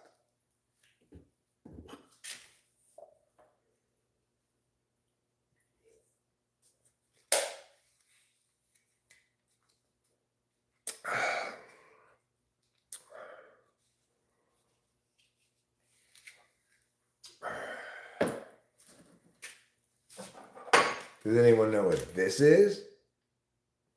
This is one of those things you put to loosen your angle grinder attachment and put a different one on. It's what you call a turner. What other fun things are we looking at? Well, how about this? This is a big screwdriver, huh? If you're dealing with screws this big, you really probably shouldn't be using a hand tool. The original chainsaw was tiny and hand cranked and used to slowly grind away bone from the pelvis during some kind of horrifying operation on women. Oh. If they did it only on women, then what were they doing grinding away the bone from my pelvis with a chainsaw?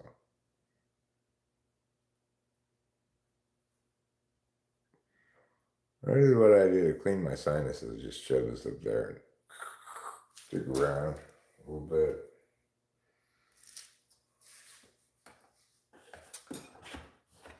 Let's see what other things we had to look at.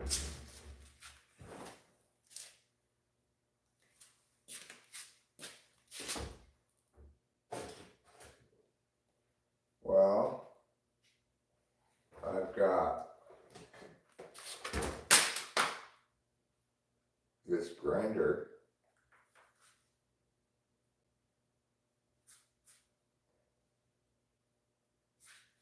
Belt sander, I got this belt sander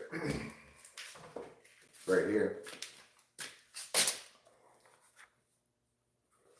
It's got a little thing that goes on the back to catch the dirt come out of here, the dust,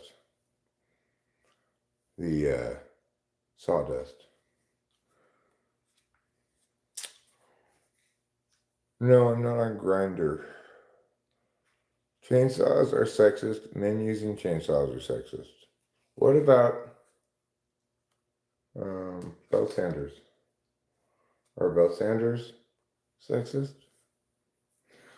You know, one time with the belt sander, not this belt sander, my old belt sander that I don't know what happened to it, but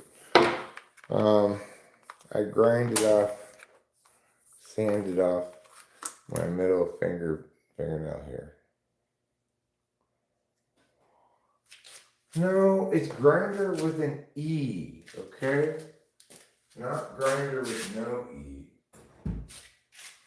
It's this kind of grinder. Namely, the angle kind.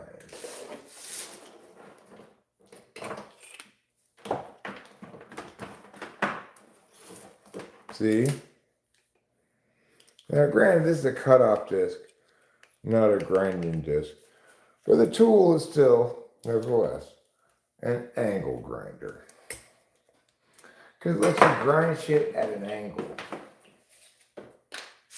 I'm going to put this over here in this closet.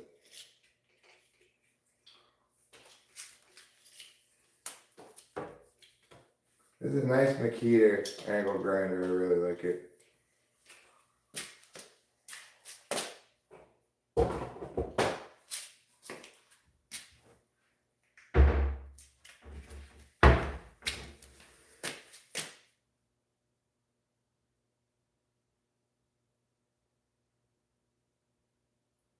Yeah, I agree. No, and everything's always an accident. Look at this big grinding wheel I have. It's olden days grinding wheel.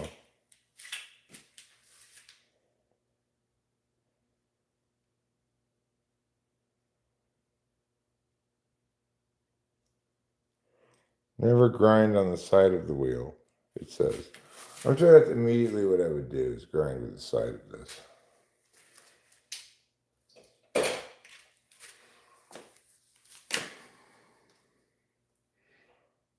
I went right to that company and said, don't tell me how to grind.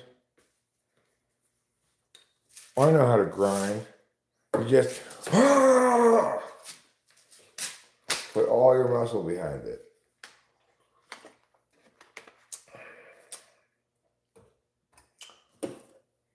All of your muscles.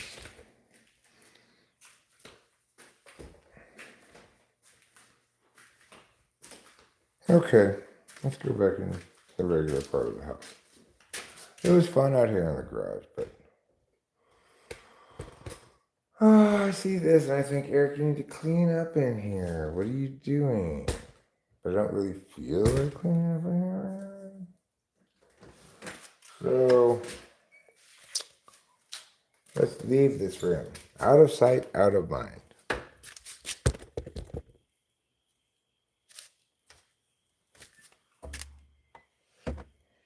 Now we're back outside where the animals live. I saw a road-killed fox today on Triangle Road. I've not ever seen any foxes around here, roadkill or otherwise. So that was the first fox I'd seen.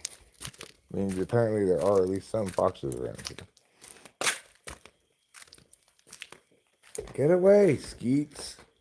Nobody invited you to this party. Just take your Jardiance and get out of here.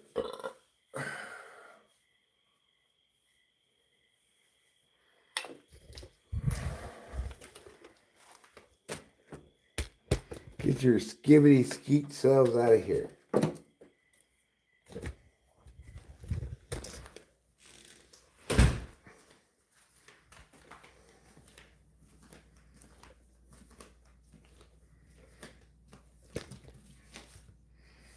How don't I have the crown by now?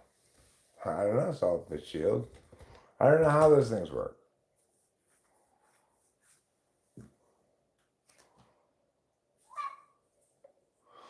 I heard it was you gotta sell your soul or booty hole. Is it and? That seems like a bad deal.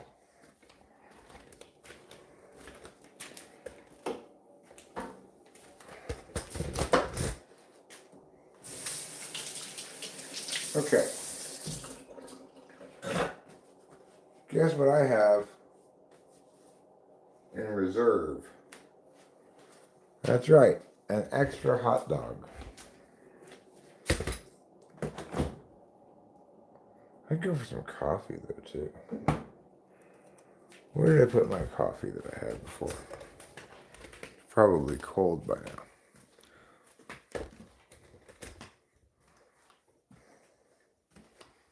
Oh, it's empty by now. That's what it is. It's not cold, it's empty. Yes! Is that fair ball? Yes, it is a fair ball. Worker into second with a double.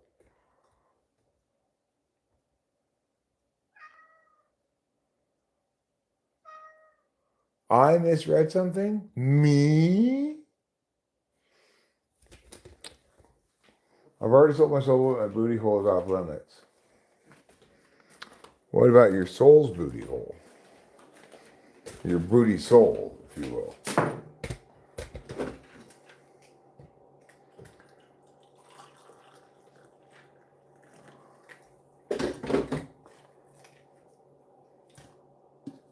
Stop sticking things into the hole in my booty. I'm not having none of it, no tutti frutti. It's an old Irish song about, it was originally directed at the leprechauns. Well, at the time, we're on a bit of a butt invasive rampage, sticking their pudgy little leprechaun fingers in people's butthole. So the Irish made a song to stop them.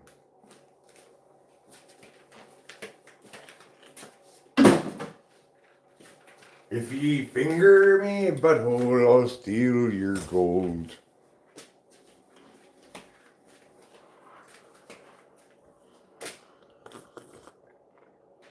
You gotta pay the troll toll. I've got a new, in case you weren't here yesterday, I have a new superhero. It can be friends with glide flaps.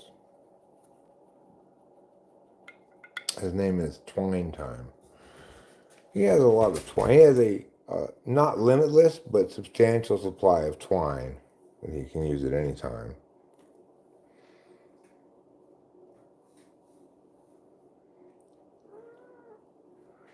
Halt, villain! You've run afoul of Twine Time! And then phew, shoots out the twine.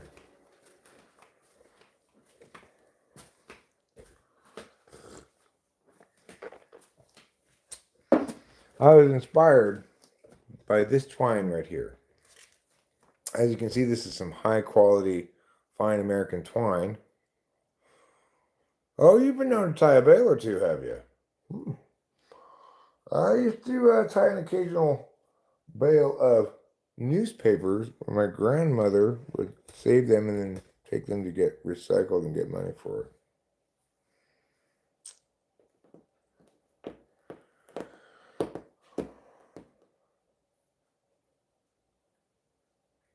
Yes, we did.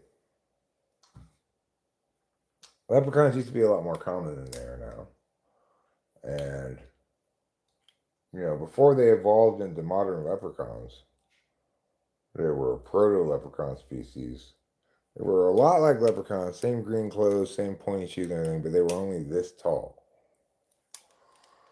Obviously, they evolved to become taller due to the many positive mutations and sexual selection advantages that it gave them. Dogs copied the humping of legs from early leprechauns, right? But what we now know is they were only humping the leg. Appearing to is they were trying to jump up to get to the butthole.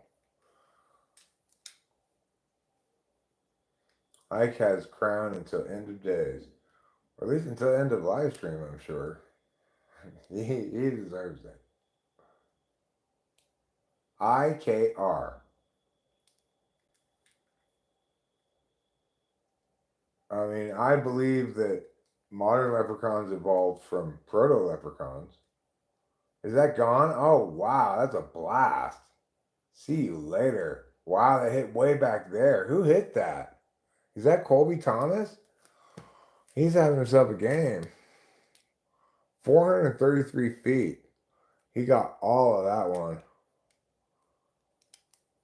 That was a good home run, Colby Thomas. It's now 4-0. That was a 3-run blast, I guess. I mean, 4-1. XP. By that, do you mean experience points?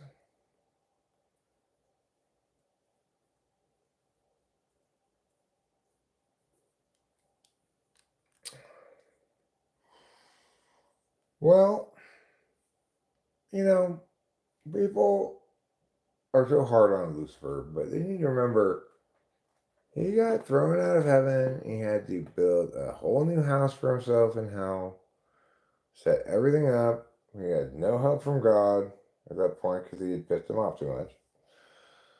But, you know, we'd be a little bitter too if that had happened to us.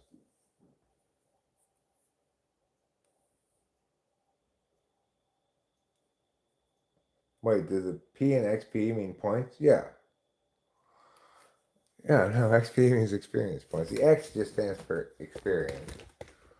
P stands for points. X, of course, doesn't really stand for experience because experience starts with an E. I'm behind, folks. I haven't even seen in this stream. You haven't seen what? You did it to show off to D3 girl. I like that. That makes me feel less. It makes me feel like, oh, good. Hopefully, you got some usefulness out of it. I, it's useful to me, obviously, but ID is short for identification. That's true, but XP is not short for experience. It's short for experience points. I know because I played Dungeons and Dragons when it was still a game with books and imagination. So you're gonna have to trust me on the XP here.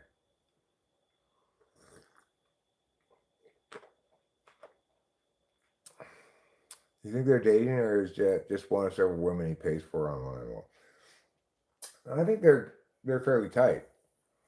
I've never seen him flirt with anybody else.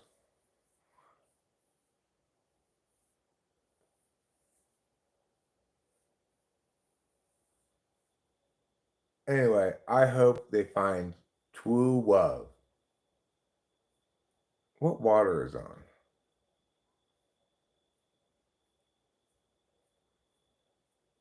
I thought XP was on Windows. Windows did have a version of its operating system called XP. He did mention Ursula, the Ukrainian girl he met online.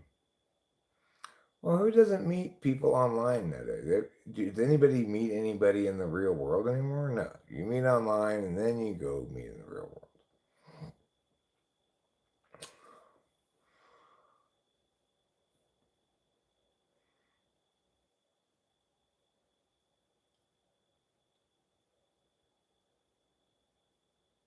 Okay, I gotta find out what's up with that water.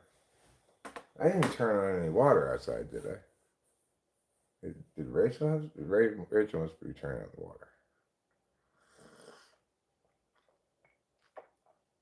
You met your wife to be by crashing into her while you were both carrying books.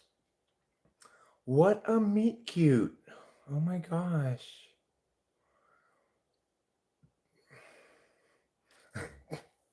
Then I knocked her out with a textbook and she's chained up. Now it got a little less cute. Now it's kind of a meet terrifying.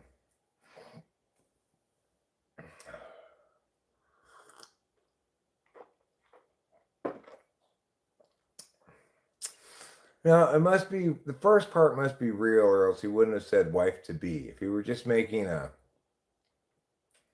joke, then he would have said wife instead of wife to be.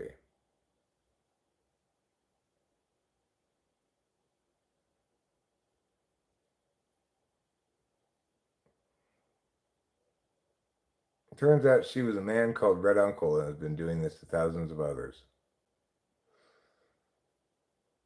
Oh. Crashing into them with books?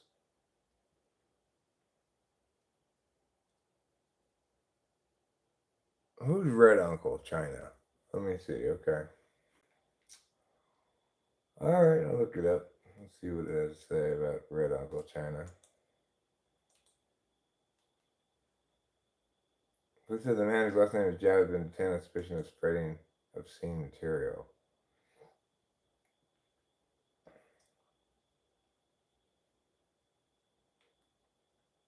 A tale of a middle-aged man or uncle who allegedly disguised himself as a woman to secretly film and share videos of his hookups with hundreds of men. Huh.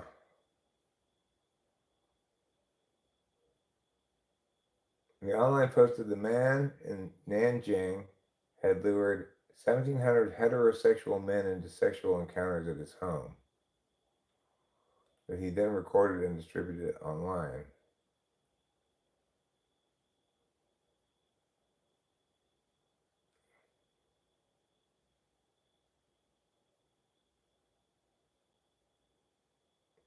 In China, homosexuality was decriminalized in 1997, but the dissemination of images of sexual acts is still punishable by law. Hmm.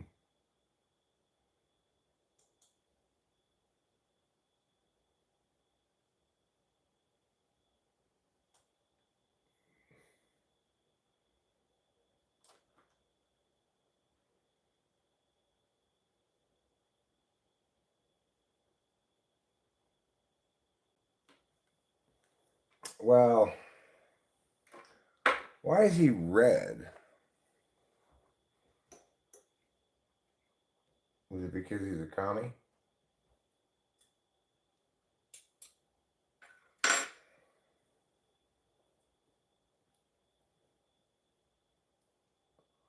Hey, hey, we're all under this trauma fall. Is that like a waterfall of trauma? Uncle's Red's wig was red. Oh. Chinese people really like the color red, like the number 8. They like gambling.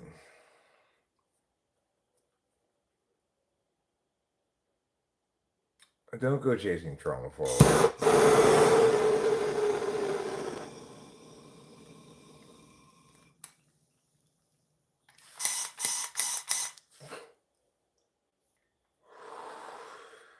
Thanks, Office Shield. I try to be a cool guy. I try to wear sunglasses and listen to rock music. Oh, that was a good catch by the Angels outfielder. Who was that? That was a great catch. He covered a lot of ground.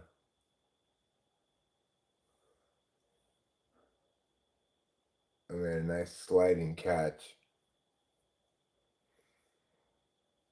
Red is just a controlling color at the moment. It's called Red China, though, for a reason. It's because of their fiercely communist ways.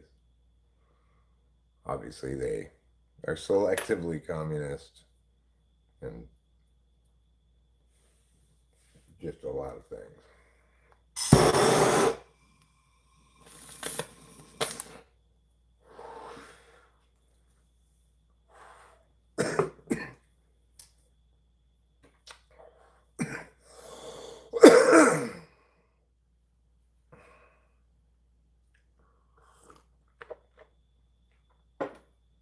No, it's not that.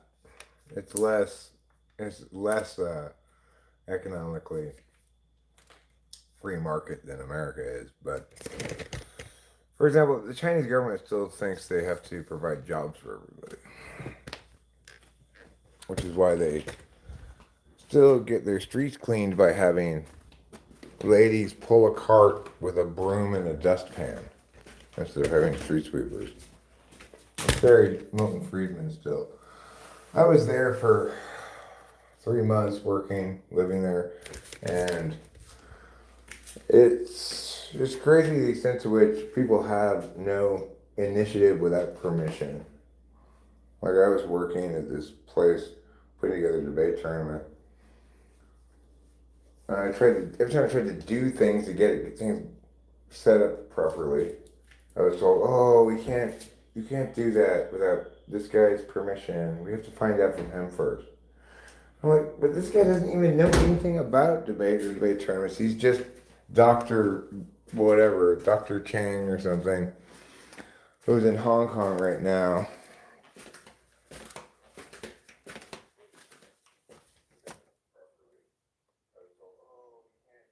Do you have the water? Did you have the water on here? No. Maybe I'm just hearing crickets instead of water.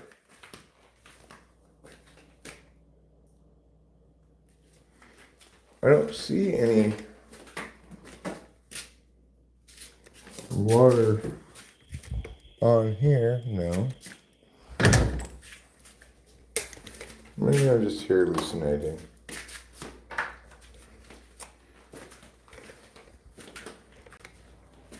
Okay.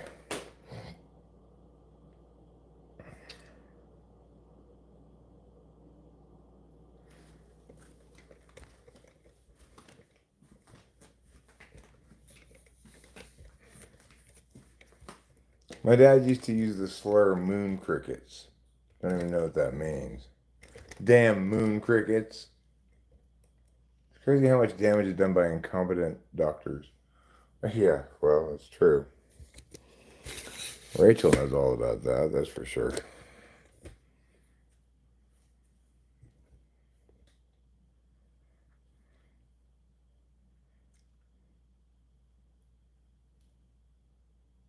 Europe is West Asia, basically. Is it?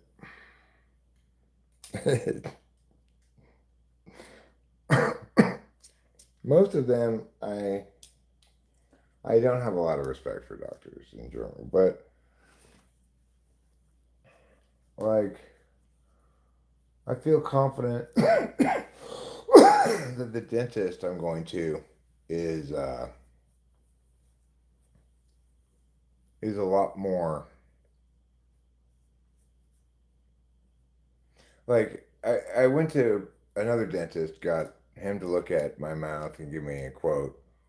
I went to this dentist and he seems a lot more concerned with my overall health and well-being. Like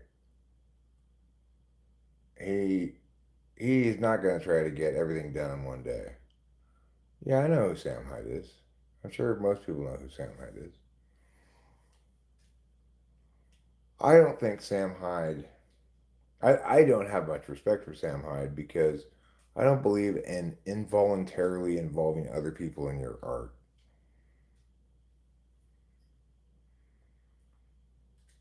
I don't think that it's art to misrepresent yourself and try to fool people or something. It's like I don't like it. I went to school with a girl adopted from Kazakhstan, and according to Sean, this Kazakhstani was attractive.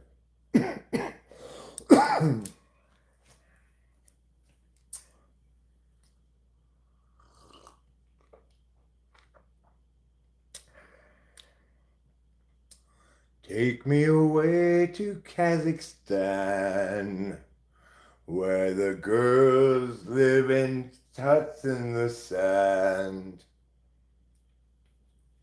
Is that what you sang to her, Sean?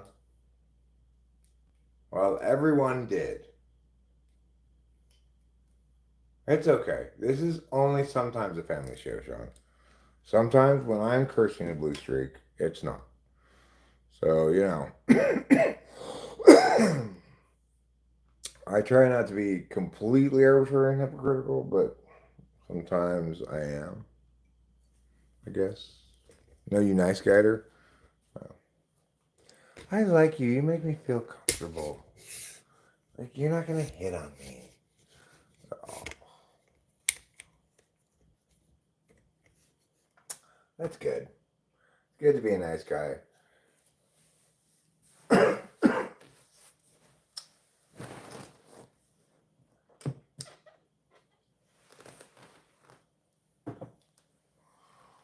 It's good to be a nice guy.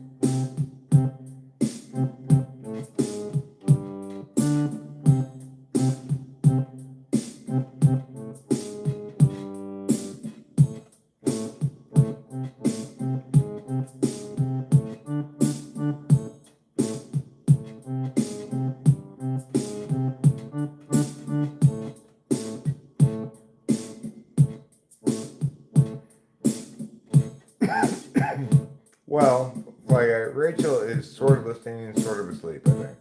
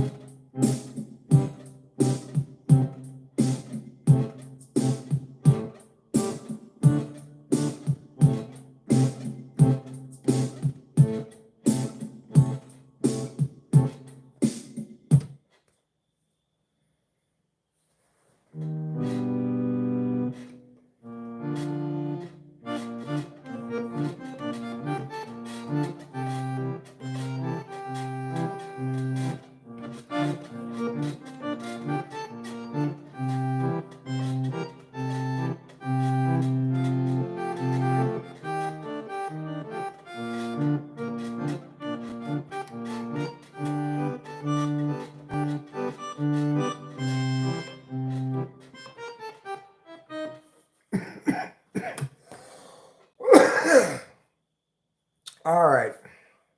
I am going to wrap this up. We're going to take a shower, watch some cartoons after this game's over. It's currently only the fourth inning. We're up by 4-1. Uh, Angels have 2 runners on. There's 1 out. But hopefully we. I guess it's just the crickets I'm hearing. Sounds like the water running. Anyway, thanks for being here, and I'll see you next time on Talking with Famous People.